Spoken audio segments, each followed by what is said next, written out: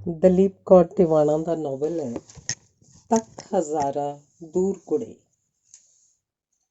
ਇਹ ਨਾਵਲ ਸਮਰਪਿਤ ਹੈ ਰੁੱਖਾਂ, ਵੇਲਾਂ, ਬੂਟਿਆਂ, ਘਾਹ ਤੇ ਫੁੱਲਾਂ ਲਈ ਜਿਹੜੇ ਮੇਰਾ ਕਹਿਣਾ ਵੀ ਮੰਨ ਲੈਂਦੇ ਨੇ। ਅੰਗ ਪਹਿਲਾ। ਰਜਿੰਦਰਾ ਪ੍ਰਸਾਦ ਹਸਪਤਾਲ ਦੇ ਕਮਰੇ 'ਚ ਪਏ ਬੇਟੀ ਮੀਰਾ ਵੱਲ ਝਾਕ ਕੇ ਮਨ ਹੀ ਮਨ ਸੋਚ ਰਹੇ ਸਨ, ਜੇ ਗੁਰਮੀਤ ਇੱਥੇ ਹੁੰਦਾ ਤਾਂ ਮੈਨੂੰ ਚਿੰਤਾ ਨਹੀਂ ਸੀ ਹੋਣੀ। ਗਿਆ ਤਾਂ ਪੜ੍ਹਨ ਹੀ ਸੀ, ਪਰ ਉੱਥੇ ਹੀ ਵਸ ਗਿਆ। ਵਿਆਹ ਵੀ ਮੇਮ ਨਾਲ ਕੀਤਾ। ਹੁਣ ਤਾਂ ਉਹਦੇ ਲਈ ਅਸੀਂ ਬੇਮਾਇਨੇ ਹੋ ਗਏ। ਥੋੜ੍ਹੀ ਦੇਰ ਮਗਰੋਂ ਉਹਨਾਂ ਦੇ ਦੋਸਤ ਦਾ ਬੇਟਾ ਡਾਕਟਰ ਦੇਵ ਰਾਊਂਡ 'ਤੇ ਆ ਗਿਆ। ਉਹ ਫਾਈਲ ਵੇਖ ਕੇ ਉਹਨਾਂ ਦਾ ਹੱਥ ਫੜ ਕੇ ਆਖਣ ਲੱਗਾ, ਅੰਕਲ ਜੀ ਛੇਤੀ ਛੇਤੀ ਠੀਕ ਹੋ ਜਾਓ। ਤੁਹਾਡੇ ਫਿਕਰ 'ਚ ਮੀਰਾ ਵੀ ਡਿਸਟਰਬ ਰਹਿੰਦੀ ਹੈ। ਸ੍ਰੀ ਰਜਿੰਦਰਾ ਪ੍ਰਸਾਦ ਕੁਝ ਨਹੀਂ ਬੋਲੇ। ਮੀਰਾ ਦੀਆਂ ਅੱਖਾਂ ਵਿੱਚ ਬੇਮਲੂਮਾ ਪਾਣੀ ਸਿਮ ਆਇਆ। ਉਹ ਜਾਣਦੀ ਸੀ ਕਿ ਪਾਪਾ ਨੇ ਠੀਕ ਨਹੀਂ ਹੋਣਾ। ਉਹਨਾਂ ਦਾ ਕੈਂਸਰ ਲਾਸਟ ਸਟੇਜ 'ਤੇ ਸੀ। ਇਸੇ ਲਈ ਗੁਰਮੀਤ ਨੂੰ ਕਈ ਵਾਰੀ ਫੋਨ ਕਰ ਚੁੱਕੀ ਸੀ ਕਿ ਤੂੰ ਆ ਕੇ ਪਾਪਾ ਨੂੰ ਮਿਲ ਜਾ। ਗੁਰਮੀਤ ਜਿਵੇਂ ਕੁਝ ਸੋਚਦਾ ਹੀ ਨਹੀਂ ਸੀ, ਜਾਂ ਸ਼ਾਇਦ ਉਸ ਕੋਲ ਸੋਚਣ ਲਈ ਵੇਲ ਨਹੀਂ ਸੀ। ਸਵੇਰੇ ਹੀ ਕੰਮ 'ਤੇ ਨਿਕਲ ਜਾਂਦਾ। ਹਨੇਰੇ ਹੋਏ ਥੱਕਿਆ ਟੁੱਟਿਆ ਪਰਤਦਾ ਆ ਕੇ ਬੱਚਿਆਂ ਦੇ ਤੇ ਕੈਥੀ ਨਾਲ ਮਿਲ ਕੇ ਖਾਣਾ ਖਾਂਦਾ। 2 ਘੜੀ ਉਹਨਾਂ ਦਾ ਹਾਲ ਚਾਲ ਪੁੱਛਦਾ, ਫਿਰ ਬੈੱਡ 'ਤੇ ਜਾ ਡਿੱਗਦਾ ਤੇ ਬੇਹੋਸ਼ੀ ਵਰਗੀ ਨੀਂਦ 'ਚ ਡੁੱਬ ਜਾਂਦਾ। ਕੈਥੀ ਸਗੋਂ ਗਿਲਾ ਕਰਦੀ ਹੈ ਕਿ ਮੈਂ ਪਾਰਟ ਟਾਈਮ ਕੰਮ 'ਤੇ ਵੀ ਜਾਂਦੀ ਹਾਂ, ਬੱਚਿਆਂ ਨੂੰ ਵੀ ਸੰਭਾਲਦੀ ਹਾਂ ਤੇ ਨਾਲ ਕੁਕਿੰਗ ਵੀ ਕਰਦੀ ਹਾਂ। ਗੁਰਮੀਤ ਆਖਦਾ, ਨਾ ਜਾ ਕੰਮ 'ਤੇ, ਮੇਰੀ ਤਨਖਾਹ ਨਾਲ ਹੀ ਸਾਰ ਲਿਆ ਕਰੇ। ਪਰ ਇਹ ਕੈਥੀ ਨੂੰ ਮਨਜ਼ੂਰ ਨਹੀਂ ਸੀ। ਜਦੋਂ ਕਦੇ ਉਹ ਇੰਡੀਆ ਜਾਣ ਬਾਰੇ ਆਖਦਾ, ਉਹ ਲਾਂਭੇ ਵਾਂਗ ਆਖਦੀ, ਮੇਰੀ ਮਾਂ ਦਾ ਐਡਾ ਵੱਡਾ ਐਕਸੀਡੈਂਟ ਹੋਇਆ ਸੀ, ਲੰਡਨ ਤੱਕ ਆਪਾਂ ਉਹਦੀ ਖਬਰ ਨੂੰ ਨਹੀਂ ਜਾ ਸਕੇ। ਮੀਰਾ ਜਦੋਂ ਵੀ ਗੁਰਮੀਤ ਨੂੰ ਫੋਨ ਕਰਦੀ ਕਿ ਪਾਪਾ ਠੀਕ ਨਹੀਂ, ਉਹ ਹਸਪਤਾਲ ਵਿੱਚ ਨੇ, ਛੇਤੀ ਆ ਜਾ, ਉਹਨੂੰ ਲੱਗਦਾ ਕਿ ਇਲਾਜ ਤਾਂ ਡਾਕਟਰਾਂ ਨੇ ਕਰਨਾ, ਮੈਂ ਜਾ ਕੇ ਕੀ ਕਰਾਂਗਾ। ਤੇ ਆਪਣੇ ਆਪ ਨੂੰ ਤਸੱਲੀ ਦੇਣ ਵਾਂਗ ਉਹ ਕੁਝ ਪੈਸੇ ਮੀਰਾ ਨੂੰ ਭੇਜ ਦਿੰਦਾ। ਮੀਰਾ ਨੂੰ ਇਹ ਗੱਲ ਚੰਗੀ ਨਾ ਲੱਗਦੀ। ਪੈਸੇ ਤਾਂ ਪਾਪਾ ਦੇ ਅਕਾਊਂਟ 'ਚ ਬਥੇਰੇ ਸਨ। ਸਾਰੀ ਉਮਰ ਪੈਸਾ ਕਮਾਇਆ ਸੀ। ਉਹਨਾਂ ਦੇ ਦਿਨ ਭਰ ਦੁਕਾਨ ਦਾ ਕੰਮ ਦੇਖਦਿਆਂ ਰਹਿਣ ਕਰਕੇ ਮਾਂ ਸ਼ਾਇਦ ਇੰਨੀ ਉਕਤਾ ਗਈ ਸੀ, ਇੰਨੀ ਖਿਝ ਗਈ ਸੀ ਕਿ ਉਹ ਪਾਪਾ ਦੇ ਨਾਲ ਸਾਨੂੰ ਭੈਣ ਭਰਾ ਨੂੰ ਛੱਡ ਕੇ ਕਿਸੇ ਨਾਲ ਕਿਤੇ ਤੁਰ ਗਈ ਸੀ। ਅੱਜ ਫਿਰ ਮੀਰਾ ਨੇ ਗੁਰਮੀਤ ਨੂੰ ਫੋਨ ਕੀਤਾ ਤੇ ਆਖਿਆ, ਇੱਕ ਵਾਰੀ ਤੂੰ ਪਾਪਾ ਨੂੰ ਮਿਲ ਜਾ। ਤਾਂ ਅੱਗੋਂ ਬੋਲਿਆ, ਇੰਡੀਆ ਆ ਕੇ ਇੱਕ ਤਾਂ ਹਰ ਬੰਦਾ ਹੀ ਬਿਮਾਰ ਹੋ ਜਾਂਦਾ ਹੈ। ਕੁਝ ਵਾਤਾਵਰਨ, ਕੁਝ ਖਾਣ ਪੀਣ 'ਚ ਸਫਾਈ ਨਾ ਹੋਣ ਕਾਰਨ ਅਗਲਿਆਂ ਨੂੰ ਬਿਮਾਰ ਹੋ ਕੇ ਝੱਟ ਹੀ ਵਾਪਸ ਜਾਣਾ ਪੈਂਦਾ। ਜ਼ਰਾ ਮੌਸਮ ਠੀਕ ਹੋ ਲਵੇ, ਮੈਂ ਹਫ਼ਤੇ ਕੁ ਲਈ ਆ ਜਾਵਾਂਗਾ। ਮੀਰਾ ਅੱਗੋਂ ਕੁਝ ਨਹੀਂ ਬੋਲੀ, ਪਰ ਮਨ 'ਚ ਸੋਚਿਆ, ਪਾਪਾ ਨੇ ਖਬਰੇ ਉਦੋਂ ਤੱਕ ਜਿਉਂਦੇ ਵੀ ਹੋਣਾ ਹੈ ਕਿ ਨਹੀਂ। ਪਾਪਾ ਨੇ ਆਪਣੇ ਸਾਰੇ ਅਕਾਊਂਟਸ ਮੀਰਾ ਨਾਲ ਸਾਂਝੇ ਕਰਵਾ ਲਏ ਸੀ, ਤਾਂ ਜੋ ਉਹਨੂੰ ਮਗਰੋਂ ਕੋਈ ਪਰੇਸ਼ਾਨੀ ਨਾ ਹੋਵੇ। ਉਹ ਚਾਹੁੰਦੇ ਸਨ ਕਿ ਮੈਂ ਜਿਉਂਦਾ ਜਿਉਂਦਾ ਇਹਦਾ ਵਿਆਹ ਕਰ ਦਿੰਦਾ ਤਾਂ ਚੰਗਾ ਸੀ। 2-4 ਥਾਈਂ ਉਹਨੇ ਗੱਲ ਤੋਰੀ ਵੀ ਸੀ, ਪਰ ਉਹਦੀ ਮਾਂ ਵਾਲੀ ਗੱਲ ਪਤਾ ਲੱਗਣ 'ਤੇ ਲੋਕ ਪਿੱਛੇ ਹਟ ਜਾਂਦੇ ਸਨ। ਬਾਕੀ ਡਾਕਟਰਾਂ ਤੋਂ ਬਿਨਾਂ ਡਾਕਟਰ ਦੇਵ 2 ਵਾਰੀ ਜ਼ਰੂਰ ਉਹਨਾਂ ਦੇ ਕਮਰੇ 'ਚ ਆ ਜਾਂਦਾ, ਹਾਲ ਪੁੱਛਦਾ, ਤਸੱਲੀ ਦਿੰਦਾ ਤੇ ਮੀਰਾ ਨੂੰ ਦਵਾਈਆਂ ਲਿਆਉਣ ਲਈ ਲਿਖ ਕੇ ਦਿੰਦਾ ਤੇ ਨਾਲ ਹੀ ਆਖਦਾ, ਅੰਕਲ ਨੂੰ ਜੋ ਵੀ ਚੰਗਾ ਲੱਗੇ ਖਾਣ ਪੀਣ ਨੂੰ ਦਿਆ ਕਰ, ਤੂੰ ਵੀ ਖਾ ਲਿਆ ਕਰ। ਅੰਕਲ ਦੀ ਚਿੰਤਾ 'ਚ ਕਿਤੇ ਆਪ ਬਿਮਾਰ ਨਾ ਹੋ ਜਾਈਂ। ਮੀਰਾ ਹਰ ਵਾਰੀ ਉਦਾਸ ਤੇ ਘਬਰਾਈ ਜਿਹੀ ਡਾਕਟਰ ਦੇਵ ਵੱਲ ਦੇਖਦੀ ਤੇ ਪੁੱਛਦੀ, ਪਾਪਾ ਠੀਕ ਤਾਂ ਹੋ ਜਾਣਗੇ ਨਾ। ਡਾਕਟਰ ਦੇਵ ਆਖਦਾ, ਬਸ ਥੋੜ੍ਹੇ ਦਿਨ 'ਚ ਅੰਕਲ ਨੇ ਠੀਕ ਹੋ ਜਾਣਾ। ਭਾਵੇਂ ਉਹਨੂੰ ਪਤਾ ਸੀ ਕਿ ਹੁਣ ਸ੍ਰੀ ਰਜਿੰਦਰਾ ਪ੍ਰਸਾਦ ਨੇ ਬਹੁਤੇ ਦਿਨ ਨਹੀਂ ਕਟਾਉਣੇ। ਇਹ ਗੱਲ ਮੀਰਾ ਨੂੰ ਵੀ ਪਤਾ ਸੀ ਤੇ ਸ੍ਰੀ ਰਜਿੰਦਰਾ ਪ੍ਰਸਾਦ ਨੂੰ ਵੀ, ਪਰ ਉਹ ਸਾਰੇ ਜਿਵੇਂ ਇਸ ਗੱਲ ਨੂੰ ਮੰਨਣਾ ਨਹੀਂ ਸੀ ਚਾਹੁੰਦੇ। ਵਾਰੋ ਵਾਰੀ ਸਾਰੇ ਰਿਸ਼ਤੇਦਾਰ ਆ ਕੇ ਮਿਲ ਵੀ ਗਏ ਸਨ, ਬਸ ਇਹੀ ਆਖਦੇ ਕਿ ਆਪਣੇ ਹੱਥੀਂ ਮੀਰਾ ਦਾ ਕੁਝ ਕਰ ਦਿੰਦੇ ਤਾਂ ਠੀਕ ਸੀ। ਮੀਰਾ ਨੂੰ ਲੱਗਦਾ ਕਿ ਇੱਕ ਬੰਦਾ ਹੌਲੀ ਹੌਲੀ ਤੁਹਾਡੇ ਹੱਥੋਂ ਜਾ ਰਿਹਾ ਹੈ ਤੇ ਲੋਕਾਂ ਨੂੰ ਵਿਆਹ ਦੀ ਪਈ ਹੋਈ ਹੈ, ਤੇ ਫਿਰ ਆਪ ਹੀ ਸੋਚ ਲੈਂਦੀ, ਕਿਸੇ ਦੇ ਆਉਣ ਜਾਣ ਨਾਲ ਕੋਈ ਬਹੁਤਾ ਫਰਕ ਨਹੀਂ ਪੈਂਦਾ। ਦੁਨੀਆ ਇਸੇ ਤਰ੍ਹਾਂ ਤੁਰਦੀ ਰਹਿੰਦੀ ਹੈ, ਜਿਵੇਂ ਤਲਾਬ ਵਿੱਚ ਪੱਥਰ ਮਾਰਨ ਨਾਲ ਲਹਿਰਾਂ ਉੱਠਦੀਆਂ, ਆਲੇ ਦੁਆਲੇ ਨੂੰ ਘੁੰਮਣ ਘੇਰੀਆਂ ਪਾਉਂਦੀਆਂ ਤੇ ਅੰਤ ਸਮਾਪਤ ਹੋ ਜਾਂਦੀਆਂ ਨੇ। ਬੰਦੇ ਦਾ ਦੁਨੀਆ 'ਤੇ ਆਉਣਾ ਤੇ ਜਾਣਾ ਬਸ ਇੰਨਾ ਕੋਈ ਹਾਦਸਾ ਹੈ। ਅੰਗ ਦੂਸਰਾ। ਇੱਕ ਦਿਨ ਜਦੋਂ ਸ੍ਰੀ ਰਜਿੰਦਰਾ ਪ੍ਰਸਾਦ ਦੀ ਤਬੀਅਤ ਜ਼ਿਆਦਾ ਖਰਾਬ ਹੋ ਰਹੀ ਸੀ ਤਾਂ ਮੀਰਾ ਨੇ ਫੋਨ ਕਰਕੇ ਆਪਣੀ ਭੂਆ ਦੇ ਤੇ ਮਾਮਿਆਂ ਨੂੰ ਬੁਲਾ ਲਿਆ। ਉਹਨਾਂ ਦੇ ਪਹੁੰਚਣ ਤੋਂ ਪਹਿਲਾਂ ਹੀ ਡਾਕਟਰ ਦੇਵ ਉਹਨਾਂ ਦੇ ਕਮਰੇ 'ਚ ਆਇਆ ਤਾਂ ਉਹਨਾਂ ਨੇ ਥਿੜਕਦੀ ਆਵਾਜ਼ 'ਚ ਮੀਰਾ ਨੂੰ ਆਪਣੇ ਕੋਲ ਸੱਦ ਕੇ ਡਾਕਟਰ ਦੇਵ ਨੂੰ ਆਖਿਆ, ਤੂੰ ਹੁਣ ਮੇਰੇ ਮਗਰੋਂ ਮੀਰਾ ਦਾ ਖਿਆਲ ਰੱਖਣਾ। ਮੀਰਾ ਦੇ ਹੰਝੂ ਵਹਿ ਤੁਰੇ। ਡਾਕਟਰ ਦੇਵ ਨੇ ਮੀਰਾ ਵਾਲੇ ਪਾਸੇ ਜਾ ਕੇ ਉਹਦੇ ਮੋਢੇ 'ਤੇ ਹੱਥ ਰੱਖ ਕੇ ਆਖਿਆ, ਅੰਕਲ ਜੀ ਤੁਸੀਂ ਮੀਰਾ ਦੀ ਚਿੰਤਾ ਨਾ ਕਰੋ। ਮੀਰਾ ਨੇ ਹੰਝੂ ਪੂੰਝਣ ਲਈ ਪਰਸ 'ਚੋਂ ਰੁਮਾਲ ਕੱਢਣ ਦੀ ਥਾਂ ਆਪਣੀ ਚੁੰਨੀ ਦੇ ਲੜ ਨਾਲ ਹੀ ਅੱਖਾਂ ਪੂੰਝ ਲਈਆਂ। ਜਦੋਂ ਨੂੰ ਭੂਆ ਜੀ ਮਾਮਾ ਜੀ ਆਏ, ਸ੍ਰੀ ਰਜਿੰਦਰ ਪ੍ਰਸਾਦ ਬੜੇ ਸ਼ਾਂਤ ਚਿੱਤ ਮਰੇ ਪਏ ਸਨ। ਗੁਰਮੀਤ ਨੂੰ ਫੋਨ ਕੀਤਾ ਗਿਆ ਤਾਂ ਉਹਨੇ 5 ਮਿੰਟਾਂ ਮਗਰੋਂ ਵਾਪਸ ਫੋਨ ਕਰਕੇ ਆਖਿਆ, ਮੈਂ ਪਰਸੋਂ ਤੱਕ ਪਹੁੰਚ ਜਾਵਾਂਗਾ, ਕ੍ਰੀਮੇਸ਼ਨ ਮੇਰੇ ਆਏ 'ਤੇ ਹੀ ਕਰ ਲਿਓ। ਹੋਰ ਡਾਕਟਰ ਵੀ ਆ ਗਏ। ਮੀਰਾ ਸਟੂਲ 'ਤੇ ਬੈਠੀ ਪਾਪਾ ਦੇ ਬੈੱਡ 'ਤੇ ਸਿਰ ਰੱਖੀ ਹੁੱਕੀ ਹੁੱਕੀ ਰੋ ਰਹੀ ਸੀ। ਡਾਕਟਰ ਨੇ ਆਖਿਆ, ਡੈਡ ਬੋਡੀ ਮੋਰਚਰੀ 'ਚ ਰੱਖਣੀ ਪਏਗੀ। ਮੀਰਾ ਬੋਲੀ, ਇਹ ਰਾਤ ਪਾਪਾ ਨੂੰ ਇੱਥੇ ਹੀ ਰਹਿਣ ਦਿਓ, ਮੈਂ ਇੱਥੇ ਕੋਲ ਹੀ ਬੈਠੀ ਰਹਾਂਗੀ। ਵੱਡਾ ਡਾਕਟਰ ਬੋਲਿਆ, ਹਸਪਤਾਲ ਦੇ ਨਿਯਮਾਂ ਅਨੁਸਾਰ ਡੈਡ ਬੋਡੀ ਇੱਥੇ ਨਹੀਂ ਰੱਖੀ ਜਾ ਸਕਦੀ। ਕਮਰਾ ਤੁਸੀਂ ਬੇਸ਼ੱਕ ਕੱਲ੍ਹ ਖਾਲੀ ਕਰ ਦੇਣਾ। ਭੂਆ ਜੀ ਨੇ ਭਰਾ ਦਾ ਮੂੰਹ ਵੇਖ ਕੇ ਭੁੱਬ ਮਾਰੀ ਤੇ ਬੋਲੀ, ਮੈਨੂੰ ਛੱਡ ਕੇ ਨਾ ਜਾਈ ਮਾਂ ਦੇ ਜਾਇਆ। ਫਿਰ ਕੁਝ ਦੇਰ ਹੰਝੂ ਪੂੰਝਦੀ ਰਹੀ। ਮਾਮਾ ਜੀ ਨੇ ਆਖਿਆ, ਰੱਬ ਦਾ ਭਾਣਾ ਭਾਈ, ਪਿੱਛੇ ਆਲੇ ਦੁਆਲੇ ਹੋਰ ਵੀ ਮਰੀਜ਼ ਨੇ, ਆਪਾਂ ਘਰ ਚੱਲਦੇ ਹਾਂ। ਭੂਆ ਜੀ ਨੇ ਘਰ ਦੀਆਂ ਚੀਜ਼ਾਂ ਸਮੇਟ ਕੇ ਇੱਕ ਟੋਕਰੀ 'ਚ ਪਾ ਲਈਆਂ ਤੇ ਖਾਲੀ ਕਮਰੇ ਵੱਲ ਮੁੜ-ਮੁੜ ਝਾਕਦੀ ਮੀਰਾ ਵੀ ਮਾਮਾ ਜੀ ਦੀ ਕਾਰ 'ਚ ਬੈਠ ਕੇ ਘਰ ਆ ਗਈ। ਭੂਆ ਜੀ ਆਪਣੇ ਡਰਾਈਵਰ ਨਾਲ ਘਰ ਪਹੁੰਚ ਗਏ। ਸੰਤੀ ਨੇ ਸਾਰਿਆਂ ਨੂੰ ਚਾਹ ਤਿਆਰ ਕਰਕੇ ਦਿੱਤੀ। ਭੂਆ ਤੇ ਮਾਮਾ ਜੀ ਚਾਹ ਪੀਣ ਲੱਗੇ, ਪਰ ਮੀਰਾ ਕਾਰਪੈਟ ਉੱਪਰ ਸਿਰ ਗੋਡਿਆਂ 'ਚ ਦੇ ਕੇ ਰੋਈ ਜਾ ਰਹੀ ਸੀ। ਭੂਆ ਦੇ ਬਹੁਤ ਆਖਣ ਤੇ ਉਹਨੇ ਮਸਾਂ 2 ਘੁੱਟਾਂ ਪੀਤੀਆਂ। ਮੀਰਾ ਦਾ ਮੋਬਾਈਲ ਵੱਜਿਆ ਤਾਂ ਡਾਕਟਰ ਦੇਵ ਨੇ ਆਖਿਆ, ਮੀਰਾ ਥੋੜ੍ਹਾ ਮੋਟਾ ਕੁਝ ਖਾ ਕੇ ਕੰਪੋਜ਼ ਦੀਆਂ 2 ਗੋਲੀਆਂ ਲੈ ਲਈ। ਅੰਕਲ ਜੀ ਦੇ ਦਵਾਈਆਂ ਵਾਲੇ ਡੱਬੇ 'ਚ ਕੰਪੋਜ਼ ਦੀਆਂ ਗੋਲੀਆਂ ਦਾ ਪੱਤਾ ਰੱਖ ਦਿੱਤਾ ਸੀ। ਥੈਂਕਸ, ਮੀਰਾ ਨੇ ਰੋਣ ਹਾਕੀ ਆਵਾਜ਼ 'ਚ ਆਖਿਆ। ਅਗਲੇ ਦਿਨ ਆਂਢੀ ਗੁਆਂਢੀ ਜਾਣ ਪਹਿਚਾਣ ਵਾਲੇ ਆਦਮੀ ਤੇ ਔਰਤਾਂ ਅਫਸੋਸ ਕਰਨ ਆਉਂਦੇ ਗਏ। ਸਭ ਇਹੀ ਆਖਦੇ ਕਿ ਉਹਨਾਂ ਨੇ ਤਾਂ ਹੁਣ ਤੁਰ ਜਾਣਾ ਸੀ। ਨਾਮੁਰਾਦ ਬਿਮਾਰੀ ਜੋ ਲੱਗ ਗਈ ਸੀ, ਮੀਰਾ ਦਾ ਕੁਝ ਕਰ ਜਾਂਦੇ। ਤੀਸਰੇ ਦਿਨ ਗੁਰਮੀਤ ਪਹੁੰਚ ਗਿਆ। ਹਸਪਤਾਲ ਤੋਂ ਬੋਡੀ ਲਿਆ ਕੇ ਸੰਸਕਾਰ ਕਰ ਦਿੱਤਾ। ਭਾਵੇਂ ਦਿਨ ਛਿਪਣ ਮਗਰੋਂ ਆਮ ਕਰਕੇ ਸੰਸਕਾਰ ਨਹੀਂ ਕੀਤਾ ਜਾਂਦਾ, ਪਰ ਗੁਰਮੀਤ ਨੇ ਆਖਿਆ, ਗਰਮੀ ਦਾ ਮੌਸਮ ਹੋਣ ਕਰਕੇ ਅਜੇ ਚਾਨਣਾ ਹੈ, ਨਾਲੇ ਇਹਨਾਂ ਪੁਰਾਣੇ ਵਹਿਮਾਂ 'ਚ ਕੀ ਪਿਆ। ਅਗਲੇ ਦਿਨ ਫੁੱਲ ਚੁੱਕ ਕੇ ਹਰਿਦੁਆਰ ਪਾਉਣ ਲਈ ਭੇਜ ਦਿੱਤੇ ਤੇ ਉਸੇ ਦਿਨ ਗਰੁੜ ਪੁਰਾਣ ਦਾ ਪਾਠ ਰਖਵਾ ਦਿੱਤਾ। ਲੋਕ ਅਫਸੋਸ ਕਰਨ ਆਉਂਦੇ, ਬਿੰਦ ਝੱਟ ਬੈਠ ਕੇ ਤੁਰ ਜਾਂਦੇ ਤੇ ਪਾਠ ਚੱਲਦਾ ਰਹਿੰਦਾ। ਚੌਥੇ ਦਿਨ ਭੋਗ ਪਾ ਦਿੱਤਾ ਗਿਆ। ਫਿਰ ਮਾਮਾ ਜੀ ਨੇ ਖਾਣ ਪੀਣ ਦਾ ਪ੍ਰਬੰਧ 100 ਬੰਦਿਆਂ ਲਈ ਆਪੇ ਹੀ ਕਰਵਾ ਛੱਡਿਆ ਸੀ। ਆਏ ਗਏ ਤੇ ਤੁਰ ਜਾਣ ਮਗਰੋਂ ਜਦੋਂ ਸਿਰਫ ਭੂਆ ਜੀ ਤੇ ਮਾਮਾ ਮਾਮੀ ਜੀ ਰਹਿ ਗਏ ਸਨ ਤਾਂ ਗੁਰਮੀਤ ਨੇ ਆਖਿਆ, ਮੈਨੂੰ ਤਾਂ ਪਰਸੋਂ ਨੂੰ ਵਾਪਸ ਜਾਣਾ ਪਏਗਾ। ਉਂਝ ਤਾਂ ਮੀਰਾ ਕੋਲ ਸੰਤੀ ਹੈ ਸੀ, ਪਰ ਕੁਝ ਚਿਰ ਮਾਮਾ ਜੀ ਵੀ ਰਹਿ ਜਾਣ ਜਾਂ ਇਹ ਭੂਆ ਜੀ ਕੋਲ ਚਲੀ ਜਾਵੇ, ਠੀਕ ਹੋਏਗਾ। ਮੈਂ ਇਹਦਾ ਉੱਥੇ ਮੰਗਵਾਉਣ ਦਾ ਪ੍ਰਬੰਧ ਛੇਤੀ ਕਰ ਦਿਆਂਗਾ। ਮੈਂ ਇੱਥੇ ਹੀ ਠੀਕ ਹਾਂ, ਮੀਰਾ ਨੇ ਗੰਭੀਰਤਾ ਨਾਲ ਆਖਿਆ। ਪਤਾ ਨਹੀਂ ਉਹਨੇ ਭੂਆ ਜੀ ਕੋਲ ਰਹਿਣ ਬਾਰੇ ਆਖਿਆ ਸੀ ਜਾਂ ਅਮਰੀਕਾ ਜਾਣ ਬਾਰੇ, ਪਰ ਗੁਰਮੀਤ ਬੋਲਿਆ, ਪਾਪਾ ਦੇ ਹੁੰਦਿਆਂ ਤਾਂ ਇੱਥੇ ਠੀਕ ਸੀ, ਹੁਣ ਅਮਰੀਕਾ ਹੀ ਜਾਣਾ ਪਏਗਾ। ਮੈਂ ਨਿੱਤ ਇੱਥੇ ਨਹੀਂ ਆ ਸਕਦਾ ਤੇ ਇਕੱਲੀ ਦਾ ਇੱਥੇ ਰਹਿਣਾ ਠੀਕ ਨਹੀਂ ਹੈ, ਨਾਲੇ ਤੇਰੇ ਬਾਰੇ ਅੱਗੇ ਵੀ ਸੋਚਣਾ ਹੈ। ਐਤਵਾਰ ਨੂੰ ਗੁਰਮੀਤ ਚਲਾ ਗਿਆ। ਭੂਆ ਜੀ ਵੀ ਚਲੇ ਗਏ। ਸਿਰਫ ਮਾਮਾ ਮਾਮੀ ਜੀ ਕੁਝ ਦਿਨ ਰੁਕ ਗਏ। ਡਾਕਟਰ ਦੇਵ ਇੱਕ ਅੱਧੀ ਵਾਰੀ ਆਇਆ ਸੀ ਤੇ ਉਹ ਬੰਦਿਆਂ 'ਚ ਬੈਠ ਕੇ ਮੁੜ ਗਿਆ ਸੀ। ਮਾਮਾ ਜੀ ਨੇ ਆਪਣੇ ਵਾਕਫਾਂ 'ਚ ਗੱਲ ਤੋਰਨੀ ਚਾਹੀ ਕਿ ਕਿਸੇ ਤਰ੍ਹਾਂ ਮੀਰਾ ਦਾ ਵਿਆਹ ਹੋ ਜਾਏ, ਪਰ ਫਿਰ ਉਹ ਝਿਜਕ ਜਾਂਦੇ। ਆਪਣੀ ਭੈਣ ਬਾਰੇ, ਭਾਵ ਮੀਰਾ ਦੀ ਮਾਂ ਬਾਰੇ ਉਹ ਕਿਵੇਂ ਦੱਸਣ ਤੇ ਕੀ ਦੱਸਣ। ਏਡੀ ਵੱਡੀ ਗੱਲ ਲੁਕਾਉਣ ਵਾਲੀ ਤਾਂ ਨਹੀਂ ਸੀ। ਅਖੀਰ ਉਹਨਾਂ ਨੇ ਮੀਰਾ ਨੂੰ ਸਲਾਹ ਦਿੱਤੀ ਕਿ ਉਹ ਗੁਰਮੀਤ ਕੋਲ ਅਮਰੀਕਾ ਚਲੀ ਜਾਵੇ। ਉੱਥੇ ਰਿਸ਼ਤਾ ਬਣਾਉਣ ਵੇਲੇ ਜਾਂ ਰਿਸ਼ਤਾ ਕਰਨ ਵੇਲੇ ਕੋਈ ਨਹੀਂ ਕਿਸੇ ਦਾ ਅੱਗਾ ਪਿੱਛਾ ਫਰੋਲਦਾ। ਉੱਥੇ ਲੋਕ ਆਪਣੇ ਵਾਂਗ ਨਿੱਕੀ ਨਿੱਕੀ ਗੱਲ ਨੂੰ ਲੈ ਕੇ ਨਹੀਂ ਬੈਠ ਜਾਂਦੇ। ਇਸ ਤਰ੍ਹਾਂ ਉੱਧਰੋਂ ਗੁਰਮੀਤ ਨੇ ਲਿਖਣਾ ਸ਼ੁਰੂ ਕਰ ਦਿੱਤਾ ਕਿ ਤੂੰ ਅਮਰੀਕਾ ਆ ਜਾ, ਇੱਥੇ ਜੌਬਸ ਬਥੇਰੀਆਂ ਮਿਲ ਜਾਂਦੀਆਂ ਨੇ। ਮੀਰਾ ਡੌਰ ਭੌਰ ਸੋਚਦੀ, ਇਹ ਸਭ ਕੀ ਹੋ ਗਿਆ।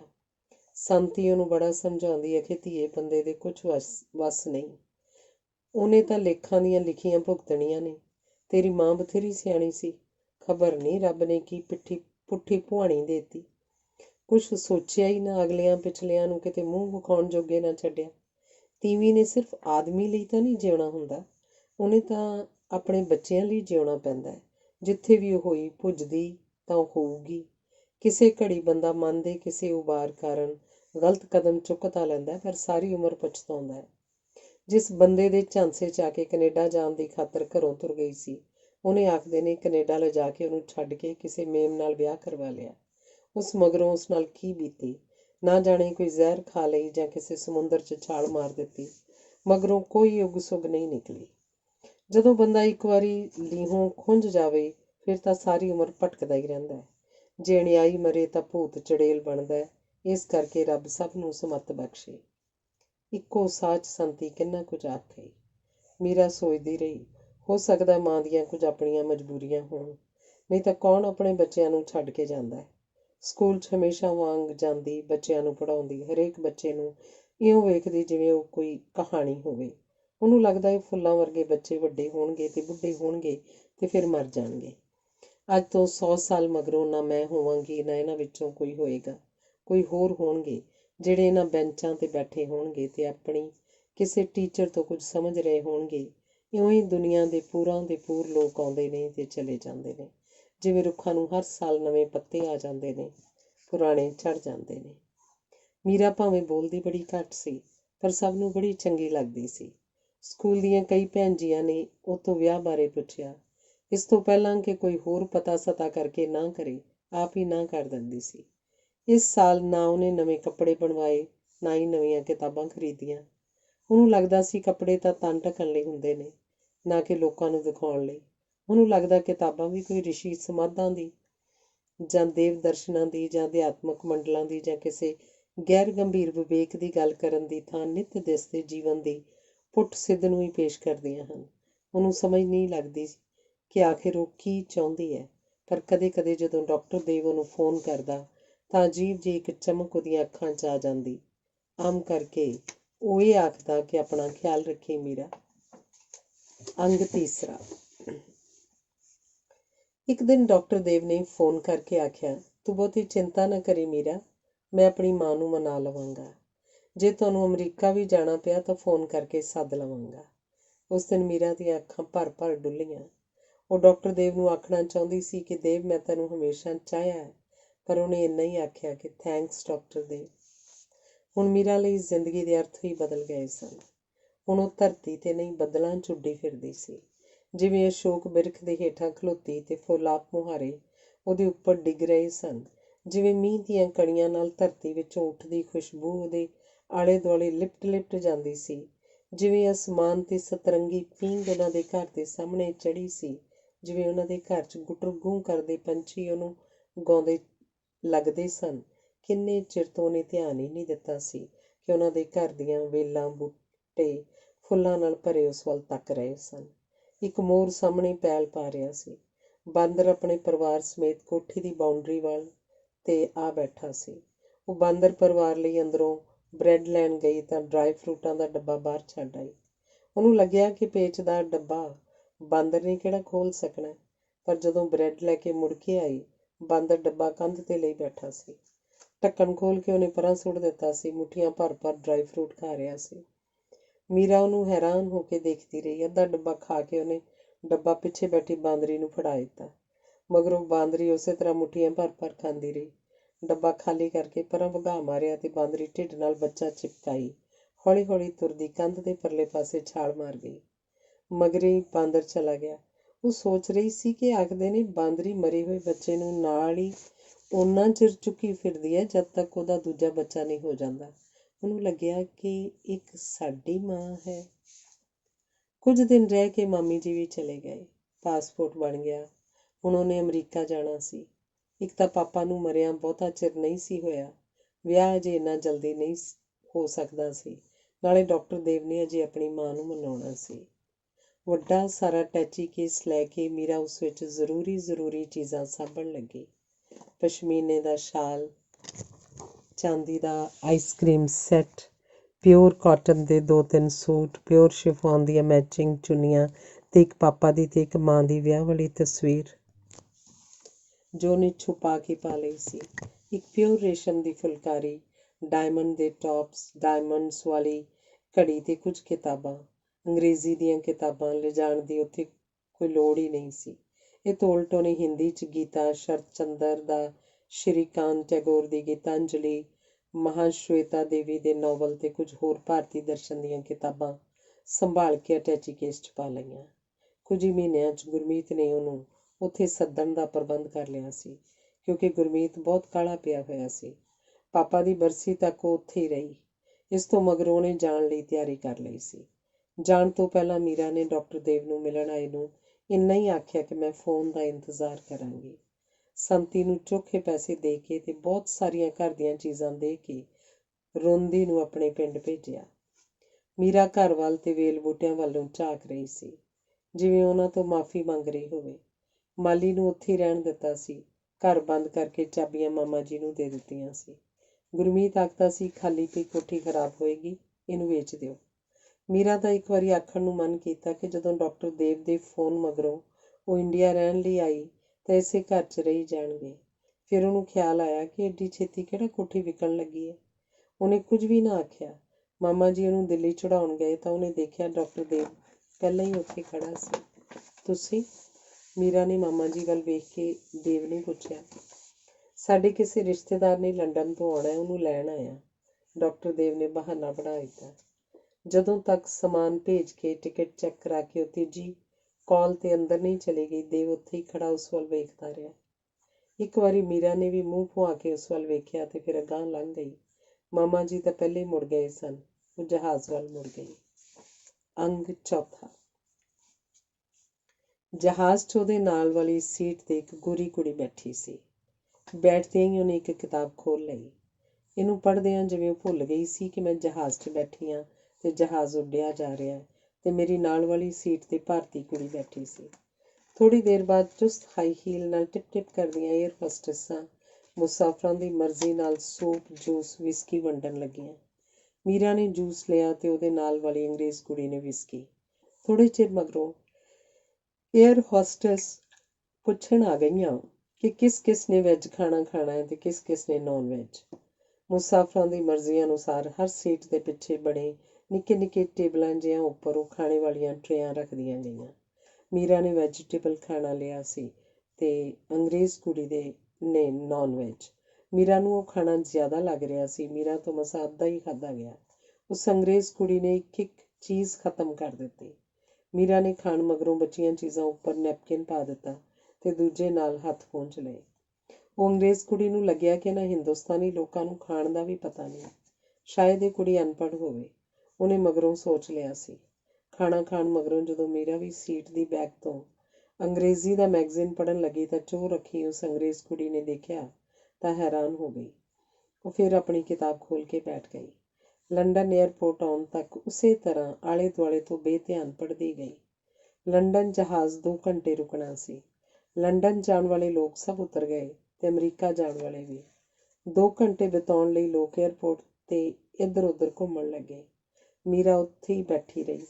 ਇੱਕ ਏਅਰ ਹੋਸਟੈਸ ਨੇ ਮੁੜ ਕੇ ਜਹਾਜ਼ 'ਚ ਆ ਕੇ ਆਖਿਆ, ਇੱਥੇ ਡਿਊਟੀ ਫ੍ਰੀ ਸ਼ਾਪਸ ਨੇ, ਕੁਝ ਖਰੀਦਣਾ ਹੈ ਜਾਂ ਘੁੰਮਣਾ ਫਿਰਨਾ ਹੈ ਤਾਂ ਹੇਠਾਂ ਆ ਜਾਓ, ਅਜੇ ਬਹੁਤ ਟਾਈਮ ਹੈ ਜਹਾਜ਼ ਦੇ ਚੱਲਣ ਵਿੱਚ। ਏਅਰ ਹੋਸਟੈਸ ਦੀ ਗੱਲ ਸੁਣ ਕੇ ਮੀਰਾ ਨੀਚੇ ਉਤਰ ਕੇ ਏਅਰਪੋਰਟ ਤੇ ਆ ਗਈ। ਬਹੁਤੇ ਲੋਕੀ ਡਿਊਟੀ ਫ੍ਰੀ ਮਹਿੰਗੀ ਸ਼ਰਾਬ ਦੀ ਇੱਕ ਬੋਤਲ ਖਰੀਦ ਰਹੇ ਸਨ, ਸ਼ਾਇਦ ਗਿਫਟ ਦੇਣ ਲਈ। ਹੋਰ ਚੀਜ਼ਾਂ ਦੀਆਂ ਵੀ ਦੁਕਾਨਾਂ ਸਨ, ਪਰ ਮੀਰਾ ਨੇ ਦੇਖਿਆ ਡਿਊਟੀ ਫ੍ਰੀ ਹੋਣ ਦੇ ਬਾਵਜੂਦ ਚੀਜ਼ਾਂ ਉੱਥੇ ਮਹਿੰਗੀਆਂ ਸਨ।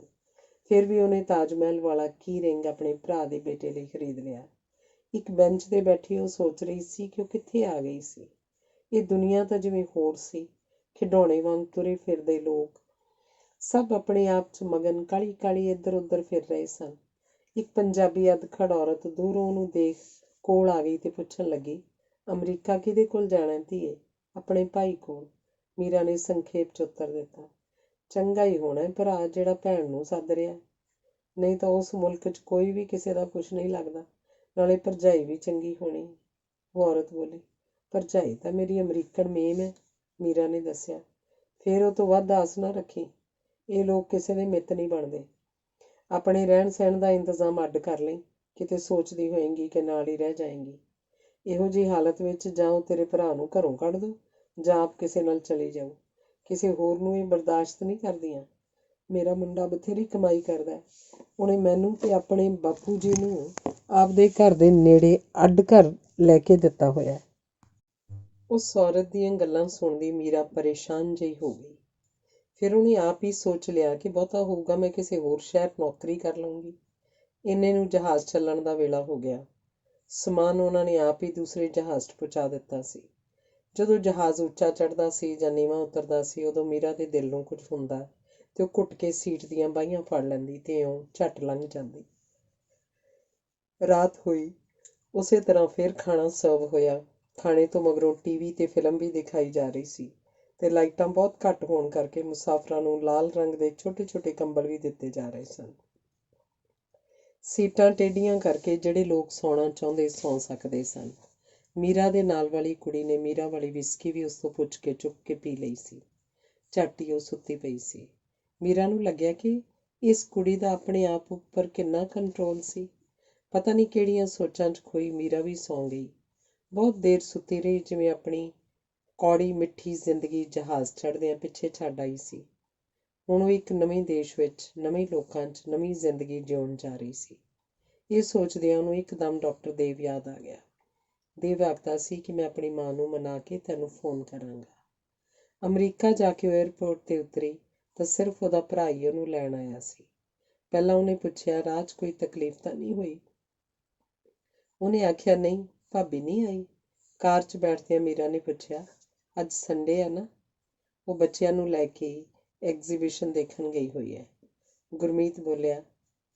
ਸ਼ੀਸ਼ੇ ਵਾਂਗ ਸਾਫ਼ ਸੁਥਰੀਆਂ ਸੜਕਾਂ ਤੇ ਉੱਪਰ ਕਈ ਮੰਜ਼ਲੇ ਪੁਲ, ਸਪੀਡ ਚੈੱਕ ਕਰਨ ਲਈ ਥਾਂ ਲੱਗੇ ਕੈਮਰੇ ਤੇ ਚੁੱਪਚਾਪ ਆਪਣੀ ਆਪਣੀ ਲੇਨ 'ਚ ਭੱਜੀਆਂ ਜਾਂਦੀਆਂ ਕਾਰਾਂ। ਮੀਰਾ ਨੂੰ ਓਪਰਾ ਲੱਗ ਰਿਹਾ ਸੀ। ਉਹਨੂੰ ਪਤਾ ਸੀ ਗੁਰਮੀਤ ਦਾ ਘਰ ਏਅਰਪੋਰਟ ਤੋਂ 100 ਮੀਲ ਦੀ ਵਿੱਥ ਤੇ ਹੈ। ਉਹ ਤਾਂ 15-20 ਮਿੰਟਾਂ ਦੀ ਵਿੱਥ ਤੇ ਸ਼ਹਿਰ ਵੱਲ ਮੁੜਦੇ ਮੋੜ ਤੇ ਮੁੜ ਗਿਆ ਸੀ। ਇੱਥੇ ਸ਼ਹਿਰ 'ਚ ਕੋਈ ਪੰਜਾਬੀ ਫੈਮਿਲੀ ਰਹਿ ਰਹੀ ਹੈ। ਇੱਕ 40 ਕੁ ਸਾਲ ਦਾ ਬੰਦਾ ਤੇ ਉਹਦੀ ਵਹੁਟੀ, ਇੱਕ ਉਹਦੀ ਮਾਂ ਤੇ 2 ਉਹਦੀਆਂ ਧੀਆਂ ਹਨ। ਬਹੁਤ ਅੱਛੇ ਲੋਕ ਹਨ, ਮੇਰੇ ਵਾਕਫ ਨੇ। ਮੈਂ ਅਜੇ ਉਹਨਾਂ ਨਾਲ ਤੇਰਾ ਐਜ਼ ਪੇਇੰਗ ਗੈਸਟ ਇੰਤਜ਼ਾਮ ਕਰ ਦਿੱਤਾ ਹੈ। ਕੈਥੀ ਬਹੁਤੀ ਅਕਮੋਡੇਟਿੰਗ ਨਹੀਂ। ਸਾਡੇ ਕੋਲ ਕਮਰੇ ਵੀ ਪੂਰੇ ਹਨ। ਮੈਨੂੰ ਇਹ ਚੰਗਾ ਨਹੀਂ ਸੀ ਲੱਗਣਾ ਕਿ ਤੂੰ ਡਰਾਇੰਗ ਰੂਮ 'ਚ ਕਾਰਪੈਟ 'ਤੇ ਰਾਤ ਨੂੰ ਸੋਇਆ ਕਰੇ ਤੇ ਤੇਰਾ ਸਮਾਨ ਗੈਲਰੀ 'ਚ ਪਿਆ ਹੋਵੇ, ਗੁਰਮੀਤ ਦੱਸ ਰਿਹਾ ਸੀ। ਮੀਰਾ ਨੂੰ ਸੁਣ ਕੇ ਝਟਕਾ ਜਿਹਾ ਤਾਂ ਲੱਗਾ, ਪਰ ਉਹ ਬੋਲੀ ਕੁਝ ਵੀ ਨਾ। ਨਿਰਮਲ ਦੇ ਘਰ ਅੱਗੇ ਕਾਰ ਰੋਕਦਿਆਂ ਗੁਰਮੀਤ ਨੇ ਘਰ ਦੀ ਘੰਟੀ ਵਜਾਈ। ਬਜ਼ੁਰਗ ਔਰਤ ਬਾਹਰ ਨਿਕਲੀ ਤੇ ਬੋਲੀ, ਆ ਜਾ ਧੀਏ, ਮੈਂ ਤਾਂ ਤੈਨੂੰ ਸਵੇਰ ਦੀ ਉਡੀਕ ਰਹੀ ਹਾਂ। ਉੱਪਰ ਉਹਦਾ ਸਮਾਨ ਕਮਰੇ 'ਚ ਰਖਵਾ ਕੇ ਨਿਰਮਲ ਤੇ ਉਹਦੀ ਪਤਨੀ ਨੂੰ ਮੀਰਾ ਨਾਲ ਮਿਲਾ ਕੇ ਉਹਨਾਂ ਕੋਲ ਚਾਹ ਪੀ ਕੇ ਗੁਰਮੀਤ ਜਾਣ ਲਈ ਉੱਠ ਖੜਾ ਹੋਇਆ। ਜਾਣ ਵੇਲੇ ਉਹਨੇ ਆਖਿਆ, ਹੁਣ ਤਾਂ ਤੈਨੂੰ ਇੱਥੇ ਕੋਈ ਔਖ ਨਹੀਂ ਹੋਏਗੀ। ਮੇਰਾ ਟੈਲੀਫੋਨ ਨੰਬਰ ਤੇਰੇ ਕੋਲ ਹੈ। ਕਮਰੇ ਦਾ ਕਿਰਾਇਆ ਤੇ ਖਾਣ ਪੀਣ ਦਾ ਖਰਚਾ ਮਹੀਨੇ ਦਾ ਦੇ ਦਿੱਤਾ ਹੈ। ਆ ਲੈ $5 ਹੋਰ ਰੱਖ ਲੈ। ਵੇਲੇ ਕੋਈ ਲੋੜ ਪੈ ਜਾਂਦੀ ਹੈ। ਪੈਸੇ ਫੜ ਕੇ ਕਾਰ ਤੱਕ ਛੱਡਣ ਆਈ। ਕਾਰ 'ਚ ਬੈਠਦਿਆਂ ਬੋਲਿਆ, ਅਗਲੇ ਸੰਡੇ ਮੈਂ ਤੇ ਕੈਥੀ ਸ਼ਾਇਦ ਚੱਕਰ ਮਾਰੀਏ। ਕਿਸੇ ਗੱਲੋਂ ਘਬਰਾਈ ਨਾ, ਅਸੀਂ ਨੇੜੇ ਹੀ ਹਾਂ। ਇਹ ਬੰਦੇ ਵੀ ਬਹੁਤ ਭਲੇ ਨੇ। ਮੀਰਾ ਕੁਝ ਨਾ ਬੋਲੀ। ਗੁਰਮੀਤ ਕਾਰ ਸਟਾਰਟ ਕਰਕੇ ਚਲਾ ਗਿਆ। ਵਾਪਸ ਆ ਕੇ ਘਰ ਦੇ ਮਾਲਕ ਨਿਰਮਲ ਦੀ ਮਾਂ ਨੇ ਉਹਨੂੰ ਪੌੜੀਆਂ ਚੜ੍ਹ ਕੇ ਆਪਣੇ ਕਮਰੇ ਦੇ ਨਾਲ ਲੱਗਦਾ ਉਸ ਲਈ ਤਿਆਰ ਕੀਤਾ ਕਮਰਾ ਵਿਖਾਇਆ। ਬੈੱਡ ਸੀ, ਡਰੈਸਿੰਗ ਟੇਬਲ ਸੀ, ਇੱਕ ਪਾਸੇ ਹਲਕਾ ਜਿਹਾ ਸੋਫਾ ਸੈੱਟ ਸੀ, ਟੀਵੀ ਸੀ, ਟੈਲੀਫੋਨ ਸੀ, ਕੱਪੜਿਆਂ ਵਾਲੀ ਕਬਰਡ ਸੀ ਤੇ ਅਟੈਚਡ ਬਾਥਰੂਮ ਸੀ। ਕਿਤਾਬਾਂ ਕਿੱਥੇ ਰੱਖਾਂਗੀ? ਮੀਨਾ ਨੇ ਮਨ ਹੀ ਮਨ ਸੋਚਿਆ। ਚਲੋ ਇੱਕ ਰੈਕ ਹੀ ਖਰੀਦ ਲਾਂਗੀ।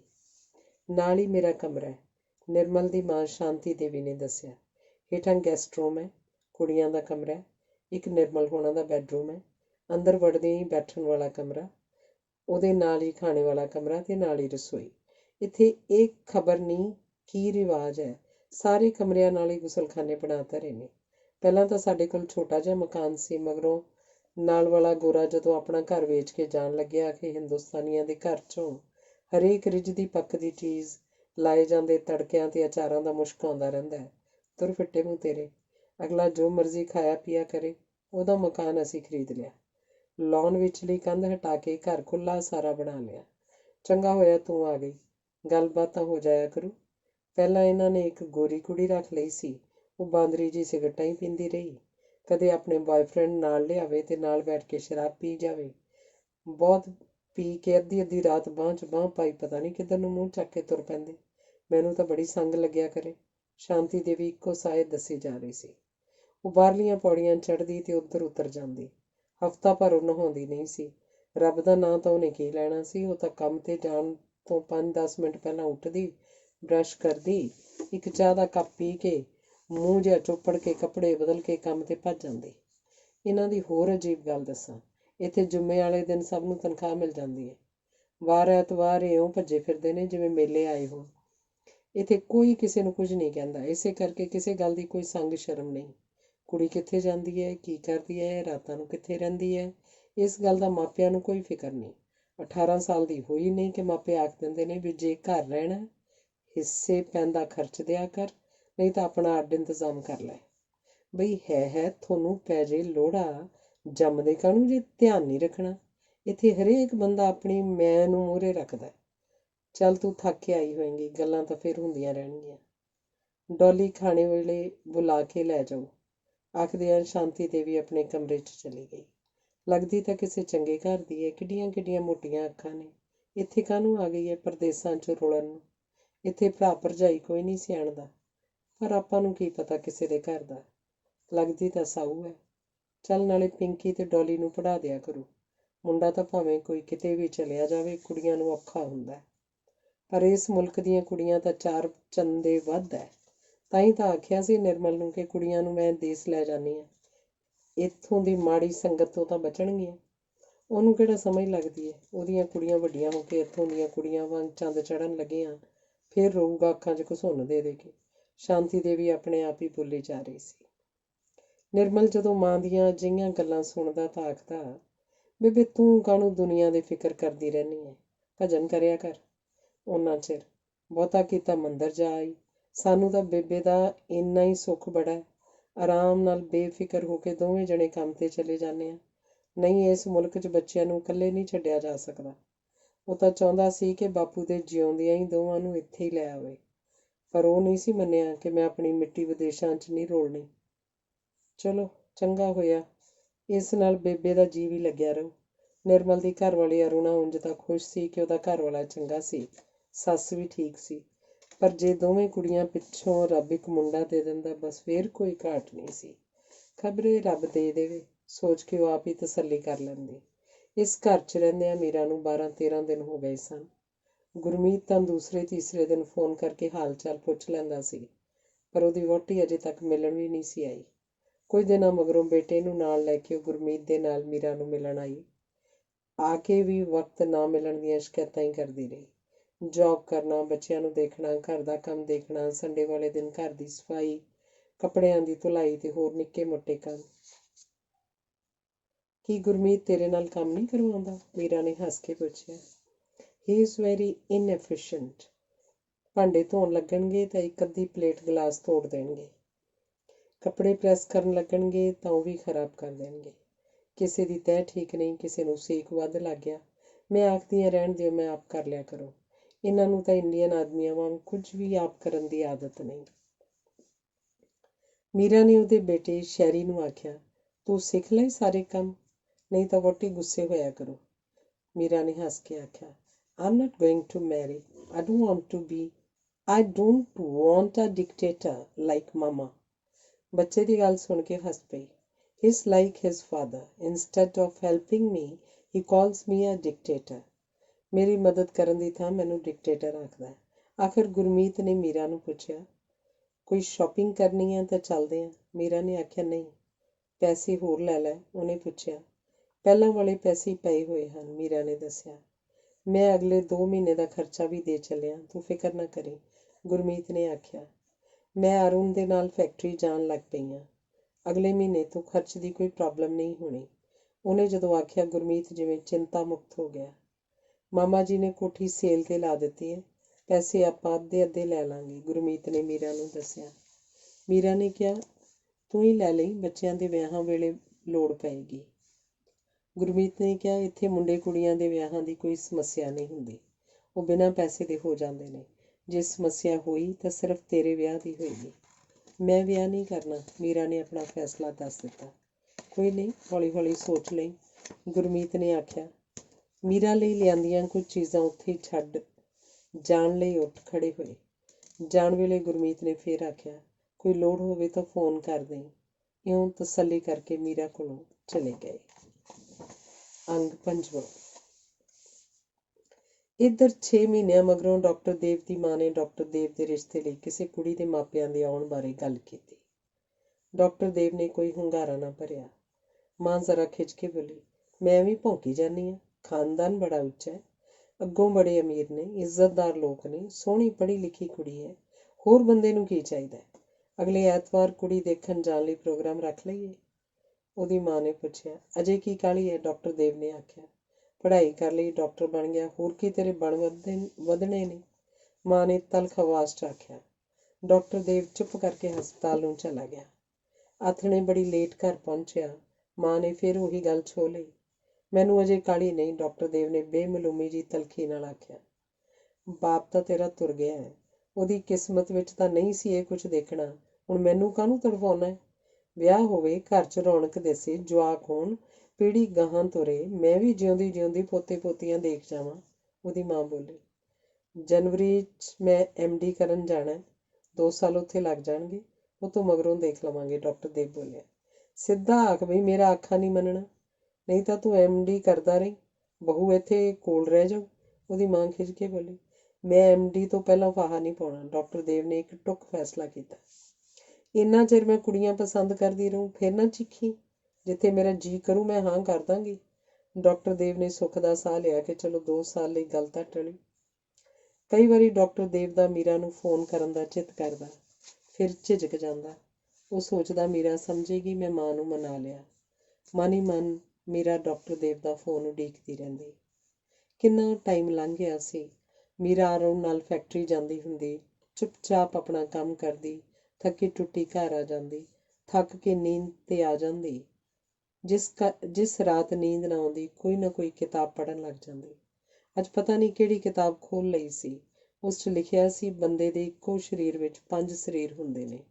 ਇੱਕ ਅੰਨ ਦਾ ਬਣਿਆ ਜਿਹਨੂੰ ਅੰਨਮਈ ਕੋਸ਼ ਕਹਿੰਦੇ ਨੇ, ਦੂਜਾ ਪਾਉਣ ਦਾ ਬਣਿਆ ਜਿਹਨੂੰ ਪ੍ਰਾਣਮਈ ਕੋਸ਼ ਕਹਿੰਦੇ ਨੇ, ਤੀਸਰਾ ਮਨੋਮਈ ਕੋਸ਼ ਜਿਸ 'ਚ ਮਨ ਦੇ ਵਲਵਲੇ ਤੇ ਸੋਚਾਂ ਸਭ ਹੁੰਦੀਆਂ ਨੇ, ਚੌਥਾ ਵਿਗਿਆਨਮਈ ਕੋਸ਼ ਜਿਸ 'ਚ ਕੁਦਰਤ ਦੇ ਨਿਯਮ, ਅਸੂਲ, ਵਿਵਹਾਰ ਤੇ ਪਹਿਚਾਣ ਹੁੰਦੀ ਹੈ, ਪੰਜਵਾਂ ਜਿਹਦਾ ਆਧਾਰ ਆਤਮਾ ਹੁੰਦੀ ਹੈ, ਆਨੰਦਮਈ ਕੋਸ਼। ਕਿਤਾਬ ਬੰਦ ਕਰਕੇ ਉਹ ਸੋਚਣ ਲੱਗੀ, ਸਾਡਾ ਇੱਕ ਲੋਕ ਗੀਤ ਆਖਦਾ, ਬੰਦਿਆ ਤੇਰੀਆਂ 10 ਦਹੀਆਂ, ਇੱਕੋ ਗਈ ਵਿਆਹ, ਬਾਕੀ ਕਿੱਧਰ ਗਈਆਂ। ਜਿਹਦਾ ਮਤਲਬ ਹੈ ਬੰਦੇ ਕੋਲ ਜਿਉਣ ਦੇ ਇੰਨੇ ਪੱਧਰ ਹੁੰਦੇ ਨੇ, ਪਰ ਬਹੁਤੀ ਵਾਰੀ ਬੰਦਾ ਇੱਕੋ ਪੱਧਰ 'ਤੇ ਜਿਉਂ ਕੇ ਜ਼ਿੰਦਗੀ ਮੁਕਾ ਲੈਂਦਾ। ਇਹ ਗੱਲ ਸ਼ਬਦਾਂ 'ਚ ਨਹੀਂ ਸਮਝਾਈ ਜਾ ਸਕਦੀ। ਜਿਵੇਂ ਅੰਨਮਈ ਕੋਸ਼ ਦੇ ਪੱਧਰ 'ਤੇ ਜਿਉਣ ਵਾਲੇ ਲੋਕ ਪਸ਼ੂਆਂ ਵਾਂਗ ਦੇਹ ਤੋਂ ਅਗਾਂਹ ਨਹੀਂ ਲੰਘਦੇ, ਇਸੇ ਤਰ੍ਹਾਂ ਬਾਕੀ ਦੇ ਕੋਸ਼ ਜਿਵੇਂ ਪੌੜੀਆਂ ਨੇ, ਫੇਰ ਵਿੱਚ ਕਰਨੀ ਵਾਲੇ ਲੋਕ ਆਨੰਦਮਈ ਕੋਸ਼ 'ਚ ਜਾ ਪ੍ਰਵੇਸ਼ ਕਰਦੇ ਨੇ ਤੇ ਉਹਨਾਂ ਦੇ ਸਿਰ ਵਿੱਚ 100 ਪੱਤੀਆਂ ਵਾਲਾ ਕਮਲ ਜਦੋਂ ਖਿੜਦਾ ਤਾਂ ਉਹਦੀ ਪਹੁੰਚ ਆਦ ਸ਼ਕਤੀ ਬ੍ਰਹਮ ਤੱਕ ਹੋ ਜਾਂਦੀ ਹੈ। ਉਹਦਾ ਤੀਜਾ ਨੇਤਰ ਖੁੱਲ੍ਹ ਜਾਂਦਾ ਤੇ ਉਹ ਦੁਨੀਆ ਨੂੰ ਸਥੂਲ ਤੋਂ ਅਗਾਂਹ ਸੂਖਮ ਰੂਪ 'ਚ ਵੀ ਦੇਖ ਸਕਦਾ ਤੇ ਉਹਦਾ ਇਹ ਸੂਖਮ ਰੂਪ ਸਮੇਂ ਤੇ ਸਥਾਨ ਦੇ ਬੰਧਨਾਂ ਤੋਂ ਆਜ਼ਾਦ ਕਿਸੇ ਵੀ ਲੋਕ ਤੱਕ ਜਾ ਆ ਸਕਦਾ। ਦੇਵ ਲੋਕ, ਕਿਸੇ ਹੋਰ ਨਛੱਤਰ ਉੱਪਰ, ਕਿਸੇ ਅਣਸੁਣਿਆ ਤੇ ਅਣਦੇਖਿਆ ਲੋਕ, ਇਸ ਤਰ੍ਹਾਂ ਦੇ ਲੋਕ, ਪਰਾਂ ਲੋਕ, ਬ੍ਰਹਮ ਲੋਕ, ਇਹ ਸਭ ਸੋਚਦੀ ਮੀਰਾ ਨੂੰ ਲੱਗਿਆ ਕਿ ਮੈਂ ਕਿਸ ਲੋਕ 'ਚ ਜੀ ਰਹੀ ਹਾਂ, ਮੇਰੇ ਅੰਦਰ ਕਿਹੜਾ ਲੋਕ ਜੀ ਰਿਹਾ ਹੈ, ਡਾਕਟਰ ਦੇਵ ਕੌਣ ਹੈ, ਮੇਰਾ ਉਸ ਨਾਲ ਕਿਸ ਜਨਮ ਦਾ ਸੰਬੰਧ ਹੈ, ਤੇ ਬਾਕੀ ਸੰਸਾਰ ਵੱਲੋਂ ਸਭ ਖਿੜਕੀਆਂ ਬੰਦ ਕਰ ਉਸੇ ਨੂੰ ਹੀ ਚਿਤਵਦੀ ਹਾਂ। ਜਦੋਂ ਵੀ ਮਨ ਹੋਵੇ ਮੈਂ ਉਦੋਂ ਸੁੱਤਿਆਂ ਵੀ ਤੇ ਜਾਗਦਿਆਂ ਵੀ ਮੇਰਾ ਕੋਈ ਸੂਖਮ ਰੂਪ ਉਸ ਤੱਕ ਪਹੁੰਚ ਜਾਂਦਾ ਹੈ। ਇਹ ਕਲਪਨਾ ਨਹੀਂ, ਇੱਕ ਸੱਚ ਹੈ। ਮੈਂ ਵੀ ਜਾਣਦੀ ਹਾਂ ਉਹਦੇ ਮਨ ਵਿੱਚ ਇੱਕ ਖਾਲੀ ਥਾਂ ਪਈ ਹੋਈ ਹੈ। ਇਉਂ ਸੋਚਦੀ ਨੂੰ ਪਤਾ ਨਹੀਂ ਕਦੋਂ ਨੀਂਦ ਆ ਗਈ। ਘੜੀ ਦਾ ਅਲਾਰਮ ਵੱਜਿਆ, ਤਰਬ ਕੇ ਉੱਠੀ, ਛੇਤੀ ਛੇਤੀ ਤਿਆਰ ਹੋ ਕੇ ਬ੍ਰੈਕਫਾਸਟ ਲੈ ਕੇ ਅਰੁਣ ਦੇ ਨਾਲ ਫੈਕਟਰੀ ਚਲੀ ਗਈ। ਸਾਰਾ ਦਿਨ ਜਾਨ ਮਾਰ ਕੇ ਕੰਮ ਕਰਦੀ ਰਹੀ। ਆਲੇ ਦੁਆਲੇ ਫਿਰਦੇ ਲੋਕ ਉਹਨੂੰ ਚਾਬੀ ਵਾਲੇ ਖਿਡੌਣੇ ਲੱਗਦੇ ਸਨ। ਉਹ ਸੋਚਦੀ ਮਾਂ ਨੇ ਸਾਨੂੰ ਛੱਡ ਕੇ ਜਾਣ ਲੱਗਿਆਂ ਕੀ ਸੋਚਿਆ ਹੋਏਗਾ। ਸ਼ਾਇਦ ਕੁਝ ਵੀ ਨਾ ਸੋਚਿਆ ਹੋਵੇ। ਪਾਪਾ ਨੇ ਸ਼ਾਇਦ ਮਾਂ ਨੂੰ ਕਦੇ ਗੌਲਿਆ ਨਹੀਂ ਸੀ। ਰਿਸ਼ਤੇ ਬਣ ਜਾਣ ਮਗਰੋਂ ਬੂਟਿਆਂ ਵਾਂਗ ਪਾਲਣੇ ਵੀ ਤਾਂ ਪੈਂਦੇ ਨੇ। ਮੋਹ ਮਮਤਾ ਦੇ ਪੱਖੋਂ ਸ਼ਾਇਦ ਮਾਂ ਭੁੱਖੀ ਤਿਆਈ ਰਹਿ ਗਈ ਸੀ। ਅਸੀਂ ਵੀ ਸ਼ਾਇਦ ਉਹਨੂੰ ਪਾਪਾ ਦੇ ਬੱਚੇ ਲੱਗਦੇ ਹੋਈਏ, ਜਿਸ ਕਰਕੇ ਉਹ ਘਰ 'ਚ ਬਹੁਤ ਹੀ ਇਕੱਲੀ ਹੁੰਦੀ ਸੀ। ਪਰ ਜਦੋਂ ਕਿਸੇ ਬੰਦੇ ਨੇ ਮੂੰਹ ਭਿੱਜੀਆਂ ਅੱਖਾਂ ਨਾਲ ਉਸ ਵੱਲ ਤੱਕਿਆ ਹੋਏਗਾ, ਉਹ ਆਪਣਾ ਤਵਾਜ਼ਨ ਖੋ ਕੇ ਉਹਦੇ ਵੱਲ ਹੀ ਉਲਰ ਗਈ, ਆਪਣੀ ਮਰਜ਼ੀ ਉਹਦੇ ਹਵਾਲੇ ਕਰ ਦਿੱਤੀ ਜਗ ਜਹਾਨ ਨੂੰ ਭੁੱਲ ਕੇ ਉਸ ਬੰਦੇ ਲਈ ਜਿਉਣ ਲੱਗੀ। ਸ਼ਾਇਦ ਜਗ ਜਹਾਨ ਭੁੱਲ ਉਸੇ ਬੰਦੇ ਨੂੰ ਜੀਵਨ ਦਾ ਆਦ ਅੰਤ ਸਮਝਣ ਲੱਗੀ, ਜਿਹੜਾ ਉਹਨੂੰ ਦੂਰ ਪ੍ਰਦੇਸਾਂ 'ਚ ਲੈ ਗਿਆ। ਆਦਮੀ ਲਈ ਔਰਤ ਦਾ ਮੁੱਲ ਓਨਾ ਚਿਰ ਹੀ ਰਹਿੰਦਾ ਹੈ ਜਿੰਨਾ ਚਿਰ ਉਹਦੀ ਦੇਹ ਉਹਨੂੰ ਪ੍ਰਾਪਤ ਨਹੀਂ ਹੁੰਦੀ। ਇਹ ਗੱਲ ਮੈਨੂੰ ਸੰਮਤੀ ਨੇ ਦੱਸੀ ਸੀ ਕਿ ਜਦ ਮਾਂ ਉਸ ਬੰਦੇ ਨੂੰ ਪ੍ਰਾਪਤ ਹੋ ਗਈ, ਉਹ ਉਹਨੂੰ ਛੱਡ ਕੇ ਕਿਸੇ ਮੇਮ ਨਾਲ ਚਲਾ ਗਿਆ। ਮਾਂ ਦੀ ਜਦੋਂ ਜਾਗ ਖੁੱਲ੍ਹੀ ਹੋਏਗੀ, ਜਦੋਂ ਸੁਪਨਾ ਟੁੱਟਿਆ ਹੋਏਗਾ, ਉਹਨੂੰ ਉਹ ਜ਼ਿੰਦਗੀ ਜਿਉਣ ਜੋਗੀ ਨਾ ਲੱਗੀ। ਆਖਦੇ ਨੇ ਉਹਨੇ ਆਪਣੇ ਆਪ ਨੂੰ ਸਮੁੰਦਰ 'ਚ ਗਰਕ ਕਰ ਲਿਆ। ਕਾਸ਼ ਮੈਂ ਉਦੋਂ ਵੱਡੀ ਹੁੰਦੀ। ਮੀਰਾ ਦੇ ਮਾਮਾ ਜੀ ਦੇ ਗੁਜ਼ਰ ਜਾਣ ਦੀ ਖਬਰ ਆਈ ਤਾਂ ਗੁਰਮੀਤ ਨੇ ਪੁੱਛਿਆ ਕਿ ਤੂੰ ਭੋਗ 'ਤੇ ਜਾਣਾ ਚਾਹੇਂਗੀ? ਮੀਰਾ ਨੂੰ ਲੱਗਿਆ ਦੇਸ਼ ਜਾ ਕੇ ਮੁੜ ਸਭ ਕੁਝ ਹੀ ਯਾਦ ਆਏਗਾ। ਆਪਣੀ ਕੋਠੀ, ਪਾਪਾ, ਡਾਕਟਰ ਦੇਵ, ਸੰਮਤੀ ਤੇ ਮਾਮਾ ਜੀ। ਉਹਨੂੰ ਇਹ ਵੀ ਲੱਗਿਆ ਭੋਗ 'ਤੇ ਜਾਣਾ ਸਿਰਫ ਇੱਕ ਫਾਰਮੈਲਿਟੀ ਹੋਏਗੀ। ਮਾਮਾ ਜੀ ਨੂੰ ਸਾਡੇ ਘਰ ਆਉਣਾ ਤੇ ਪਾਪਾ ਦੇ ਮੱਥੇ ਲੱਗਣਾ ਬੜਾ ਔਖਾ ਲੱਗਦਾ ਸੀ। ਮਾਂ ਨੇ ਮਾਮਾ ਜੀ ਦੇ ਕਿਧਰੇ ਡੂੰਘੀ ਸੱਟ ਮਾਰੀ ਸੀ। ਹੁਣ ਉਹ ਘੱਟ ਹੀ ਕਿਧਰੇ ਆਉਂਦੇ ਜਾਂਦੇ ਸਨ। ਪਾਪਾ ਦੇ ਸਾਹਮਣੇ ਆਉਣੋਂ ਵੀ ਝਿਜਕਦੇ ਸਨ। ਉਹਨੇ ਗੁਰਮੀਤ ਨੂੰ ਆਖ ਦਿੱਤਾ ਕਿ ਤੂੰ ਮਾਮੀ ਜੀ ਨੂੰ ਅਫਸੋਸ ਦਾ ਖੱਤ ਪਾ ਦੇ, ਮੈਂ ਨਹੀਂ ਜਾ ਸਕਣਾ। ਕੋਠੀ ਵਿਕ ਗਈ ਸੀ। ਮਾਮਾ ਜੀ ਨੇ ਸਾਰੇ ਪੈਸੇ ਮੀਰਾ ਨੂੰ ਭਜਵਾ ਦਿੱਤੇ ਸੀ। ਮੀਰਾ ਨੇ ਅੱਗੋਂ ਗੁਰਮੀਤ ਨੂੰ ਦੇ ਦਿੱਤੇ ਸਨ। ਗੁਰਮੀਤ ਦੀ ਅਮਰੀਕਨ ਵਹੁਟੀ ਬਹੁਤ ਹੈਰਾਨ ਹੋ ਗਈ ਤੇ ਖੁਸ਼ ਹੋ ਗਈ ਸੀ ਕਿ ਮੀਰਾ ਨੇ ਸਾਰੇ ਦੇ ਸਾਰੇ ਪੈਸੇ ਉਹਨਾਂ ਨੂੰ ਦੇ ਦਿੱਤੇ ਸੀ। ਪਤਾ ਨਹੀਂ ਕਿਵੇਂ ਇਉਂ ਹੀ 2 ਸਾਲ ਲੰਘ ਗਏ ਸਨ। ਮੀਰਾ ਨੂੰ ਜਿਵੇਂ ਭੁੱਲ ਹੀ ਗਿਆ ਸੀ ਕਿ ਉਹਦਾ ਕੋਈ ਆਪਣਾ ਘਰ ਹੁੰਦਾ ਸੀ। ਉਹਦੇ ਪਾਪਾ ਹੁੰਦੇ ਸਨ। ਸਾਰੇ ਕੰਮਾਂ ਲਈ ਸੰਤੀ ਹੁੰਦੀ ਸੀ। ਕਦੇ ਕਦੇ ਸੰਤੀ ਦਾ ਫੋਨ ਵੀ ਆਉਂਦਾ, ਜਿਹੜਾ ਉਹ STD ਤੋਂ ਕਰਵਾਉਂਦੀ। 1-2 ਗੱਲ ਕਰਕੇ ਰੋਣ ਲੱਗ ਜਾਂਦੀ ਤੇ ਆਖਦੀ, ਮੀਰਾ ਧੀਏ, ਮੈਨੂੰ ਆਪਣੇ ਕੋਲ ਸੱਦ ਲੈ। ਤੈਨੂੰ ਤਾਂ ਖਾਣ ਪੀਣ ਦੀ ਉੱਕਾ ਪਰਵਾਹ ਨਹੀਂ ਸੀ ਹੁੰਦੀ। ਉੱਥੇ ਤੇਰਾ ਕੌਣ ਧਿਆਨ ਰੱਖਦਾ ਹੋ? ਮੁੰਡਾ ਤੇ ਬਹੂ ਇੱਥੇ ਚੰਗੇ ਨੇ, ਪਰ ਮੇਰਾ ਮਨ ਨਹੀਂ ਟਿਕਦਾ। ਮੈਨੂੰ ਤਾਂ ਤੁਹਾਡਾ ਘਰ ਹੀ ਆਪਣਾ ਘਰ ਲੱਗਦਾ ਸੀ, ਜਿੱਥੇ ਸਾਰੀ ਉਮਰ ਕੱਢ ਦਿੱਤੀ ਸੀ। ਮੀਰਾ ਉਹਨੂੰ ਦਿਲਾਸਾ ਦਿੰਦੀ ਤੇ ਆਖਦੀ, ਜਦੋਂ ਮੈਂ ਦੇਸ਼ ਆਈ ਤਾਂ ਤੈਨੂੰ ਨਾਲ ਲੈ ਜਾਵਾਂਗੀ। ਅੰਗ 6ਵਾਂ। ਫੈਕਟਰੀ ਵਿੱਚ ਮੀਰਾ ਨਾਲ ਕੰਮ ਕਰਦੇ ਇੱਕ ਦਿਨ ਅਮਨ ਨੇ ਪੁੱਛਿਆ, ਮੀਰਾ ਮੇਰੇ ਨਾਲ ਕੌਫੀ ਪੀਣ ਚੱਲੇਂਗੀ? ਸੌਰੀ, ਮੈਂ ਕੌਫੀ ਨਹੀਂ ਪੀਂਦੀ। ਕੋਈ ਡਰਿੰਕ ਲੈ ਲਈ, ਅਮਨ ਨੇ ਸ਼ਰਾਰਤ ਨਾਲ ਆਖਿਆ। ਮੈਨੂੰ ਡਰਿੰਕ ਵੀ ਚੰਗੀ ਨਹੀਂ ਲੱਗਦੀ। ਜਦੋਂ ਤੈਨੂੰ ਵਿਹਲ ਮਿਲਦੀ ਹੈ ਤਾਂ ਤੂੰ ਲਾਇਬ੍ਰੇਰੀ ਜਾਂ ਕਿਤਾਬਾਂ ਦੀਆਂ ਦੁਕਾਨਾਂ ਵੱਲ ਤੁਰ ਜਾਂਦੀ ਹੈ। ਤੈਨੂੰ ਕੀ ਲੱਭਦਾ ਹੈ ਕਿਤਾਬਾਂ 'ਚੋਂ? ਅਮਨ ਨੇ ਅੱਗੇ ਪੁੱਛਿਆ। ਇਹ ਲੰਚ ਟਾਈਮ ਸੀ। ਮੀਰਾ ਨੇ ਸਿਰਫ ਜੂਸ ਦਾ ਗਲਾਸ ਪੀਤਾ ਤੇ ਅਮਨ ਨੇ ਸੈਂਡਵਿਚ ਤੇ ਸੌਫਟ ਡਰਿੰਕ ਲਈ। ਉਸ ਤੋਂ ਪੁੱਛ ਕੇ ਉਹਦੇ ਟੇਬਲ 'ਤੇ ਬੈਠਾ ਸੀ। ਉਹਦਾ ਇਸ ਖਾਮੋਸ਼ ਲੜਕੀ ਨਾਲ ਗੱਲ ਕਰਨ ਨੂੰ ਮਨ ਕਰਦਾ ਸੀ। ਉਹਨੇ ਆਪਣਾ ਪ੍ਰਸ਼ਨ ਦੁਹਰਾਇਆ, ਕੀ ਲੱਭਦਾ ਤੈਨੂੰ ਕਿਤਾਬਾਂ 'ਚੋਂ? ਕਿਤਾਬਾਂ ਵੀ ਤਾਂ ਸਾਡੇ ਵਰਗੇ ਬੰਦਿਆਂ ਨੇ ਲਿਖੀਆਂ ਹੁੰਦੀਆਂ ਨੇ, ਅਮਨ ਪੁੱਛ ਰਿਹਾ ਸੀ। ਕਿਤਾਬਾਂ ਸਾਨੂੰ ਅਣਜਾਣਿਆਂ ਆਪਾ ਲੱਭ ਕੇ ਦਿੰਦੀਆਂ ਨੇ, ਮੀਰਾ ਬੋਲੀ। ਲੋਕ ਤਾਂ ਸ਼ਰਾਬ ਦੇ ਨਸ਼ੇ ਵਿੱਚੋਂ, ਔਰਤ ਦੇ ਨਸ਼ੇ ਵਿੱਚੋਂ, ਹੋਰ ਅਨੇਕਾਂ ਨਸ਼ਿਆਂ ਰਾਹੀਂ ਆਪਣੇ ਆਪ ਨੂੰ ਭੁੱਲਣ ਦੀ ਕੋਸ਼ਿਸ਼ ਕਰਦੇ ਨੇ। ਲਓ ਜੀ, ਮੀਰਾ ਜੀ ਆਪਣੇ ਆਪ ਨੂੰ ਲੱਭਦੇ ਰਹਿੰਦੇ ਨੇ, ਅਮਨ ਬੋਲਿਆ। ਸਾਡੀ ਕਮਜ਼ੋਰੀ ਵੀ ਇਹ ਹੈ ਕਿ ਸਾਰੀ ਜ਼ਿੰਦਗੀ ਬੰਦਾ ਜਾਣਦਾ ਹੀ ਨਹੀਂ ਕਿ ਉਹ ਕੌਣ ਹੈ, ਕਿੱਥੋਂ ਆਇਆ, ਕੀ ਕਰਨ ਆਇਆ, ਕਿੱਥੇ ਜਾਣਾ, ਮੀਰਾ ਬੋਲੀ। ਜਿਨ੍ਹਾਂ ਸਵਾਲਾਂ ਦਾ ਕਿਸੇ ਕੋਲ ਜਵਾਬ ਨਹੀਂ, ਉਹਨਾਂ ਪਿੱਛੇ ਭੱਜਣ ਦਾ ਫਾਇਦਾ ਕੀ? ਬਸ ਖਾਓ ਪੀਓ, ਐਸ਼ ਕਰੋ, ਅਮਨ ਬੋਲਿਆ। ਐਸ਼ ਕੀ ਹੁੰਦੀ ਹੈ? ਮੀਰਾ ਨੇ ਪੁੱਛਿਆ। ਐਸ਼ ਉਹ ਚੀਜ਼ ਹੁੰਦੀ ਹੈ ਜਿਹਨੂੰ ਕਰਨ 'ਚ ਤੁਹਾਨੂੰ ਖੁਸ਼ੀ ਮਿਲਦੀ ਹੋਵੇ, ਅਮਨ ਨੇ ਦੱਸਿਆ। ਖੁਸ਼ੀ ਕੀ ਹੁੰਦੀ ਹੈ? ਮੀਰਾ ਨੇ ਪੁੱਛਿਆ। ਅਮਨ ਜ਼ਰਾ ਤੈਸ਼ ਚਾ ਕੇ ਬੋਲਿਆ, ਮੀਰਾ ਮੇਰਾ ਮਨ ਕਰਦਾ ਹੈ ਤੇਰੇ ਕ੍ਰਿਸ਼ਨ ਨੂੰ ਗਲਮੇ ਤੋਂ ਫੜ ਕੇ ਤੇਰੇ ਕੋਲ ਲਿਆ ਖੜਾ ਕਰਾਂ ਤੇ ਦੱਸਾਂ ਕਿ ਤੇਰੇ ਕਾਰਨ ਚੰਗੀ ਭਲੀ ਕੁੜੀ ਨੂੰ ਜਿਉਣਾ ਹੀ ਭੁੱਲ ਗਿਆ। ਖਿੱਚ ਕੇ ਲਿਆਉਣ ਦੀ ਲੋੜ ਨਹੀਂ, ਉਹ ਜਿੱਥੇ ਵੀ ਹੈ ਉਹਦੇ ਤੱਤੇ ਠੰਡੇ ਸਾਹ ਮੇਰੇ ਤੱਕ ਪਹੁੰਚਦੇ ਰਹਿੰਦੇ ਨੇ। ਕੀ ਮਤਲਬ? ਅਮਨ ਨੇ ਪੁੱਛਿਆ। ਜਿਉਣ ਦਾ ਸਿਰਫ ਇੱਕੋ ਫਿਜ਼ੀਕਲ ਧਰਾਤਲ ਨਹੀਂ ਹੁੰਦਾ, ਹੋਰ ਵੀ ਕਈ ਧਰਾਤਲ ਹੁੰਦੇ ਨੇ। ਕੁਝ ਦਿਸਦੇ, ਕੁਝ ਅਣਦਿਸਦੇ। ਕੁਝ ਦਿਸਦਿਆਂ ਦੀ ਕਈ ਵਾਰੀ ਹੋਂਦ ਹੀ ਨਹੀਂ ਹੁੰਦੀ ਤੇ ਅਣਦਿਸਦੇ ਤੁਹਾਡੇ ਅੰਗ ਸੰਗ ਹੁੰਦੇ ਨੇ। ਤੂੰ ਪਾਗਲ ਤਾਂ ਨਹੀਂ ਹੋ ਗਈ ਮੀਰਾ? ਇਹ ਗੱਲਾਂ ਕਿਸੇ ਦੀ ਵੀ ਸਮਝ 'ਚ ਨਹੀਂ ਆ ਸਕਦੀਆਂ। ਰਿਸ਼ੀਆਂ ਦੇ ਵਰ ਸਰਾਪ, ਜੋਗੀਆਂ ਦਾ ਦੇਹ ਪਲਟ ਲੈਣਾ, ਹਨੂੰਮਾਨ ਦਾ ਪਹਾੜ ਚੁੱਕ ਲਿਆਉਣਾ, ਰਾਵਣ ਦਾ ਕਾਲ ਪਾਵੇ ਨਾਲ ਬੰਨ੍ਹ ਲੈਣਾ, ਸਭ ਸੱਚੀਆਂ ਗੱਲਾਂ ਨੇ। ਉਸੇ ਤਰ੍ਹਾਂ ਜਿਵੇਂ ਬਿਨਾਂ ਚਾਲਕ ਜਹਾਜ਼ ਦਾ ਉੱਡ ਪੈਣਾ, ਜਿਵੇਂ ਇੱਕ ਬੰਬ ਦਾ ਸ਼ਹਿਰ ਨੂੰ ਰੇਤ 'ਚ ਬਦਲ ਦੇਣਾ ਸੱਚ ਨੇ, ਮੀਰਾ ਨੇ ਦੱਸਿਆ। ਕੀ ਮੀਰਾ ਤੈਨੂੰ ਇਹ ਚੰਗਾ ਨਹੀਂ ਲੱਗਦਾ ਕਿਸੇ ਪੱਬ ਕਲੱਬ 'ਚ ਬੈਠ ਕੇ ਬੀਅਰ ਵਿਸਕੀ ਪੀਤੀ ਜਾਵੇ, ਲੱਕ 'ਚ ਬਾਂਹ ਪਾ ਕੇ ਨਰੋਏ ਮਰਦ ਨਾਲ ਡਾਂਸ ਕੀਤਾ ਜਾਏ ਤੇ ਫਿਰ ਔਰਤ ਕਿਸੇ ਦੇ ਬੱਚਿਆਂ ਦੀ ਮਾਂ ਹੋਵੇ? ਅਮਨ ਨੇ ਫਿਰ ਪੁੱਛਿਆ।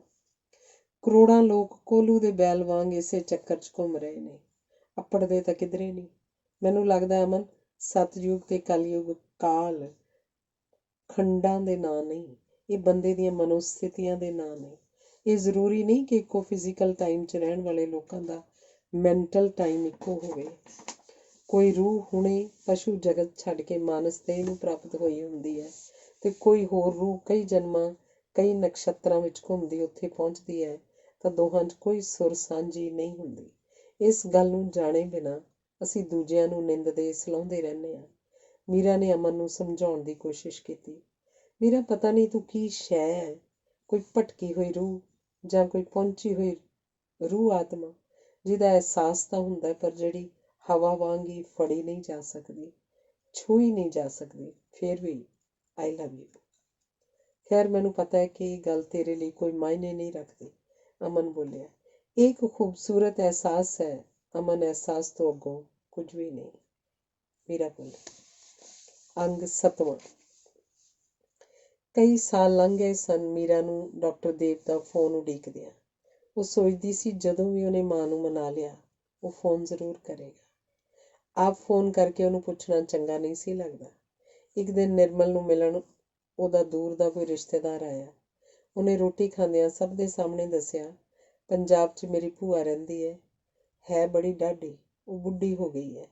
ਅਜੇ ਤੱਕ ਵੀ ਸਾਡੇ ਘਰ 'ਚ ਹਰ ਗੱਲ 'ਚ ਉਸੇ ਦਾ ਹੀ ਹੁਕਮ ਚੱਲਦਾ ਹੈ। ਬੱਚਿਆਂ ਨੂੰ ਪੜ੍ਹਨ ਕਿੱਥੇ ਪਾਉਣਾ ਹੈ, ਕੁੜੀਆਂ ਦੇ ਰਿਸ਼ਤੇ ਕਿੱਥੇ ਕਰਨੇ ਨੇ, ਮੁੰਡਿਆਂ ਦੇ ਵਿਆਹ ਵੇਲੇ ਕਿਹੜੀਆਂ ਗੱਲਾਂ ਦਾ ਧਿਆਨ ਰੱਖਣਾ ਹੈ, ਕਿਹਨੂੰ ਕੀ ਦੇਣਾ ਹੈ। ਉਹਦਾ ਆਪਣਾ ਮੁੰਡਾ ਡਾਕਟਰ ਹੈ, ਉਹਨੇ ਉਹਨੂੰ ਵੀ ਦਬਾ ਕੇ ਰੱਖਿਆ ਹੋਇਆ।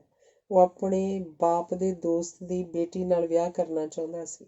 ਉਹਨੇ 1000 ਵਾਰ ਵਾਹ ਲਾਈ, ਇਹੀ ਆਖੀ ਜਾਵੇ ਤੈਨੂੰ ਕਿਸੇ ਤਕੜੇ ਖਾਨਦਾਨੀ ਘਰ ਵਿਆਹਾਂਗੇ। ਉਸ ਕੁੜੀ ਦਾ ਕੀ ਪਤਾ ਕੱਲ੍ਹ ਨੂੰ ਆਪਣੀ ਮਾਂ ਵਰਗੀ ਨਿਕਲੇ। ਮੀਰਾ ਦੀਆਂ ਮੁੱਠੀਆਂ ਪਸੀਨੇ ਨਾਲ ਭਿੱਜ ਗਈਆਂ। ਉਹਦੇ ਮੁੰਡੇ ਨੇ ਜਵਾਬ ਵੀ ਦੇ ਦਿੱਤਾ ਕਿ ਮੈਂ ਤਾਂ ਕਿਤੇ ਵੀ ਵਿਆਹ ਨਹੀਂ ਕਰਨਾ। ਪਹਿਲਾਂ ਤਾਂ ਬਹੁਤ ਲੜੀ, ਗਾਲਾਂ ਕੱਢੀਆਂ, ਸਾਰੇ ਰਿਸ਼ਤੇਦਾਰ ਬੁਲਾ ਲਏ।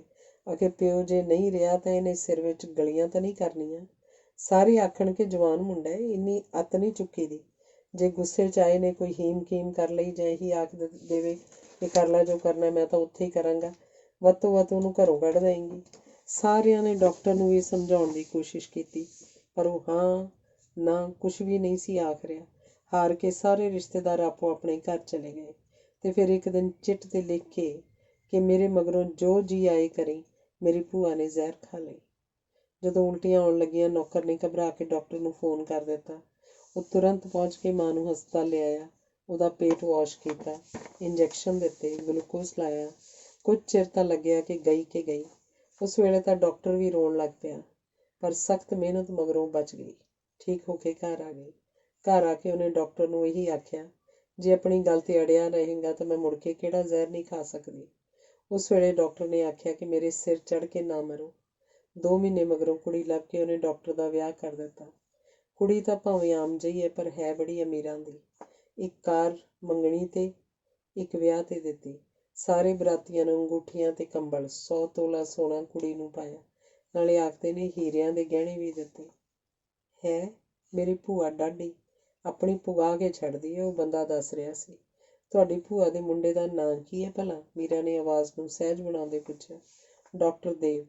ਹੁਣ ਤਾਂ ਦੂਰ ਦੂਰ ਤੱਕ ਉਹਨੂੰ ਜਾਣਦੇ ਨੇ। ਆਖਦੇ ਨੇ ਇਸ ਡਾਕਟਰ ਦੇ ਹੱਥ 'ਚ ਬੜੀ ਸ਼ਫਾ ਹੈ, ਮਰੀਜ਼ਾਂ ਨੂੰ ਘਰ ਵੀ ਦੇਖ ਲੈਂਦਾ, ਦੂਜੇ ਡਾਕਟਰਾਂ ਦੇ ਮੁਕਾਬਲੇ ਫੀਸ ਵੀ ਬਹੁਤ ਘੱਟ ਲੈਂਦਾ। ਸਾਡੀ ਭੂਆ ਤਾਂ ਨੂੰਹ ਪੁੱਤ ਦੇ ਗੁਣ ਗਾਉਂਦੀ ਨਹੀਂ ਥੱਕਦੀ। ਹੁਣ ਤਾਂ ਉਹਨਾਂ ਦੇ ਲੜਕਾ ਵੀ ਹੋ ਗਿਆ, ਉਹ ਆਏ ਮਹਿਮਾਨ ਨੇ ਦੱਸਿਆ। ਉਹ ਮੈਂ ਸਟੋਰ ਤੋਂ ਕੁਝ ਚੀਜ਼ਾਂ ਲੈ ਕੇ ਆਉਣੀਆਂ ਨੇ, ਉਹਨੇ ਆਪਣੀ ਘੜੀ ਦੇਖ ਕੇ ਆਖਿਆ ਤੇ ਖੜੀ ਹੋ ਗਈ। ਉੱਪਰ ਆਪਣੇ ਕਮਰੇ 'ਚ ਜਾ ਕੇ ਪਹਿਲਾਂ ਕਾਫੀ ਸਾਰਾ ਠੰਡਾ ਪਾਣੀ ਪੀਤਾ, ਫਿਰ ਪਰਸ ਫੜੀ ਪੌੜੀਆਂ ਉਤਰ ਕੇ ਪਾਸੇ ਦੀ ਬਾਹਰ ਲੰਘ ਗਈ।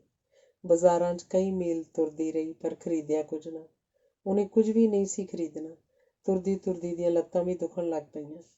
ਫਿਰ ਉਹ ਇੱਕ ਥਾਂ ਪਟੜੀ 'ਤੇ ਬੈਠ ਗਈ। ਲੋਕੀ ਕੋਲੋਂ ਦੀ ਹੱਸਦੇ ਲੰਘਦੇ ਕਰਦੇ ਲੰਘ ਰਹੇ ਸਨ। ਲੋਕੀ ਕੋਲੋਂ ਦੀ ਹੱਸਦੇ ਗੱਲਾਂ ਕਰਦੇ ਲੰਘ ਰਹੇ ਸਨ। ਉਹਨੂੰ ਤਾਂ ਜਿਵੇਂ ਚੱਕਰ ਆ ਰਹੇ ਸਨ। ਉਹਨੇ ਪਰਸ ਵਿੱਚੋਂ ਮੋਬਾਈਲ ਫੋਨ ਕੱਢਿਆ, ਡਾਕਟਰ ਦੇਵ ਦਾ ਨੰਬਰ ਮਿਲਾਇਆ। ਉਹਨੂੰ ਪਤਾ ਸੀ ਇੰਡੀਆ 'ਚ ਇਸ ਵੇਲੇ ਰਾਤ ਹੋਏਗੀ, ਫਿਰ ਵੀ ਉਹਨੇ ਫੋਨ ਕੀਤਾ। ਸੁੱਤਾ ਪਿਆ ਡਾਕਟਰ ਦੇਵ ਚੌਂਕ ਕੇ ਉੱਠਿਆ ਤੇ ਫੋਨ ਚੁੱਕਿਆ ਤੇ ਆਖਿਆ, ਹੈਲੋ।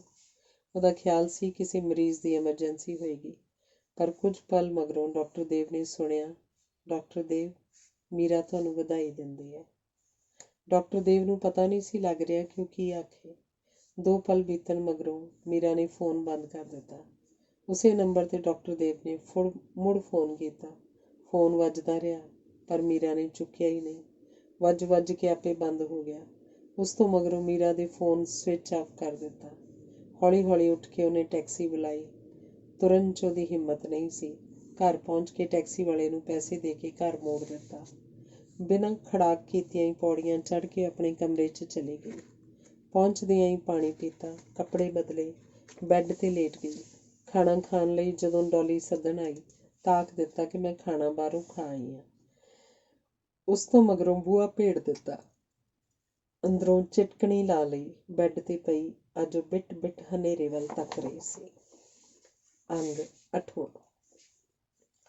ਮੀਰਾ ਜਿਵੇਂ ਸੁੱਤਿਆਂ ਹੀ ਜ਼ਿੰਦਗੀ ਲੰਘਾਈ ਜਾ ਰਹੀ ਸੀ। ਆਦਤਨ ਹੀ ਉਹ ਜਾਗਦੀ, ਤਿਆਰ ਹੋ ਕੇ ਵਕਤ ਸਿਰ ਮਾਰਕ ਐਂਡ ਸਪੈਂਸਰ ਦੇ ਕਈ ਮੰਜ਼ਲੇ ਸਟੋਰ 'ਚ ਜਾ ਪਹੁੰਚੀ। ਹੁਣ ਉਹਨੇ ਅਰੁਣ ਵਾਂਗ ਫੈਕਟਰੀ ਦੀ ਨੌਕਰੀ ਛੱਡ ਕੇ ਸਟੋਰ ਦੀ ਨੌਕਰੀ ਕਰ ਲਈ ਸੀ। ਇੱਥੇ ਉਹਨੇ ਕੰਪਿਊਟਰ 'ਤੇ ਚੀਜ਼ਾਂ ਦੇ ਬਿੱਲ ਕੱਟਣੇ ਸਨ। ਸਾਰਾ ਦਿਨ ਰੰਗ ਬਿਰੰਗੇ ਗਾਹਕ ਆਉਂਦੇ, ਤਰ੍ਹਾਂ ਦੀਆਂ ਚੀਜ਼ਾਂ ਖਰੀਦਦੇ। ਉਹ ਮਸ਼ੀਨ ਵਾਂਗ ਹੀ ਬਿੱਲ ਕੱਟਦੀ, ਚੀਜ਼ਾਂ ਮਾਰਕ ਐਂਡ ਸਪੈਂਸਰ ਦੇ ਨਾਂ ਵਾਲੇ ਪਲਾਸਟਿਕ ਦੇ ਲਿਫਾਫੇ 'ਚ ਪਾਉਂਦੀ ਤੇ ਗ੍ਰਾਹਕਾਂ ਨੂੰ ਫੜਾਉਂਦੀ। ਕਈ ਲੋਕ ਬੜੇ ਧਿਆਨ ਨਾਲ ਉਹਨੂੰ ਦੇਖਦੇ, ਕੁਝ ਪੁੱਛਣ ਦੀ ਕੋਸ਼ਿਸ਼ ਕਰਦੇ, ਪਰ ਉਹ ਕੋਈ ਧਿਆਨ ਨਾ ਦਿੰਦੀ। ਕਦੇ ਕੋਈ ਗੰਭੀਰ ਕਿਸਮ ਦਾ ਅੰਗਰੇਜ਼ ਉਸ ਵੱਲ ਤੱਕ ਕੇ ਪੁੱਛਦਾ, ਹਾਊ ਅਬਾਊਟ ਡਿਨਰ? ਮਤਲਬ ਹੁੰਦਾ ਸੀ ਕਿ ਡਿਊਟੀ ਮਗਰੋਂ ਡਿਨਰ 'ਤੇ ਚੱਲੇਗੀ। ਪਰ ਉਹ ਬਹੁਤਾ ਧਿਆਨ ਦਿੱਤੇ ਬਿਨਾਂ ਹੀ ਆਖ ਦਿੰਦੀ, ਸੌਰੀ ਆਮ ਨਾਟ ਫਰੀ। ਇਹਦਾ ਮਤਲਬ ਸੀ ਕਿ ਮੈਂ ਤੇਰੇ ਨਾਲ ਜਾਣ ਲਈ ਤਿਆਰ ਨਹੀਂ। ਜਾਂ ਫਿਰ ਕਦੇ ਕੋਈ ਸ਼ਰਾਰਤੀ ਅਧਖੜ ਅੰਗਰੇਜ਼ ਪੁੱਛਦਾ ਕਿ ਹਾਊ ਅਬਾਊਟ ਅ ਡਰਿੰਕ? ਮਤਲਬ ਸੀ ਕਿ ਆਪਾਂ ਕਿਤੇ ਬੈਠ ਕੇ ਪੈਗ ਸ਼ੈਗ ਲਾ ਲਈਏ। ਰੁੱਖਾ ਜਿਹਾ ਜਵਾਬ ਦਿੰਦੀ, ਨੋ ਥੈਂਕਸ। 8 ਘੰਟੇ ਕਾਊਂਟਰ 'ਤੇ ਖੜੇ ਰਹਿਣ ਮਗਰੋਂ ਉਹਦੀਆਂ ਲੱਤਾਂ ਟੁੱਟਣ ਵਾਲੀਆਂ ਹੋ ਜਾਂਦੀਆਂ, ਪਰ ਉਹ ਚਿਹਰੇ 'ਤੇ ਮੁਸਕਰਾਹਟ ਬਣਾਈ ਰੱਖਦੀ। ਉਹਦੇ ਕੰਮ ਨਾਲ ਸਟੋਰ ਮਾਲਕ ਬਹੁਤ ਖੁਸ਼ ਸਨ ਤੇ ਉਹਨੂੰ ਡਬਲ ਤਰੱਕੀ ਦੇ ਦਿੱਤੀ ਗਈ ਸੀ। ਉਹਨੇ ਠੰਡਾ ਜਿਹਾ ਧੰਨਵਾਦ ਕੀਤਾ ਤੇ ਆਪਣੇ ਕੰਮਾਂ ਨੂੰ ਫੇਰ ਰੁੱਝ ਗਈ। ਸਟੋਰ ਦੇ ਮਾਲਕ ਦਾ ਪੁੱਤਰ ਕਈ ਵਾਰ ਸਟੋਰ ਦਾ ਚੱਕਰ ਲਾ ਦਿੰਦਾ। ਛੋਟੀ ਮੋਟੀ ਚੀਜ਼ ਖਰੀਦ ਕੇ ਬਿੱਲ ਕਟਾਉਣ ਦੇ ਬਹਾਨੇ ਉਹਦੇ ਕੋਲ ਆ ਖੜੋਂਦਾ। ਬਿੱਲ ਕਟਾ ਕੇ ਆਨੀ ਬਹਾਨੀ ਕੋਈ ਗੱਲ ਪੁੱਛਦਾ, ਬਿਨਾਂ ਬਹੁਤਾ ਧਿਆਨ ਦਿੱਤੇ ਉਹਦੀ ਗੱਲ ਦਾ ਸੰਖੇਪ ਜਿਹਾ ਉੱਤਰ ਦੇ ਦਿੰਦੀ। ਅਖੀਰ ਇੱਕ ਦਿਨ ਉਹਨੇ ਵਿਆਹ ਦੀ ਪੇਸ਼ਕਸ਼ ਕੀਤੀ। ਅਗਲੇ ਦਿਨ ਉਹਨੇ ਅਰੁਣ ਨਾਲ ਜਦੋਂ ਇਸ ਸਟੋਰ ਦੀ ਨੌਕਰੀ ਛੱਡ ਕੇ ਕਿਸੇ ਹੋਰ ਸਟੋਰ ਕੋਲ ਨੌਕਰੀ ਕਰਨ ਦੀ ਗੱਲ ਕੀਤੀ ਤਾਂ ਕਾਰਨ ਜਾਣ ਕੇ ਬੜੀ ਹੈਰਾਨ ਹੋਈ। ਪਰ ਅਰੁਣ ਨੇ ਆਖਿਆ, ਕੀ ਮਾੜਾ ਜੇ ਤੂੰ ਇੱਕ ਸਟੋਰ ਦੀ ਇੱਕ ਇੰਪਲਾਈ ਹੋਣ ਦੀ ਥਾਂ ਸਟੋਰ ਦੀ ਮਾਲਕਣ ਬਣ ਜਾਏਂਗੀ। ਪਰ ਮੀਰਾ ਬੋਲੀ, ਮੇਰੀ ਚਾਚੀ ਆਖਦੀ ਹੁੰਦੀ ਸੀ, ਜਿੰਨਾ ਮਰਜ਼ੀ ਭੱਜ ਲਓ, ਆਖਰ ਖਾਣੀਆਂ ਤਾਂ 2 ਹੀ ਰੋਟੀਆਂ ਨੇ। ਨਾਲੇ ਉਹ ਇਹ ਵੀ ਆਖਦੀ ਹੁੰਦੀ ਸੀ, ਅਸੀਂ ਖਾਣ ਲਈ ਨਹੀਂ ਜਿਉਂਦੇ, ਸਿਰਫ ਜਿਉਣ ਲਈ ਖਾਂਦੇ ਹਾਂ ਤੇ ਜਿਉਣ ਦਾ ਵੀ ਕੋਈ ਆਧਾਰ ਹੋਣਾ ਚਾਹੀਦਾ, ਨਹੀਂ ਤਾਂ ਸਾਡੇ ਵਿੱਚ ਤੇ ਪਸ਼ੂਆਂ 'ਚ ਕੋਈ ਅੰਤਰ ਨਹੀਂ ਹੁੰਦਾ। ਮੈਨੂੰ ਤਾਂ ਤੇਰੀਆਂ ਗੱਲਾਂ ਦੀ ਬਹੁਤੀ ਸਮਝ ਨਹੀਂ ਲੱਗਦੀ। ਇਹ ਵੀ ਤਾਂ ਆਖਦੇ ਨੇ ਕਿ ਰੋਟੀ ਖਾਤਰ ਹੀ ਬੰਦਾ ਸਾਰੇ ਧੰਦ ਪਿੱਟਦਾ। ਰੋਟੀ ਖਾਤਰ ਹੀ ਅਸੀਂ ਸਾਰੇ ਆਪਣੇ ਦੇਸ਼, ਲੋਕ, ਘਰ, ਇੱਥੋਂ ਤੱਕ ਕਿ ਆਪਣਾ ਧਰਮ ਤੇ ਆਪਣਾ ਰੱਬ ਵੀ ਪਛਾਣ ਛੱਡ ਕੇ ਇੱਥੇ ਨੂੰ ਭੱਜ ਆਏ ਆ। ਅਰੁਣ ਬੋਲੀ। ਮੀਰਾ ਉਹਦੀਆਂ ਸਧਾਰਨ ਜਿਹੀਆਂ ਗੱਲਾਂ ਸੁਣ ਕੇ ਹੱਸ ਪਈ ਤੇ ਆਖਣ ਲੱਗੀ, ਪੱਲੇ ਰਿਜ਼ਕ ਨਾ ਬੰਨ੍ਹਦੇ ਪੰਛੀ ਤੇ ਦਰਵੇਸ਼। ਇਹਨਾਂ ਦੋਵਾਂ ਨੂੰ ਮਾਇਆ ਇਕੱਠੀ ਕਰਨ ਦੀ ਲੋੜ ਹੀ ਮਹਿਸੂਸ ਨਹੀਂ ਹੁੰਦੀ। ਇਹ ਆਪਣੇ ਭਵਿੱਖ ਬਾਰੇ ਨਹੀਂ ਸੋਚਦੇ। ਅਸੀਂ ਸਧਾਰਨ ਲੋਕਾਂ ਨੇ ਗ੍ਰਸਤੀ ਵੀ ਚਲਾਉਣੀ ਹੁੰਦੀ ਹੈ, ਧੀਆਂ ਪੁੱਤਾਂ ਨੂੰ ਪੜ੍ਹਾਉਣਾ, ਵਿਆਹੁਣਾ ਵੀ ਹੁੰਦਾ। ਦੁੱਖ ਸੁੱਖ ਵੇਲੇ ਕੁਝ ਬਚਾ ਕੇ ਵੀ ਰੱਖਣਾ ਪੈਂਦਾ। ਆਲਣਾ ਤਾਂ ਪੰਛੀ ਵੀ ਪਾ ਰੱਖਦੇ ਨੇ, ਇਸ ਲਈ ਘਰ ਵੀ ਬੰਦੇ ਲਈ ਜ਼ਰੂਰੀ ਹੁੰਦਾ। ਅਰੁਣ ਬੋਲੀ। ਜੇ ਸਾਨੂੰ ਪਤਾ ਹੀ ਨਹੀਂ ਅਸੀਂ ਧਰਤੀ 'ਤੇ ਕਿੰਨੇ ਚਿਰ ਲਈ ਹਾਂ, ਕਿਹੜਾ ਦਿਨ ਆਖਰੀ ਹੋ ਜਾਏ, ਕਿਸੇ ਨੇ ਨਾਲ ਨਹੀਂ ਜਾਣਾ, ਫਿਰ ਏਡੇ ਵੱਡੇ ਲੰਮੇ ਦਾਈਏ ਕਾਹਦੇ ਲਈ? ਮੀਰਾ ਬੋਲੀ। ਮੀਰਾ, ਮੈਨੂੰ ਤਾਂ ਲੱਗਦਾ ਹੈ ਤੂੰ ਕਿਸੇ ਹੋਰ ਨਕਸ਼ਤਰ ਤੋਂ ਇਸ ਧਰਤੀ 'ਤੇ ਆ ਗਈ, ਇਸ ਲਈ ਇਹ ਧਰਤੀ ਤੇਰੇ ਮੇਚ ਦੀ ਨਹੀਂ। ਅਰੁਣ ਬੋਲੇ। ਤੇਰੀ ਗੱਲ ਤੇ ਮੈਨੂੰ ਸਾਡੇ ਇੱਕ ਪ੍ਰੋਫੈਸਰ ਦੀ ਗੱਲ ਯਾਦ ਆ ਗਈ। ਉਹ ਆਖਦਾ ਸੀ ਕਿ ਧਰਤੀ ਤੇ ਸ੍ਰਿਸ਼ਟੀ ਅਸੀਂ ਆਪ ਨਹੀਂ ਬਣਾਈ ਕਿ ਸਾਡੀ ਮਰਜ਼ੀ ਦੀ ਹੋਵੇ, ਇਹਦੇ ਬਾਵਜੂਦ ਵੀ ਕੋਈ ਆਪਣੀ ਮਰਜ਼ੀ ਨਾਲ ਜਿਉ ਸਕੇ, ਇਹ ਬੜੀ ਵੱਡੀ ਗੱਲ ਹੁੰਦੀ ਹੈ। ਮੀਰਾ ਬੋਲੇ। ਅਰੁਣ ਨੂੰ ਮੀਰਾ ਦੀ ਗੱਲ ਬਹੁਤੀ ਸਮਝ ਨਹੀਂ ਸੀ ਲੱਗੀ। ਉਹਨੇ ਗੱਲ ਬਦਲਦਿਆਂ ਪੁੱਛਿਆ, ਮੀਰਾ, ਤੈਨੂੰ ਕੱਪੜਿਆਂ ਗਹਿਣਿਆਂ ਦਾ ਸ਼ੌਕ ਨਹੀਂ, ਪਰ ਕਿਤਾਬਾਂ ਇੰਨੀਆਂ ਖਰੀਦਦੀ ਰਹਿੰਦੀ ਹੈ, ਤੈਨੂੰ ਕੀ ਮਿਲਦਾ ਕਿਤਾਬਾਂ 'ਚੋਂ? ਅਰੁਣ ਨੇ ਪੁੱਛਿਆ। ਕਿਤਾਬਾਂ 'ਚ ਮੈਂ ਆਪਣੇ ਆਪ ਨੂੰ ਟੋਲਦੀ ਰਹਿੰਦੀ ਹਾਂ। ਸਾਨੂੰ ਸਾਰੀ ਉਮਰ ਇਹ ਹੀ ਨਹੀਂ ਪਤਾ ਲੱਗਦਾ ਕਿ ਅਸੀਂ ਕੌਣ ਹਾਂ ਤੇ ਕੀ ਲੱਭਦੇ ਰਹਿੰਦੇ ਹਾਂ, ਮੀਰਾ ਬੋਲੀ। ਅਰੁਣ ਨੂੰ ਮੀਰਾ ਦੀਆਂ ਗੱਲਾਂ ਭਾਵੇਂ ਸਮਝ ਨਹੀਂ ਸੀ ਲੱਗਦੀਆਂ, ਪਰ ਫਿਰ ਵੀ ਮੀਰਾ ਉਹਨੂੰ ਚੰਗੀ ਲੱਗਦੀ ਸੀ। ਵੇਲੇ ਕੁ ਵੇਲੇ ਉਹ ਅਰੁਣ ਦੇ ਹਰੇਕ ਖੇਤਰ 'ਚ ਮਦਦ ਕਰ ਦਿੰਦੀ ਸੀ। ਕਿਤੇ ਆਉਣਾ ਜਾਣਾ ਹੋਵੇ ਤਾਂ ਬੱਚੇ ਉਹਦੇ ਨਾਲ ਜਾ ਸਕਦੇ ਸਨ। ਬਾਹਰੋਂ ਕੋਈ ਚੀਜ਼ ਲਿਆਉਣੀ ਹੋਵੇ ਤਾਂ ਲਿਆ ਦਿੰਦੀ ਸੀ। ਸਭ ਤੋਂ ਵੱਡੀ ਗੱਲ, ਮੀਰਾ ਸਿਰਫ ਲੜਕੀ ਸੀ। ਨਿਰਮਲ ਵੱਲ ਉਹਨੇ ਕਦੇ ਧਿਆਨ ਨਹੀਂ ਦਿੱਤਾ। ਬੇਟੀਆਂ ਨੂੰ ਉਹ ਵੇਲੇ ਕੁ ਵੇਲੇ ਪੜ੍ਹਾ ਵੀ ਦਿੰਦੀ ਸੀ। ਸ਼ਾਂਤੀ ਦੇ ਵੀ ਆਪਣੇ ਮਨ ਦੀ ਪੜਾਸ ਉਸ ਕੋਲ ਕੱਢ ਲੈਂਦੀ ਸੀ। ਇੰਨੇ ਸਾਲ ਘਰ 'ਚ ਰਹਿਣ ਕਰਕੇ ਉਹ ਘਰ ਦਾ ਮੈਂਬਰ ਹੀ ਲੱਗਦੀ ਸੀ। ਉਹਦੀ ਭਾਬੀ ਤੇ ਭਾਈ ਉਸ ਵੱਲੋਂ ਸੰਤੁਸ਼ਟ ਸਨ। ਉਹਦੀ ਭਾਬੀ ਕ੍ਰਿਸਮਸ ਵੇਲੇ ਉਹਨੂੰ ਆਪਣੇ ਕੋਲ ਬੁਲਾਉਂਦੀ ਸੀ ਤੇ ਉਹ ਕਿੰਨੇ ਸਾਰੇ ਤੋਹਫੇ ਲੈ ਕੇ ਸਾਲ 'ਚ ਇੱਕ ਵਾਰੀ ਜਾ ਆਉਂਦੀ ਸੀ। ਉਹ ਵੀ ਖੁਸ਼ ਸਨ ਕਿ ਮੀਰਾ ਦਾ ਸਾਡੇ ਤੇ ਕੋਈ ਬੋਝ ਨਹੀਂ, ਪਰ ਉਹਦੇ ਭਰਾ ਨੂੰ ਜ਼ਰੂਰ ਚਿੰਤਾ ਰਹਿੰਦੀ ਸੀ ਕਿ ਮੀਰਾ ਕਿਸੇ ਤਰ੍ਹਾਂ ਜ਼ਿੰਦਗੀ 'ਚ ਸੈਟਲ ਹੋ ਜਾਏ ਤੇ ਕੋਈ ਚੰਗਾ ਬੰਦਾ ਮਿਲ ਜਾਏ। ਗੁਰਮੀਤ ਨੇ ਜਦੋਂ ਵੀ ਫੋਨ 'ਤੇ ਕਿਸੇ ਬੰਦੇ ਬਾਰੇ ਮੀਰਾ ਕੋਲੋਂ ਪੁੱਛਿਆ ਸੀ ਤਾਂ ਉਹ ਉੱਕਾ ਹੀ ਨਾ ਕਰ ਦਿੰਦੀ ਸੀ ਤੇ ਆਖਦੀ ਸੀ ਕਿ ਮੈਂ ਵਿਆਹ ਬਾਰੇ ਸੋਚਣਾ ਹੀ ਛੱਡ ਦਿੱਤਾ ਹੈ ਤੇ ਤੂੰ ਵੀ ਛੱਡ ਦੇ। ਅੰਗ 9ਵਾਂ। ਕਈ ਸਾਲ ਲੰਘ ਗਏ ਸਨ ਜਦੋਂ ਡਾਕਟਰ ਦੇਵ ਨੂੰ ਅਮਰੀਕਾ 'ਚ ਹੋ ਰਹੀ ਡਾਕਟਰਾਂ ਦੀ ਕਾਨਫਰੰਸ ਲਈ ਸੱਦਾ ਪੱਤਰ ਆਇਆ। ਉਹਨੇ ਹਾਂ ਕਰ ਦਿੱਤੀ। ਉਹਨੇ ਉੱਥੇ ਇੱਕ ਪੇਪਰ ਪੜ੍ਹਨਾ ਸੀ। ਉਹਨੇ ਬਹੁਤ ਜ਼ੋਰ ਲਾ ਕੇ ਪੇਪਰ ਤਿਆਰ ਕੀਤਾ ਸੀ। ਉਹਨੂੰ ਲੱਗਦਾ ਸੀ ਕਿ ਹੋ ਸਕਦਾ ਸਰੋਤਿਆਂ ਵਿੱਚ ਮੀਰਾ ਵੀ ਬੈਠੀ ਹੋਵੇ। ਇੱਕ ਮਨ ਹੋਇਆ ਕਿ ਉਹ ਮੀਰਾ ਲਈ ਕੋਈ ਗਿਫਟ ਲੈ ਕੇ ਜਾਵੇ। ਮੀਰਾ ਦੇ ਇੰਡੀਆ 'ਚੋਂ ਜਾਣ ਤੋਂ ਪਹਿਲਾਂ ਸੋਚ ਕੇ ਉਹਨੇ ਸੋਚਿਆ ਸੀ ਕਿ ਮੈਂ ਮੀਰਾ ਨੂੰ ਹੀਰਿਆਂ ਦੀ ਅੰਗੂਠੀ ਦਿਆਂਗਾ, ਪਰ ਉਹਦੇ ਪਿਤਾ ਦੀ ਮੌਤ ਕਾਰਨ ਉਹਨੂੰ ਇਹ ਗੱਲ ਠੀਕ ਨਾ ਲੱਗੀ। ਇੱਕ ਦਿਨ ਦੁਕਾਨ 'ਤੇ ਜਾ ਕੇ ਉਹ ਅੰਗੂਠੀ ਦੇਖ ਵੀ ਆਇਆ ਸੀ। 5 ਨਗਾਂ ਵਾਲੀ ਛੱਲਾ-ਨੁਮਾ ਅੰਗੂਠੀ ਦੀ ਕੀਮਤ ਸਰਾਫ ਨੇ 85,000 ਰੁਪਏ ਦੱਸੀ। ਇੰਨੀ ਮਹਿੰਗੀ? ਡਾਕਟਰ ਦੇਵ ਦੇ ਮੂੰਹੋਂ ਅਚਾਨਕ ਨਿਕਲਿਆ। ਇਹ ਕੋਈ ਆਮ ਹੀਰੇ ਨਹੀਂ। ਤਨਿਸ਼ਕ ਦੀ ਦੁਕਾਨ 'ਤੇ ਹੀਰਿਆਂ ਦੀ ਕੁਆਲਿਟੀ ਬਾਰੇ ਸਰਟੀਫਿਕੇਟ ਵੀ ਦਿੱਤਾ ਜਾਂਦਾ। 10% ਕੱਟ ਕੇ ਤੁਸੀਂ ਜਦੋਂ ਮਰਜ਼ੀ ਵਾਪਸ ਕਰ ਲਓ।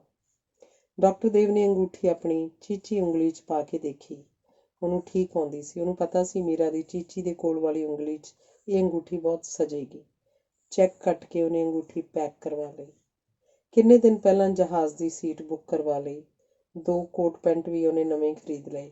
ਬੂਟ ਤਾਂ ਪਹਿਲਾਂ ਹੀ ਉਸ ਕੋਲ ਬਥੇਰੇ ਸਨ।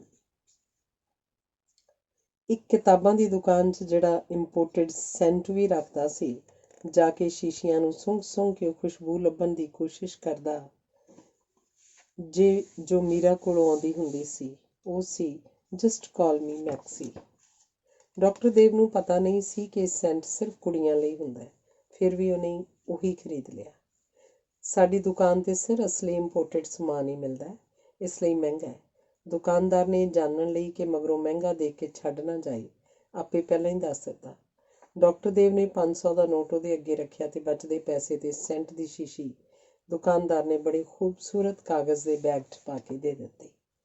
ਘਰ ਆ ਕੇ ਉਹਨੇ ਆਪਣੇ ਉੱਤੇ ਵੀ ਤੇ ਕਮਰੇ ਵਿੱਚ ਵੀ ਉਹੀ ਸੈਂਟ ਛਿੜਕਿਆ। ਫਿਰ ਜਿਵੇਂ ਉਹ ਇਸ ਮਹਿਕ 'ਚ ਭਿੱਜ ਗਿਆ। ਡਾਕਟਰ ਦੇਵ ਨੂੰ ਪਤਾ ਨਹੀਂ ਸੀ ਕਿ ਮੀਰਾ ਕਿਸ ਸ਼ਹਿਰ 'ਚ ਰਹਿੰਦੀ ਹੈ, ਉਹਦਾ ਐਡਰੈਸ ਕੀ ਹੈ। ਉਹ ਹੁਣ ਕਿਹੋ ਜਿਹੀ ਲੱਗਦੀ ਹੋਏਗੀ। ਕਿਤੇ ਪੈਂਟ ਕਮੀਜ਼ ਪਾਈ, ਹਾਈ ਹੀਲ ਤੇ ਸੈਂਡਲਾਂ ਨਾਲ ਟਿਪ ਕਰਦੀ ਕੋਲੋਂ ਦੀ ਤਾਂ ਨਾ ਲੰਘ ਜਾਏਗੀ।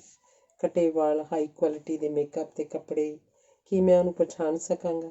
ਚਲੋ ਮੇਰੇ ਕੋਲ ਫੋਨ ਨੰਬਰ ਤਾਂ ਹੈ ਹੀ, ਫੋਨ 'ਤੇ ਪਤਾ ਕਰ ਲਾਂਗਾ। ਡਾਕਟਰ ਦੀ ਮਾਂ ਆਖਣਾ ਚਾਹੁੰਦੀ ਸੀ ਕਿ ਉਸ ਕੁਲਜੋਗਣ ਨੂੰ ਉੱਥੇ ਮਿਲੀ ਨਾ ਜਾ ਕੇ ਕਿਤੇ। ਅੱਗੇ ਮਸਾਂ ਬਰਬਾਦ ਹੁੰਦਾ ਘਰ ਬਚਾਇਆ। ਇਹੋ ਜਿਹੀਆਂ ਮਾਂ ਵਰਗੀਆਂ ਨੂੰ ਕੋਈ ਸ਼ਰਮ ਲਿਹਾਜ਼ ਨਹੀਂ ਹੁੰਦੀ। ਮੀਰਾ ਦੀ ਮਾਂ ਦਾ ਜ਼ਿਕਰ ਸੁਣ ਕੇ ਡਾਕਟਰ ਦੇਵ ਕੌੜ ਕੇ ਆਪਣੀ ਮਾਂ ਵੱਲ ਝਾਕਿਆ। ਅੱਗੋਂ ਦੀ ਮਾਂ ਚੁੱਪ ਕਰ ਗਈ। ਵਹੁਟੀ ਨੇ ਪੁੱਛਿਆ, ਮੇਰੇ ਲਈ ਕੀ ਲਿਆਓਗੇ ਅਮਰੀਕਾ ਤੋਂ? ਮੈਂ ਆਪ ਹੀ ਆ ਜਾਵਾਂਗਾ, ਉਹਨੇ ਹੱਸ ਕੇ ਆਖਿਆ। ਬੱਚੇ ਉਹਦੇ ਗੋਡਿਆਂ ਨੂੰ ਚਿੰਬੜ ਗਏ ਤੇ ਆਖਣ ਲੱਗੇ, ਪਾਪਾ ਚਾਕਲੇਟ ਲੈ ਕੇ ਆਉਣਾ। ਜਦੋਂ ਏਅਰਪੋਰਟ 'ਤੇ ਪਹੁੰਚੇ ਤਾਂ ਅਨਾਊਂਸਮੈਂਟ ਹੋਈ ਕਿ ਨਿਊਯਾਰਕ ਜਾਣ ਵਾਲੀ ਫਲਾਈਟ ਧੁੰਦ ਕਾਰਨ 1.5 ਘੰਟਾ ਲੇਟ ਜਾਏਗੀ। ਸਮਾਨ ਅੰਦਰ ਰਖਵਾ ਕੇ ਉਹ ਲਾਅਨ 'ਚ ਬੈਠ ਗਿਆ, ਪਰ ਮਨ ਉਹਦਾ ਅਮਰੀਕਾ ਪਹੁੰਚ ਗਿਆ। ਮੀਰਾ ਨੂੰ ਫੋਨ ਕਰਦਾ ਰਿਹਾ। ਜਹਾਜ਼ ਦੇ ਚੱਲਣ ਦਾ ਵੇਲਾ ਹੋ ਗਿਆ। ਬਾਰੀ ਵਾਲੇ ਪਾਸੇ ਉਹਦੀ ਸੀਟ ਸੀ। ਉੱਚੇ ਅਸਮਾਨਾਂ, ਉੱਚੇ ਜਹਾਜ਼ 'ਚ ਬੈਠਿਆਂ ਹੇਠਾਂ ਸ਼ਹਿਰ ਘਰ ਖਿਡੌਣੇ ਜਿਹੇ ਲੱਗਦੇ ਸਨ ਤੇ ਦਰਿਆ ਨਿੱਕੀਆਂ ਨਿੱਕੀਆਂ ਡੰਡੀਆਂ। ਉਹਨੇ ਅੰਦਰ ਨਜ਼ਰ ਪੁਆਈ ਤਾਂ ਤਰ੍ਹਾਂ ਤਰ੍ਹਾਂ ਦੇ ਲੋਕ ਬੈਠੇ ਸਨ। ਉਹਦੇ ਨਾਲ ਵਾਲੀ ਸੀਟ 'ਤੇ ਇੱਕ ਪੰਜਾਬਣ ਬੁੱਢੀ ਮਾਈ ਬੈਠੀ ਸੀ, ਜੋ ਕਈ ਵਾਰੀ ਪੁੱਛ ਚੁੱਕੀ ਸੀ ਕਿ ਜਹਾਜ਼ ਅਮਰੀਕਾ ਹੀ ਜਾਊਗਾ ਨਾ। ਆਖਦੀ ਸੀ ਕਿ ਰਾਹ ਵਿੱਚ ਕਿਤੇ ਜਹਾਜ਼ ਬਦਲਣਾ ਵੀ ਪੈਣਾ ਤੇ ਤੂੰ ਮੇਰੇ ਪੁੱਤ ਮੇਰੇ ਨਾਲ ਹੀ ਰਹੀਂ। ਮੈਨੂੰ ਆਪ ਨੂੰ ਤਾਂ ਕੁਛ ਪਤਾ ਨਹੀਂ ਲੱਗਣਾ। ਸਾਡੇ ਵੇਲਿਆਂ ਕਿੱਥੇ ਹੁੰਦੇ ਸੀ ਹਵਾਈ ਜਹਾਜ਼। ਮੁੰਡੇ ਨੂੰ ਗਏ ਨੂੰ ਕਿੰਨੇ ਸਾਲ ਹੋ ਗਏ। ਅਖੇ ਬੇਬੇ ਇੱਕ ਵਾਰੀ ਦੇਖਦਾ ਜਾ। ਮੈਂ ਤਾਂ ਬਥੇਰਾ ਟਾਲਦੀ ਵੀ ਰਹੀ, ਮੈਂ ਨਹੀਂ ਕਿਤੇ ਜਾਣ ਜੋਗੀ। ਨਾਲੇ ਮੈਂ ਤਾਂ ਚਾਹੁੰਦੀ ਹਾਂ ਮੈਂ ਜਦੋਂ ਮਰਾਂ ਮੇਰਾ ਸੰਸਕਾਰ ਵੀ ਉਹਦੇ ਬਾਪੂ ਜੀ ਦੀ ਮੜੀ ਕੋਲ ਹੀ ਕੀਤਾ ਜਾਏ। ਸੱਤਿਆ ਮਾਂ ਨੇ ਸਾਰੀ ਉਮਰ ਹੀ ਮੂੰਹ ਕਿਹੜਾ ਫਟਕਾਰਿਆ ਸੀ। ਮਾਈ ਆਪੇ ਗੱਲਾਂ ਕਰੀ ਜਾ ਰਹੀ ਸੀ। ਖਾਣਾ ਆਇਆ। ਏਅਰ ਹੋਸਟੈਸ ਨੇ ਸੀਟ ਦੀ ਬੈਗ ਖੋਲ੍ਹ ਕੇ ਖਾਣੇ ਵਾਲੀ ਟਰੇ ਕੱਢ ਕੇ ਮਾਈ ਤੇ ਡਾਕਟਰ ਕੋਲ ਰੱਖ ਦਿੱਤੀ। ਹਾਏ ਲੋੜਾ, ਹਾਏ ਇੰਨਾ ਤਾਂ ਮੇਰੇ ਕੋਲ 3 ਡੰਗ ਨਹੀਂ ਖਾਧਾ ਜਾਣਾ। ਤੇ ਨਾਲੇ ਹੈ ਹੀ ਕੀ। ਨਾਲੇ ਡਾਕਟਰ ਤੋਂ ਟਰੇ 'ਚ ਰੱਖੀਆਂ ਚੀਜ਼ਾਂ ਦੇ ਨਾਮ ਪੁੱਛੀ ਜਾਵੇ। ਉਹ ਤਾਂ ਇਹਨਾਂ ਨੂੰ ਖਾਣੋਂ ਵੀ ਝਿਜਕਦੀ ਸੀ। ਉਹ ਸੋਚਦੀ ਸੀ ਇਦੋਂ ਤਾਂ ਚੰਗਾ 2 ਪਰੌਂਠੀਆਂ ਅਚਾਰ ਧਰ ਕੇ ਨਾਲ ਲੈ ਆਉਂਦੀ। ਆਲੇ ਦੁਆਲੇ ਝਾਕ ਕੇ ਉਹ ਹੈਰਾਨ ਹੋਈ ਕਿ ਲੋਕ ਕਿਵੇਂ ਭੁੱਖੜਾਂ ਵਾਂਗ ਦਵਾ ਦਵ ਖਾ ਰਹੇ ਸਨ। ਉਹਨੇ ਝੱਕਦੀ ਨੇ 1-2 ਬੁਰਕੀਆਂ ਖਾਧੀਆਂ ਪਰ ਉਹਨੂੰ ਸਵਾਦ ਨਾ ਲੱਗੀਆਂ। ਫਿਰ ਬਾਕੀ ਸਭ ਕੁਝ ਉਹਨੇ ਉਸੇ ਤਰ੍ਹਾਂ ਹੀ ਪਿਆ ਰਹਿਣ ਦਿੱਤਾ। ਖਾਣਾ ਖਤਮ ਹੋਣ ਤੇ ਏਅਰ ਹੋਸਟੈਸ ਭਾਂਡੇ ਚੁੱਕਣ ਆਈ ਤਾਂ ਉਹਨੇ ਪੁੱਛਿਆ, ਮਾਤਾ ਹੋਰ ਨਹੀਂ ਖਾਣਾ? ਨਹੀਂ, ਜੇ ਰੋਟੀ ਹੈਗੀ ਹੈ ਦਾਲ ਨਾਲ 1 ਅੱਧੀ ਲਿਆ ਦੇ, ਮਾਤਾ ਨੇ ਆਖਿਆ। ਰੋਟੀ ਨਹੀਂ, ਡਬਲ ਰੋਟੀ ਮਿਲ ਸਕਦੀ ਹੈ, ਏਅਰ ਹੋਸਟੈਸ ਨੇ ਹੱਸ ਕੇ ਆਖਿਆ। ਡਬਲ ਰੋਟੀ ਕੀ ਸਿਰ 'ਚ ਮਾਰਨੀ ਹੈ? ਇਉਂ ਕਰ, ਮੈਨੂੰ ਤੂੰ ਚਾਹ ਦੀ ਘੁੱਟੀ ਪਿਆ ਦੇ, ਮਾਈ ਬੋਲੀ। ਏਅਰ ਹੋਸਟੈਸ ਨੇ ਕੋਈ ਜਵਾਬ ਨਾ ਦਿੱਤਾ। ਉੱਚੇ ਉੱਚੇ ਸੈਂਡਲਾਂ ਨਾਲ ਟਿਪ ਟਿਪ ਕਰਦੀ ਗਾਂਹ ਲੰਘ ਗਈ। ਖਾਣੇ ਤੋਂ ਮਗਰੋਂ ਕੌਫੀ ਲਈ ਪੁੱਛਿਆ ਗਿਆ। ਡਾਕਟਰ ਦੇਵ ਨੇ ਤਾਂ ਪੀ ਲਈ ਪਰ ਮਾਈ ਨੇ 2 ਘੁੱਟਾਂ ਪੀ ਕੇ ਛੱਡਤੀ। ਆਖਣ ਲੱਗੀ ਕਿ ਮੈਨੂੰ ਤਾਂ ਇਹਦਾ ਮੁਸ਼ਕ ਹੀ ਬੜਾ ਭੈੜਾ ਲੱਗਦਾ।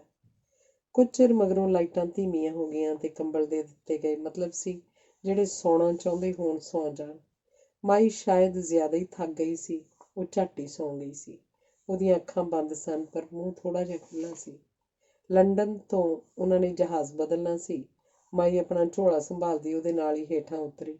ਹੇਠਾਂ ਉਤਰ ਕੇ ਕੁਝ ਦੂਰ ਜਾ ਕੇ ਉਹ ਡਾਕਟਰ ਦੇਵ ਨੂੰ ਆਖਣ ਲੱਗੀ ਕਿ ਪੁੱਤ ਤੂੰ ਮੇਰੇ ਨੇੜੇ ਹੀ ਰਹੀਂ, ਕਿਤੇ ਮੈਂ ਰੁਲ ਹੀ ਨਾ ਜਾਵਾਂ। ਤੁਸੀਂ ਇੱਥੇ ਬੈਠੋ, ਮੈਂ ਇੱਥੇ ਆ ਜਾਵਾਂਗਾ। ਤੁਸੀਂ ਕੁਝ ਕੁਝ ਲੈਣਾ ਤਾਂ ਨਹੀਂ? ਡਾਕਟਰ ਨੇ ਪੁੱਛਿਆ। ਮੈਨੂੰ ਜੇ ਇੱਕ ਬੱਤਾ ਲਿਆ ਦੇਵੇਂ। ਇਹ ਪੈਸੇ ਲੈ ਜਾ, ਮੇਰੇ ਸਿਰ ਨੂੰ ਭੌਂ ਜਿਹੇ ਆ ਰਹੇ ਨੇ, ਮਾਈ ਨੇ ਆਖਿਆ। ਬੱਤਾ ਮੈਂ ਲੈ ਆਉਣਾ ਪਰ ਇਹ ਪੈਸੇ ਇੱਥੇ ਨਹੀਂ ਚੱਲਣੇ, ਡਾਕਟਰ ਨੇ ਆਖਿਆ। ਚੱਲਣੇ ਕਿਉਂ ਨਹੀਂ? ਮੁੰਡੇ ਨੇ ਮੈਨੂੰ ਆੜ੍ਹਤੀ ਕੋਲੋਂ ਲਿਆ ਕੇ ਦਿੱਤੇ ਨੇ, ਮਾਈ ਨੇ ਫੇਰ ਆਖਿਆ। ਡਾਕਟਰ ਦੇਵ ਅਗਾਂਹ ਲੰਘ ਗਿਆ ਸੀ। ਮਾਈ ਨੇ ਉਹ ਨੋਟ ਬਟੂਏ 'ਚ ਪਾ ਲਏ ਤੇ ਬਟੂਆ ਕਮੀਜ਼ ਹੇਠਾਂ ਪਾਈ ਇੱਕ ਹੋਰ ਕਮੀਜ਼ ਦੇ ਵਿੱਚ ਪਾਇਆ ਤੇ ਜੇਬ ਉੱਤੇ ਬਸਕੂਆ ਲਾ ਦਿੱਤਾ। ਕੁਝ ਚਿਰ ਘੁੰਮ ਫਿਰ ਕੇ ਡਾਕਟਰ ਦੇਵ ਮਾਈ ਦੇ ਲਈ ਲਿਮਕਾ ਦੀ ਬੋਤਲ ਲੈ ਕੇ ਆ ਗਿਆ ਤੇ ਖੋਲ੍ਹ ਕੇ ਮਾਈ ਨੂੰ ਫੜਾ ਦਿੱਤੀ। ਜਿਉਂਦਾ ਰਹਿ ਪੁੱਤ, ਆਖ ਕੇ ਮਾਈ ਨੇ ਪੁੱਛਿਆ, ਸਾਰਾ ਹੀ ਜੂਠਾ ਕਰ ਲਾਂ? ਤੁਹਾਡੇ ਲਈ ਹੈ, ਜਿੰਨਾ ਪੀਣਾ ਪੀ ਲਓ, ਬਾਕੀ ਸੁੱਟ ਦੇਣਾ, ਡਾਕਟਰ ਬੋਲਿਆ। ਸੁੱਟ ਕਿਉਂ ਦੇਵਾਂ? ਪੈਸੇ ਲੱਗੇ ਨੇ, ਘੜੀ ਪਲ ਨੂੰ ਫੇਰ ਪੀਊਂਗੀ। ਆਪਣਾ ਅਸਬਾਬ ਤਾਂ ਠੀਕ ਠਾਕ ਪਹੁੰਚ ਜੂਗਾ ਨਾ। ਮੈਂ ਤਾਂ ਬਹੂ ਲਈ ਵਾਲੀਆਂ ਕਰਵਾ ਕੇ ਲਿਆਈਆਂ, ਉਹ ਵੀ ਵਿੱਚੇ ਨੇ। ਸ਼ਹਿਰੋਂ ਉੱਨ ਲਿਆ ਕੇ ਨਾਈਆਂ ਦੀ ਬਹੂ ਤੋਂ ਦੋਨਾਂ ਜਵਾਕਾਂ ਲਈ ਸਵੈਟਰ ਬਣਾ ਕੇ ਲਿਆਈਆਂ ਤੇ ਆਪਣੇ ਪੁੱਤ ਲਈ ਆਪਣੇ ਹੱਥੀਂ ਪੱਖੀ ਬੁਣ ਕੇ ਲਿਆਈਆਂ। ਜੇ ਕਦੇ ਲੈਟ ਭੱਜ ਜੂ ਤਾਂ ਅਗਲਾ ਝੱਲ ਤਾਂ ਮਾਰ ਲੂ, ਮਾਈ ਨੇ ਆਖਿਆ। ਡਾਕਟਰ ਦੇਵ ਨੂੰ ਲੱਗਿਆ ਕਿ ਮਾਈ ਕਿਹੜੇ ਜ਼ਮਾਨੇ 'ਚ ਰਹਿ ਰਹੀ ਹੈ। ਇਹਨੂੰ ਪਤਾ ਨਹੀਂ ਕਿ ਉੱਥੇ ਕਦੀ ਬਿਜਲੀ ਭੱਜਦੀ ਨਹੀਂ। ਉੱਥੇ ਰਹਿੰਦੇ ਬੱਚੇ ਨਾਈ ਦੀ ਬਹੂ ਦੇ ਬੁਣੇ ਸਵੈਟਰ ਨੂੰ ਕੀ ਜਾਣਨਗੇ। ਇੰਨੀ ਤਾਂ ਬੱਚਿਆਂ ਨੂੰ ਸਮਝ ਨਹੀਂ ਹੁੰਦੀ ਕਿ ਦਾਦੀ ਦਾ ਦਿਲ ਰੱਖਣ ਲਈ ਆਖ ਦੇਣ ਕਿ ਬੜੇ ਸੋਹਣੇ ਨੇ। ਇੰਨੇ ਨੂੰ ਜਹਾਜ਼ ਚੱਲਣ ਦਾ ਵਕਤ ਹੋ ਗਿਆ। ਚਲੋ ਮਾਂ ਚੱਲੀਏ, ਡਾਕਟਰ ਦੇਵ ਨੇ ਮਾਈ ਨੂੰ ਆਖਿਆ। ਡਾਕਟਰ ਦੇਵ ਦੇ ਮਗਰ ਉਹ ਪੌੜੀਆਂ ਚੜ੍ਹ ਗਈ। ਉਹਨੂੰ ਆਪਣੀ ਸੀਟ ਭੁੱਲ ਗਈ ਸੀ। ਫਿਰ ਉਹਨੇ ਸੋਚਿਆ ਜਿੱਥੇ ਮੁੰਡਾ ਬੈਠੂਗਾ ਨਾਲ ਹੀ ਮੈਂ ਬੈਠ ਜੂੰਗੀ। ਸੀਟ 'ਤੇ ਆਰਾਮ ਨਾਲ ਬੈਠ ਕੇ ਮਾਈ ਨੇ ਡਾਕਟਰ ਦੇਵ ਨੂੰ ਆਖਿਆ, ਜਦੋਂ ਸਟੇਸ਼ਨ ਆ ਗਿਆ ਤਾਂ ਮੈਨੂੰ ਦੱਸ ਦੇ। ਹਾਲੇ ਬੜੀ ਦੂਰ ਜਾਣਾ ਹੈ, ਆਰਾਮ ਨਾਲ ਬੈਠੋ, ਕਈ ਘੰਟੇ ਲੱਗਣੇ ਨੇ, ਡਾਕਟਰ ਦੇਵ ਨੇ ਜਵਾਬ ਦਿੱਤਾ। ਹੈ ਅਮਰੀਕਾ ਐਡੀ ਦੂਰ ਹੈ? ਐਡੀ ਦੂਰੋਂ ਤਾਂ ਬੰਦੇ ਦੀ ਕੌਂ ਹੱਡੀ ਵੀ ਨਾ ਲਿਆਵੇ, ਮਾਈ ਨੇ ਆਖਿਆ। ਡਾਕਟਰ ਦੇਵ ਮਾਈ ਦੀਆਂ ਗੱਲਾਂ ਤੋਂ ਉਕਤਾ ਗਿਆ ਲੱਗਦਾ ਸੀ, ਜਿਸ ਕਰਕੇ ਉਹ ਜਹਾਜ਼ ਦੀ ਬਾਰੀ ਤੋਂ ਬਾਹਰ ਵੱਲ ਝਾਕਣ ਲੱਗ ਪਿਆ। ਜਹਾਜ਼ ਇੱਕ ਬਹੁਤ ਵੱਡੇ ਸਮੁੰਦਰ ਉੱਪਰੋਂ ਲੰਘ ਰਿਹਾ ਸੀ। ਕੁਦਰਤ ਦੀ ਵਿਸ਼ਾਲਤਾ ਦੇਖ ਕੇ ਉਹਨੂੰ ਲੱਗਿਆ ਕਿ ਕੁਦਰਤ ਦੇ ਸਾਹਮਣੇ ਬੰਦਾ ਕਿੰਨਾ ਤੁੱਛ ਹੈ। ਜੇ ਜਹਾਜ਼ ਇੱਥੇ ਡਿੱਗ ਜਾਏ ਤਾਂ ਪਾਣੀ 'ਚ ਸਾਡੀਆਂ ਕਬਰਾਂ ਬਣ ਜਾਣ। ਉਸ ਘੜੀ ਉਹਦੇ ਮਨ ਹੀ ਮਨ ਰੱਬ ਨੂੰ ਯਾਦ ਕੀਤਾ ਤੇ ਆਖਿਆ, ਹੇ ਪ੍ਰਭੂ, ਭਲਿਆਂ ਚਾਹੇ ਬੁਰਿਆਂ ਤੇਰੇ ਬੰਦੇ ਆ। ਤੂੰ ਜੇ ਜ਼ਮੀਨ 'ਤੇ ਭੇਜਿਆ ਤੇ ਇਸ ਜ਼ਿੰਦਗੀ ਨੂੰ ਇਉਂ ਨਾ ਨਸ਼ਟ ਕਰੀ। ਮੈਂ ਮੀਰਾ ਨੂੰ ਮਿਲਣ ਜਾ ਰਿਹਾ ਤੇ ਇਸ ਘੜੀ ਉਹਨੂੰ ਮੀਰਾ ਬਹੁਤ ਯਾਦ ਆਈ। ਉਹਨੂੰ ਲੱਗਿਆ, ਕੌਣ ਸੀ ਮੀਰਾ? ਕਿੱਥੇ ਗੁੰਮ ਹੋ ਗਈ? ਏਡੇ ਦੂਰ ਜਾ ਕੇ ਵੀ ਉਹ ਮੇਰੀ ਜ਼ਿੰਦਗੀ 'ਚੋਂ ਕਿਉਂ ਨਹੀਂ ਗਈ? ਕੀ ਇਹ ਕੋਈ ਪਿਛਲੇ ਜਨਮਾਂ ਦੀ ਖੇਡ ਹੈ? ਜਹਾਜ਼ 'ਚ ਡਾਕਟਰ ਦੇਵ ਸੋਚ ਰਿਹਾ ਸੀ, ਇਹ ਸਭ ਪਤਾ ਨਹੀਂ ਆਪਣੇ ਕਿਹਨਾਂ ਲੋਕਾਂ ਕੋਲ ਜਾ ਰਹੇ ਨੇ। ਕਿਆ ਕਮਾਲ ਦੀ ਗੱਲ ਹੈ। ਅਸੀਂ ਅਸਮਾਨ 'ਚ ਉੱਡੇ ਜਾ ਰਹੇ ਹਾਂ ਅਤੇ ਅਸਮਾਨ ਉੱਤੋਂ ਦੀ ਲੰਘਦੇ ਹਾਂ। ਮੈਂ ਮੀਰਾ ਨੂੰ ਮਿਲਣ ਜਾ ਰਿਹਾ। ਕਿਹੋ ਜਿਹੀ ਹੋਏਗੀ ਇੰਨੇ ਸਾਲਾਂ ਨੂੰ? ਮੀਰਾ, ਹੋ ਸਕਦਾ ਉਹਨੇ ਕਿਸੇ ਨਾਲ ਵਿਆਹ ਕਰਵਾ ਲਿਆ ਹੋਵੇ, ਹੋ ਸਕਦਾ ਕਿਸੇ ਅੰਗਰੇਜ਼ ਨਾਲ ਹੀ ਕਰ ਲਿਆ ਹੋਵੇ। ਉਹਨੇ ਵੀ ਗੋਲ ਮਟੋਲ ਗੋਰੇ ਨੀਲੀਆਂ ਅੱਖਾਂ ਵਾਲੇ ਬੱਚੇ ਹੋਣ। ਬੇਟੀ ਤਾਂ ਜ਼ਰੂਰ ਮੀਰਾ ਵਰਗੀ ਹੋਏਗੀ। ਉਹਨੂੰ ਆਖਾਂਗਾ ਕਿ ਮੈਨੂੰ ਦੇ ਦੇ। ਇਹ ਸੋਚਦੇ ਸੋਚਦੇ ਪਤਾ ਨਹੀਂ ਉਹਨੂੰ ਕਦੋਂ ਨੀਂਦ ਆ ਗਈ। ਕਈ ਘੰਟੇ ਮਗਰੋਂ ਜਾਗ ਆਈ। ਮਾਈ ਉਹਨੂੰ ਬਾਂਹ ਹਿਲਾਉਣ ਰਹੀ ਸੀ। ਮਾਈ ਬੋਲੀ ਸੀ, ਪਿਸ਼ਾਬ ਕਰਨਾ ਸੀ, ਕਿੱਥੇ ਜਾਵਾਂ?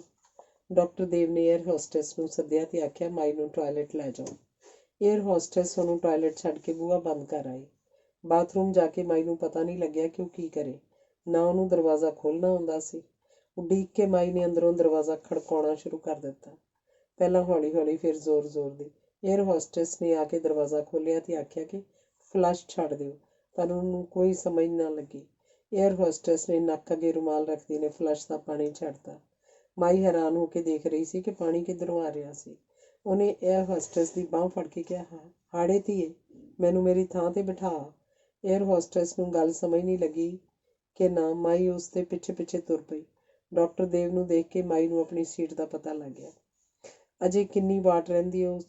ਮਾਈ ਨੇ ਪੁੱਛਿਆ। ਡਾਕਟਰ ਦੇਵ ਨੇ ਘੜੀ ਦੇਖ ਕੇ ਦੱਸਿਆ, ਅਜੇ ਮਾਂ ਜੀ ਸੌਂ ਜਾਓ, ਸਵੇਰ ਹੁੰਦਿਆਂ ਪਹੁੰਚ ਜਾਓਗੇ। ਕਹਿੰਦੇ ਹੋਏ ਡਾਕਟਰ ਨੇ ਮੂੰਹ ਬਾਰੀ ਵਾਲੇ ਪਾਸੇ ਕਰ ਲਿਆ। ਉਹਨੂੰ ਡਰ ਸੀ ਕਿ ਮਾਈ ਕਿਤੇ ਫੇਰ ਕੋਈ ਆਪਣੀ ਨਾਮ ਕਥਾ ਨਾ ਸ਼ੁਰੂ ਕਰ ਲਏ।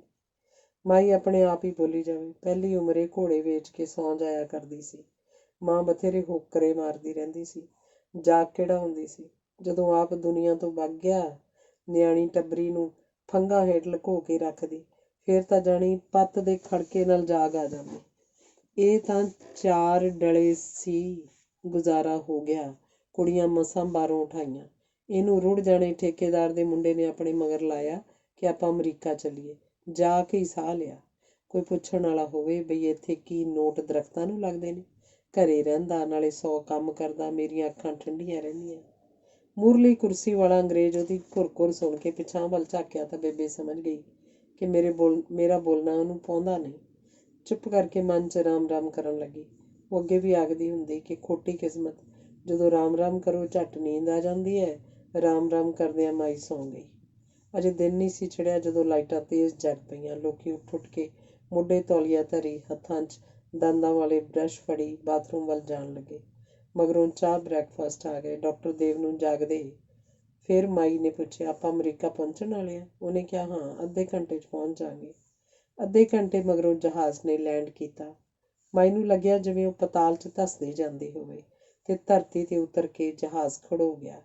ਮਾਈ ਡਾਕਟਰ ਦੇਵ ਦੇ ਪਿੱਛੇ ਪਿੱਛੇ ਹੀ ਰਹੀ। ਏਅਰਪੋਰਟ 'ਤੇ ਪਹੁੰਚ ਕੇ ਡਾਕਟਰ ਦੇਵ ਨੇ ਆਪਣੇ ਕੋਲੇ ਖੜੀ ਕਰ ਲਿਆ, ਜਿੱਥੇ ਘੁੰਮ ਘੁੰਮ ਕੇ ਸਭ ਦਾ ਸਮਾਨ ਆ ਰਿਹਾ ਸੀ। ਉਹਨੇ ਆਖਿਆ, ਅੰਮਾ, ਆਪਣਾ ਅਟੈਚੀ ਕੇਸ ਪਛਾਣ ਲਈ। ਜਦ ਉਹਦਾ ਛੋਟਾ ਜਿਹਾ ਅਟੈਚੀ ਕੇਸ ਮੂਹਰੋਂ ਲੰਘਿਆ ਤਾਂ ਉਹਨੇ ਰੌਲਾ ਪਾਤਾ, ਉਹ ਗਿਆ, ਮੇਰਾ ਸਮਾਨ ਆ ਗਿਆ। ਡਾਕਟਰ ਦੇਵ ਨੇ ਆਪਣੇ ਸਮਾਨ ਦੇ ਨਾਲ ਮਾਈ ਦਾ ਅਟੈਚੀ ਕੇਸ ਵੀ ਬਾਹਰ ਕੱਢ ਦਿੱਤਾ। ਮਾਈ ਦਾ ਮੁੰਡਾ ਉਹਨੂੰ ਲੈਣ ਆਇਆ ਸੀ। ਉਹਨੂੰ 100 ਸੀਸਾਂ ਦਿੰਦੀ ਹੋਈ ਮਾਈ ਆਪਣੇ ਮੁੰਡੇ ਨਾਲ ਚਲੀ ਗਈ। ਦੇਵ ਨੇ ਟੈਕਸੀ ਫੜੀ ਤੇ ਉਹਨੇ ਚਿੱਠੀ 'ਚ ਦੱਸੇ ਗਏ ਹੋਟਲ ਦੇ ਪਤੇ 'ਤੇ ਪਹੁੰਚਣਾ ਸੀ। ਹੋਟਲ 'ਚ ਸਮਾਨ ਰੱਖ ਕੇ ਉਹ ਬਾਰੀ ਵਿੱਚ ਆ ਖੜੋਤਾ। ਉਹ ਇੱਥੋਂ ਸ਼ਹਿਰ ਦੇ ਲੋਕਾਂ ਦੇ ਵੱਲ ਦੇਖ ਰਿਹਾ ਸੀ। ਕੱਲ੍ਹ ਉਹਨੇ ਪੇਪਰ ਪੜ੍ਹਨਾ ਸੀ। ਅੱਜ ਉਹ ਪੇਪਰ ਨੂੰ ਦੁਬਾਰਾ ਠੀਕ ਕਰ ਰਿਹਾ ਸੀ। ਆਥਣੇ ਜਿਹੇ ਉਹ ਹੋਟਲ ਦੇ ਨਾਲ ਵਾਲੀਆਂ ਦੁਕਾਨਾਂ ਵੱਲ ਚਲਾ ਗਿਆ। ਸੋਚਣ ਲੱਗਾ, ਸ਼ਾਇਦ ਇੱਥੇ ਕਿਧਰੇ ਉਹਨੂੰ ਮੀਰਾ ਟੱਕਰ ਜਾਏ। 1-2 ਵਾਰੀ ਉਹਨੇ ਆਪਣਾ ਮੋਬਾਈਲ ਕੱਢਿਆ। ਉਹਨੇ ਸੋਚਿਆ ਕਿ ਕੰਮ ਤੋਂ ਬਾਅਦ ਆਰਾਮ ਨਾਲ ਮੀਰਾ ਨੂੰ ਫੋਨ ਕਰਾਂਗਾ। ਲੰਮੇ ਸਫ਼ਰ ਦੀ ਥਕਾਵਟ ਹੋ ਗਈ ਸੀ। ਉਹਨੇ ਹੋਟਲ ਦੀ ਬਾਰ 'ਤੇ 2 ਪੈਗ ਵਿਸਕੀ ਦੇ ਲਾਏ ਤੇ ਖਾਣਾ ਖਾ ਕੇ ਜਲਦੀ ਹੀ ਕਮਰੇ 'ਚ ਆ ਗਿਆ। ਬਹਿਰਾ ਪਾਣੀ ਰੱਖਿਆ। ਬੈਟੀ ਕਿੰਨੇ ਵਜੇ ਪੀਓਗੇ? ਜਾਂਦਿਆਂ ਪੁੱਛ ਗਿਆ। ਬਰੱਸ਼ ਕਰਕੇ ਮੂੰਹ ਹੱਥ ਧੋ ਕੇ ਉਹ ਬਿਸਤਰੇ 'ਤੇ ਪੈ ਗਿਆ। ਮਨ ਹੀ ਮਨ ਉਹ ਸੋਚ ਰਿਹਾ ਸੀ ਕਿ ਮੀਰਾ ਹੁਣ ਕਿਹੋ ਜਿਹੀ ਹੋ ਗਈ ਹੋਏਗੀ। ਪਤਾ ਨਹੀਂ ਉਹ ਕਿਸ ਸ਼ਹਿਰ 'ਚ ਹੋਏਗੀ, ਇਸੇ ਵਿੱਚ ਜਾਂ ਕਿਸੇ ਹੋਰ 'ਚ। ਪਤਾ ਨਹੀਂ ਜ਼ਿੰਦਗੀ 'ਚ ਉਹ ਖੁਸ਼ ਵੀ ਹੈ ਜਾਂ ਨਹੀਂ। ਉਹਨੇ ਮੁੜ ਕੇ ਮੈਨੂੰ ਕਦੇ ਫੋਨ ਨਹੀਂ ਕੀਤਾ। ਮੈਂ ਬੜੀ ਵਾਰੀ ਮੀਰਾ ਦੇ ਜਾਣ ਮਗਰੋਂ ਪਰਦੇਸ ਉਹਦਾ ਪਤਾ ਪੁੱਛਣਾ ਚਾਹੁੰਦਾ ਸੀ, ਹਾਲ ਚਾਲ ਪੁੱਛਣਾ ਚਾਹੁੰਦਾ ਸੀ, ਪਰ ਪੁੱਛ ਨਹੀਂ ਸੀ ਸਕਿਆ। ਮੀਰਾ ਮੈਨੂੰ ਪਹਿਚਾਣ ਵੀ ਲਏਗੀ? ਉਹਦੇ ਆਉਣ ਤੋਂ ਮਗਰੋਂ ਮੇਰੀ ਦਾੜ੍ਹੀ ਦੇ ਅੱਧਿਓਂ ਵੱਧ ਵਾਲ ਚਿੱਟੇ ਹੋ ਗਏ ਨੇ, ਅੱਖਾਂ 'ਤੇ ਐਨਕ ਲੱਗ ਗਈ ਹੈ ਤੇ ਕੁਝ ਵਜ਼ਨ ਵੀ ਵੱਧ ਗਿਆ ਹੈ। ਫਿਰ ਉਹਨੂੰ ਆਪਣੇ ਆਪ ਨੂੰ ਖਿਆਲ ਆਇਆ ਕਿ ਮੈਂ ਉਸ ਬਾਰੇ ਕਿਉਂ ਸੋਚ ਰਿਹਾ। ਬੜੇ ਵਰ੍ਹੇ ਪਹਿਲਾਂ ਉਹਨੂੰ ਆਖਿਆ ਸੀ ਕਿ ਮੈਂ ਤੈਨੂੰ ਫੋਨ ਕਰਾਂਗਾ, ਪਰ ਨਾ ਕਰ ਸਕਿਆ। ਕੀ ਇਸ ਗੱਲ ਲਈ ਉਹ ਮੈਨੂੰ ਮਾਫ਼ ਕਰ ਦੇਵੇਗੀ? ਕੀ ਉਹ ਕਦੇ ਜਾਣ ਸਕੇਗੀ ਕਿ ਉਸ ਤੋਂ ਬਿਨਾਂ ਮੈਂ ਕਿਵੇਂ ਜੀਆ ਹਾਂ? ਸਾਰੇ ਪਾਸਿਆਂ ਤੋਂ ਧਿਆਨ ਹਟਾ ਕੇ ਸਿਰਫ ਮਰੀਜ਼ਾਂ ਵੱਲ ਧਿਆਨ ਲਾ ਕੇ। ਹੁਣ ਤਾਂ ਜ਼ਿੰਦਗੀ 'ਚ ਕੋਈ ਸ਼ੌਕ ਨਹੀਂ ਸੀ ਰਹਿ ਗਿਆ, ਨਾ ਕੱਪੜੇ ਪਾਉਣ ਦਾ, ਨਾ ਕੁਝ ਖਾਣ ਦਾ, ਨਾ ਕਿਧਰੇ ਜਾਣ ਦਾ, ਨਾ ਕਿਸੇ ਨੂੰ ਮਿਲਣ ਦਾ, ਨਾ ਕੁਝ ਸਪੈਸ਼ਲ ਕਰਨ ਦਾ। ਨਾ ਮੈਂ ਖੁਸ਼ ਸੀ, ਨਾ ਮੈਂ ਉਦਾਸ ਸੀ, ਮੈਂ ਜਿਉਂ ਹੀ ਜਾ ਰਿਹਾ ਸੀ। ਮੈਂ ਇਹ ਵੀ ਭੁੱਲ ਗਿਆ ਸੀ ਕਿ ਮੈਂ ਜੀ ਵੀ ਰਿਹਾ ਕਿ ਨਹੀਂ। ਜੀਤ ਮੇਰੀ ਘਰ ਵਾਲੀ ਇੱਕ ਚੰਗੀ ਸਾਊ, ਮੇਰਾ ਬੜਾ ਖਿਆਲ ਰੱਖਣ ਵਾਲੀ ਸਧਾਰਨ ਔਰਤ ਹੈ। ਉਹ ਬੜੀ ਖੁਸ਼ ਹੈ ਮੇਰੇ ਨਾਲ ਵਿਆਹ ਕਰਕੇ। ਸਾਰੀ ਤਨਖਾਹ ਜੋ ਲਿਆ ਉਹਨੂੰ ਫੜਾ ਦਿੰਦਾ, ਜਿਵੇਂ ਮਰਜ਼ੀ ਖਰਚੇ, ਜਿਵੇਂ ਮਰਜ਼ੀ ਵਰਤੇ। ਮਾਂ ਉਂਝ ਹੀ ਚਿੜਚਿੜ ਕਰਦੀ ਹੈ, ਪਰ ਮੈਂ ਨਾ ਮਾਂ ਨੂੰ ਕੁਝ ਆਖਦਾ ਤੇ ਨਾ ਹੀ ਜੀਤ ਨੂੰ ਕੁਝ ਆਖਦਾ। ਮਾਂ ਨੂੰ ਕਈ ਵਾਰੀ ਬਹੁਤ ਗੁੱਸਾ ਚੜ੍ਹਦਾ ਹੈ, ਫਿਰ ਆਪੇ ਠੀਕ ਹੋ ਜਾਂਦੀ ਹੈ। ਬੱਚਿਆਂ ਦੀਆਂ ਸਭ ਲੋੜਾਂ ਪੂਰੀਆਂ ਕਰੀਦੀਆਂ ਨੇ। ਦੇਖਣ ਵਾਲੇ ਨੂੰ ਸਾਡਾ ਘਰ ਸੁਖੀ ਪਰਿਵਾਰ ਲੱਗਦਾ ਹੈ। ਸ਼ਾਇਦ ਇਸ ਸਭ ਕਾਸੇ ਨੂੰ ਸੁੱਖ ਆਖਿਆ ਜਾਂਦਾ ਹੈ, ਪਰ ਮਾਂ ਕਦੇ ਕਦੇ ਇਉਂ ਟਿਕਟਿਕੀ ਲਾ ਕੇ ਦੇਖਦੀ ਹੈ ਜਿਵੇਂ ਮੇਰੇ ਅੰਦਰਲੇ ਨੂੰ ਉਹਨੇ ਜਾਣ ਲੈਣਾ ਹੋਵੇ। ਪਰ ਜਾਣਨ ਨੂੰ ਉੱਥੇ ਹੈ ਹੀ ਕੀ ਸੀ? ਸਭ ਕੁਝ ਖਾਲੀ ਖਾਲੀ ਸੀ। ਪਹਿਲਾਂ ਡਾਕਟਰ ਦੇਵ ਨੇ ਮੀਰਾ ਨੂੰ ਫੋਨ ਕਰਨ ਲਈ ਮੋਬਾਈਲ ਚੁੱਕਿਆ, ਫਿਰ ਰੱਖ ਦਿੱਤਾ। ਕੱਲ੍ਹ ਨੂੰ ਸੈਮੀਨਾਰ 'ਤੇ ਜਾਣਾ ਸੀ, ਪਰ ਉਹ ਬਿਲਕੁਲ ਵਿਹਲਾ ਹੋ ਕੇ ਆਪਣੇ ਸਾਰੇ ਆਪੇ ਨਾਲ ਮੀਰਾ ਨੂੰ ਫੋਨ ਕਰਨਾ ਚਾਹੁੰਦਾ ਸੀ। ਉਹਨੇ ਸੋਚਿਆ ਪਰਸੋਂ ਨੂੰ ਉਹ ਸਾਰਾ ਦਿਨ ਵਿਹਲਾ ਹੈ, ਲੋਕੀ ਸ਼ਾਪਿੰਗ ਲਈ ਨਿਕਲਣਗੇ, ਮੈਂ ਆਰਾਮ ਨਾਲ ਮੀਰਾ ਨੂੰ ਫੋਨ ਕਰ ਲਾਂਗਾ। ਅਗਲਾ ਦਿਨ ਸੈਮੀਨਾਰ 'ਚ ਲੰਘ ਗਿਆ। ਰਾਤ ਛੇਤੀ ਲੰਘਾਉਣ ਦੀ ਖਾਤਰ ਰਾਤ ਉਹਨੇ ਡਿਨਰ ਵੇਲੇ ਕਾਫੀ ਵਿਸਕੀ ਪੀ ਲਈ ਸੀ। ਲੜਖੜਾਉਂਦਾ ਜਿਹਾ ਉੱਪਰਲੀਆਂ ਪੌੜੀਆਂ ਚੜ੍ਹਿਆ, ਆਪਣੇ ਕਮਰੇ 'ਚ ਜਾ ਕੇ ਕੱਪੜੇ ਬਦਲ ਕੇ ਛੇਤੀ ਸੌਂ ਗਿਆ। ਅਗਲੇ ਦਿਨ ਜਦੋਂ ਜਾਗਿਆ, ਉਹਨੂੰ ਦਿਨ ਹੋਰ ਤਰ੍ਹਾਂ ਦਾ ਲੱਗ ਰਿਹਾ ਸੀ। ਉੱਚੀਆਂ ਉੱਚੀਆਂ ਬਿਲਡਿੰਗਾਂ ਉੱਪਰੋਂ ਛੋਟੇ ਛੋਟੇ ਦਿਸਦੇ ਲੋਕ, ਉਹਨੂੰ ਇਹ ਦੇਸ਼ ਵੀ ਓਪਰਾ ਲੱਗਿਆ। ਫਿਰ ਉਹਨੇ ਸੋਚਿਆ ਕਿ ਇਸੇ ਮੁਲਕ ਦੇ, ਇਸੇ ਸ਼ਹਿਰ ਦੇ ਕਿਸੇ ਘਰ 'ਚ ਮੀਰਾ ਹੋਏਗੀ। ਇਸ ਵੇਲੇ ਉਹ ਕੀ ਕਰ ਰਹੀ ਹੋਏਗੀ? ਉਹਦੇ ਘਰ 'ਚ ਹੋਰ ਕੌਣ ਕੌਣ ਹੋਣਗੇ? ਸੋਚਦਾ ਉਹ ਕਿਤੋਂ ਦਾ ਕਿਤੇ ਲੰਘ ਗਿਆ। ਬੜੇ ਆਰਾਮ ਨਾਲ ਨਹਾਤਾ ਧੋਤਾ, ਕਮਰੇ 'ਚ ਬ੍ਰੇਕਫਾਸਟ ਕੀਤਾ, ਤਿਆਰ ਹੋ ਕੇ ਉਹਨੇ ਮੋਬਾਈਲ ਚੁੱਕਿਆ। ਉਹ ਇਉਂ ਤਿਆਰ ਬੈਠਾ ਸੀ ਜਿਵੇਂ ਮੀਰਾ ਨੇ ਆਵਾਜ਼ ਸੁਣਦਿਆਂ ਹੀ ਉਹਨੂੰ ਕੋਲ ਬੁਲਾ ਲਿਆ। ਉਹਨੇ ਮੀਰਾ ਦਾ ਨੰਬਰ ਡਾਇਲ ਕੀਤਾ। ਕੁਝ ਸਕਿੰਟ ਗੂੰ ਕਰਨ ਤੋਂ ਮਗਰੋਂ ਦੂਜੇ ਪਾਸਿਓਂ ਆਵਾਜ਼ ਆਈ, "ਦਿਸ ਨੰਬਰ ਡਜ਼ ਨਾਟ ਐਗਜ਼ਿਸਟ।" ਉਹਨੇ ਫੋਨ ਅਜੇ ਵੀ ਕੰਨ ਨੂੰ ਲਗਾ ਰੱਖਿਆ ਸੀ। ਓਪਰੇਟਰ ਦੀ ਆਵਾਜ਼ ਬਾਰ ਆਖ ਰਹੀ ਸੀ, "ਦਿਸ ਨੰਬਰ ਡਜ਼ ਨਾਟ ਐਗਜ਼ਿਸਟ।" ਉਹਨੇ ਮੋਬਾਈਲ ਬੰਦ ਕਰ ਦਿੱਤਾ ਤੇ ਮਨ ਹੀ ਮਨ ਓਪਰੇਟਰ ਦੇ ਫਿਕਰੇ ਦਾ ਤਰਜਮਾ ਦੁਹਰਾਇਆ, "ਇਹ ਨੰਬਰ ਮੌਜੂਦ ਨਹੀਂ ਹੈ।" ਕਈ ਵਾਰੀ ਉਹਨੇ ਮਨ 'ਚ ਦੁਹਰਾਇਆ ਕਿ ਇਹ ਨੰਬਰ ਮੌਜੂਦ ਨਹੀਂ ਹੈ। ਫਿਰ ਉੱਥੇ ਹੀ ਬੈੱਡ 'ਤੇ ਬੈਠ ਗਿਆ। ਸੋਚਣ ਲੱਗਾ ਕਿ ਮੀਰਾ ਨੇ ਨੰਬਰ ਹੀ ਕਟਵਾ ਦਿੱਤਾ। ਕੀ ਉਹ ਸੋਚਦੀ ਸੀ ਕਿ ਦੇਵ ਨੇ ਫੋਨ ਕਰਨਾ ਨਹੀਂ ਸੀ? ਹੁਣ ਉਹਨੂੰ ਇਸ ਫੋਨ ਦੀ ਕੋਈ ਲੋੜ ਨਹੀਂ ਸੀ। ਦੇਵ ਨੇ ਚਾਹਿਆ ਉੱਚੀ ਉੱਚੀ ਮੀਰਾ ਨੂੰ ਹਾਕਾ ਮਾਰੇ ਕਿ ਮੈਂ ਤੇਰੇ ਦੇਸ਼ ਆਇਆ। ਮੀਰਾ, ਮੈਂ ਤੈਨੂੰ ਇੱਕ ਵਾਰੀ ਦੇਖਣਾ ਚਾਹੁੰਦਾ। ਤੇਰੀ ਨਾਰਾਜ਼ਗੀ ਜਾਇਜ਼ ਹੈ, ਪਰ ਮੈਂ ਕੀ ਕਰਦਾ? ਮਾਂ ਜੇ ਮੇਰੇ ਕਰਕੇ ਮਰ ਜਾਂਦੀ, ਮੈਂ ਆਪਣੇ ਆਪ ਨੂੰ ਕਦੇ ਮਾਫ਼ ਨਹੀਂ ਸੀ ਕਰ ਸਕਣਾ। ਮਾਫ਼ ਤਾਂ ਮੈਂ ਹੁਣ ਵੀ ਨਹੀਂ ਕਰਦਾ ਆਪਣੇ ਆਪ ਨੂੰ। ਬਸ ਚਾਹੁੰਦਾ, ਬਸ ਇੱਕ ਵਾਰੀ ਮੈਂ ਤੈਨੂੰ ਦੇਖ ਲਵਾਂ। ਕੀ ਤੂੰ ਮੈਨੂੰ ਮਾਫ਼ ਨਹੀਂ ਕਰ ਸਕਦੀ? ਕਹਿੰਦੇ ਨੇ ਇਸ ਦੇਸ਼ 'ਚ ਕੁੜੀਆਂ ਲਈ ਬੰਦਿਆਂ ਨਾਲ ਪ੍ਰੇਮ ਹੀ ਨਹੀਂ, ਵਿਆਹ ਵੀ ਕਰਵਾ ਲੈਂਦੀਆਂ ਨੇ। ਮੈਨੂੰ ਲੱਗਦਾ ਹੈ ਸਾਡੇ ਪੂਰਵਜਾਂ ਨੇ ਜਿਉਣ ਦੇ ਜਿਹੜੇ 5 ਕੋਸ਼ ਭਾਵ ਵੱਖਰੇ 5 ਧਰਾਤਲ ਦੱਸੇ ਹਨ, ਤੂੰ ਇਹਨਾਂ ਵਿੱਚੋਂ ਪਤਾ ਨਹੀਂ ਕਿੱਥੇ ਪਹੁੰਚ ਗਈ ਹੈ। ਮੈਂ ਹਾਲੇ ਮਨੋਮਈ ਕੋਸ਼ ਉੱਪਰ ਹੀ ਜੀ ਰਿਹਾ, ਭਾਵ ਮਨ ਦੀਆਂ ਸੁੱਤੀਆਂ ਬਿਰਤੀਆਂ ਵਿੱਚ ਹੀ ਭਟਕ ਰਿਹਾ। ਇਹਨਾਂ ਦੇ ਕੁਦਰਤੀ ਪ੍ਰਬੰਧ ਦੇ ਵਿਗਿਆਨ ਨੂੰ ਵੀ ਨਹੀਂ ਸਮਝ ਸਕਿਆ। ਆਨੰਦ ਦੀ ਸਥਿਤੀ ਤਾਂ ਦੂਰ ਦੀ ਗੱਲ ਹੈ। ਚਲੋ ਖੈਰ, ਇਹ ਜਨਮ ਇਉਂ ਹੀ ਭੌਂਦਿਆਂ ਲੰਘਣਾ ਸੀ, ਸੋ ਲੰਘ ਜਾਏਗਾ। ਤਦੇ ਤਾਂ ਸਾਧੂ ਸੰਤ ਮਰਨ ਜੰਮਣ ਦੇ ਗੇੜ ਤੋਂ ਪਾਰ ਲੰਘ ਜਾਣਾ ਚਾਹੁੰਦੇ ਨੇ। ਖੈਰ, ਆਥਣੇ ਮੈਂ ਇੰਡੀਆ ਲਈ ਜਹਾਜ਼ ਚੜ੍ਹ ਜਾਵਾਂਗਾ। ਜੇ ਤੂੰ ਗੱਲ ਵੀ ਨਹੀਂ ਕਰਨਾ ਚਾਹੁੰਦੀ, ਜੇ ਤੂੰ ਆਪਣੇ ਘਰ ਸੁਖੀ ਹੈ ਤਾਂ ਕੋਈ ਗੱਲ ਨਹੀਂ, ਮੇਰਾ ਕੀ ਹੈ। ਮੈਂ ਦੁਆ ਕਰਦਾ ਤੂੰ ਸੁਖੀ ਰਹੇ। ਇਉਂ ਸੋਚਦਾ ਉਹ ਹੇਠਾਂ ਜਾ ਕੇ ਹੋਟਲ ਦੇ ਹਾਲ 'ਚ ਬੈਠ ਗਿਆ। ਤਰ੍ਹਾਂ ਤਰ੍ਹਾਂ ਦੇ ਲੋਕ ਉੱਥੇ ਆਉਂਦੇ, ਬਹੁਤੇ ਮੁੰਡੇ ਕੁੜੀਆਂ ਨਾਲ ਗੱਲਾਂ ਕਰਦੇ, ਚਹਿਕਦੇ, ਕੁਝ ਖਾਂਦੇ ਪੀਂਦੇ, ਫਿਰ ਇੱਕ ਦੂਜੇ ਦਾ ਹੱਥ ਫੜੀ ਹਾਲ ਤੋਂ ਬਾਹਰ ਚਲੇ ਜਾਂਦੇ। ਧੀਮਾ ਧੀਮਾ ਮਿਊਜ਼ਿਕ ਵੱਜ ਰਿਹਾ ਸੀ। ਬਹਿਰਾ 2-3 ਵਾਰੀ ਆ ਕੇ ਪੁੱਛ ਗਿਆ ਸੀ, "ਸਰ, ਕੀ ਚਾਹੀਦਾ?" ਹਰ ਵਾਰੀ ਉਹਨੇ ਆਖਿਆ, "ਕੁਝ ਨਹੀਂ," ਤਾਂ ਬਹਿਰਾ ਬੁੱਲ੍ਹਾਂ 'ਚ ਮੁਸਕਰਾਇਆ। ਉਹਨੂੰ ਲੱਗਿਆ ਕਿ ਸ਼ਾਇਦ ਇਹਦੀ ਬੀਵੀ ਇਹਨੂੰ ਛੱਡ ਕੇ ਕਿਸੇ ਹੋਰ ਨਾਲ ਭੱਜ ਗਈ ਹੈ, ਜਾਂ ਇਹਦੀ ਗਰਲਫਰੈਂਡ ਨੇ ਕਿਸੇ ਹੋਰ ਨਾਲ ਵਿਆਹ ਕਰ ਲਿਆ। ਤਾਂ ਹੀ ਤਾਂ ਵਿਚਾਰਾ ਇੰਨੇ ਚਿਰ ਤੋਂ ਇਕੱਲਾ ਹੀ ਬੈਠਾ ਹੈ। ਅਜਿਹੇ ਗਾਹਕ ਦਾ ਦਿਲ ਲੁਕਾਉਣ ਲਈ ਬਹੁਤ ਸੋਹਣੀਆਂ, ਸਮਾਰਟ ਤੇ ਚੁਸਤ ਕੁੜੀਆਂ ਭਾਰੀ ਤਨਖਾਹਾਂ 'ਤੇ ਰੱਖੀਆਂ ਹੋਈਆਂ ਸਨ। ਅਜਿਹੇ ਗ੍ਰਾਹਕ ਦਾ ਸੰਕਟ ਵਾਲਾ ਸਮਾਂ ਜੇ ਕੋਈ ਕੁੜੀ ਕਟਾ ਦੇਵੇ, ਫਿਰ ਉਹਨਾਂ ਦਾ ਪੱਕਾ ਗ੍ਰਾਹਕ ਬਣ ਜਾਂਦਾ ਸੀ।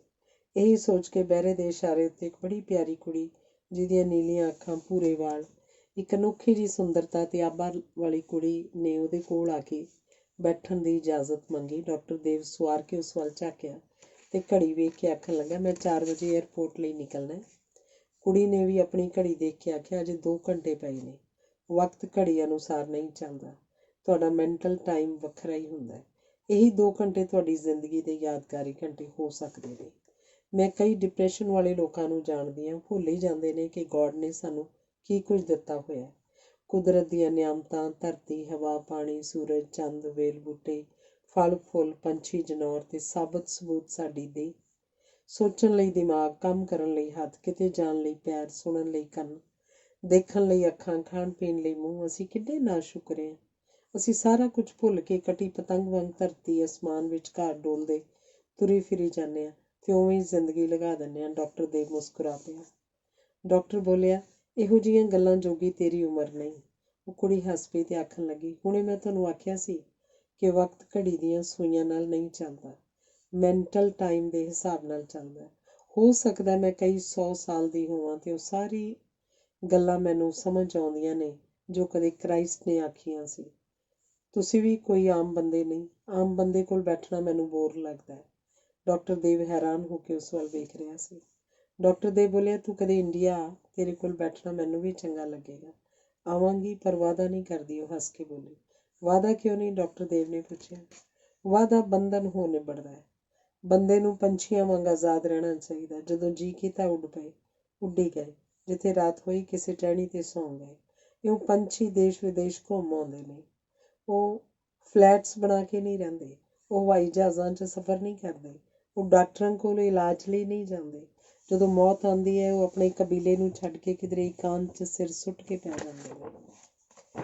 ਜਦੋਂ 1-2 ਦਿਨ ਮਗਰੋਂ ਨਹੀਂ ਪਰਤਦੇ, ਦੂਜੇ ਪੰਛੀ ਜਾਣ ਲੈਂਦੇ ਨੇ ਕਿ ਹੁਣ ਉਹਨੇ ਵਾਪਸ ਨਹੀਂ ਆਉਣਾ। ਫਿਰ ਉਹ ਇਕੱਠੇ ਹੋ ਕੇ ਗੀਤ ਗਾਉਂਦੇ ਨੇ। ਪੰਛੀਆਂ ਦੀਆਂ ਇਹਨਾਂ ਗੱਲਾਂ ਦਾ ਆਮ ਲੋਕਾਂ ਨੂੰ ਨਹੀਂ ਪਤਾ। ਡਾਕਟਰ ਦੇਵ ਕੁੜੀ ਦੀਆਂ ਗੱਲਾਂ ਸੁਣ ਸੁਣ ਕੇ ਹੈਰਾਨ ਹੋ ਰਿਹਾ ਸੀ ਤੇ ਉਹਦੇ ਕੋਲ ਬੈਠਣਾ ਚੰਗਾ ਲੱਗ ਰਿਹਾ ਸੀ। ਤਦ ਹੀ ਡਾਕਟਰ ਬੋਲਿਆ, ਤੂੰ ਬਹੁਤ ਹੀ ਸਮਝਦਾਰ ਲੜਕੀ ਹੈ। ਕੁੜੀ ਹੱਸ ਪਈ ਤੇ ਆਖਣ ਲੱਗੀ, ਬੰਦੇ ਸਾਰੇ ਸਮਝਦਾਰ ਹੁੰਦੇ ਨੇ। ਕੁਝ ਗੱਲਾਂ, ਕੁਝ ਲੋਕ, ਕੁਝ ਪ੍ਰਸਥਿਤੀਆਂ ਉਹਨਾਂ ਦੇ ਅੰਦਰੋਂ ਚੰਗਿਆਈਆਂ ਨੂੰ ਮਾਰ ਕੇ ਬੁਰਾਈਆਂ ਨੂੰ ਕੱਢ ਲਿਆਉਂਦੀਆਂ ਨੇ। ਤੁਸੀਂ ਬਹੁਤ ਅੱਛੇ ਆਦਮੀ ਹੋ। ਦੁਨੀਆ 'ਚ ਜਿਉਂਦੇ ਰਹਿਣ ਤੋਂ ਵੱਧ ਕੋਈ ਗੱਲ ਜ਼ਰੂਰੀ ਨਹੀਂ। ਦੇਵ ਨੇ ਘੜੀ ਦੇਖੀ। ਪਤਾ ਨਹੀਂ ਲੱਗਾ ਕਿਵੇਂ ਵਕਤ ਲੰਘ ਗਿਆ।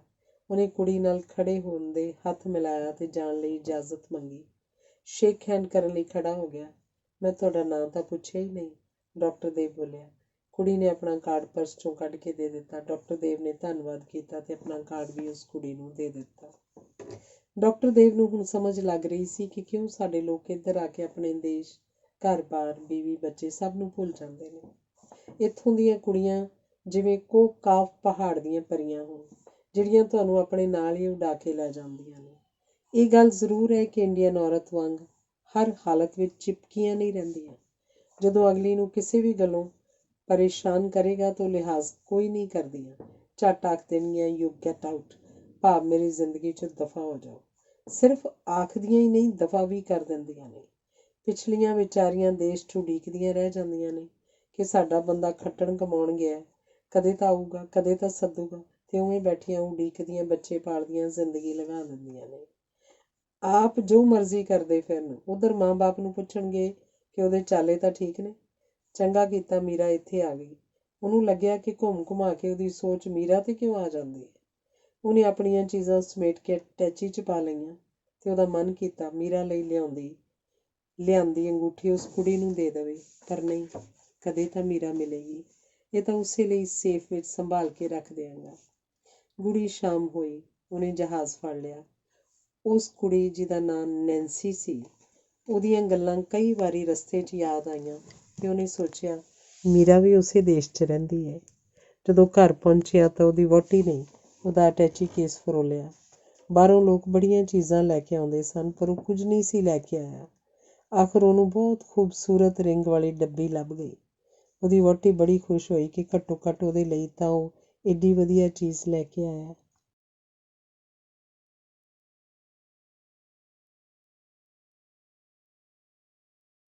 ਅੰਗ 10ਵਾਂ। ਬਹੁਤ ਸਾਲ ਹੋ ਗਏ ਸਨ ਮੀਰਾ ਨੂੰ ਗ੍ਰੀਨ ਕਾਰਡ ਮਿਲਿਆ।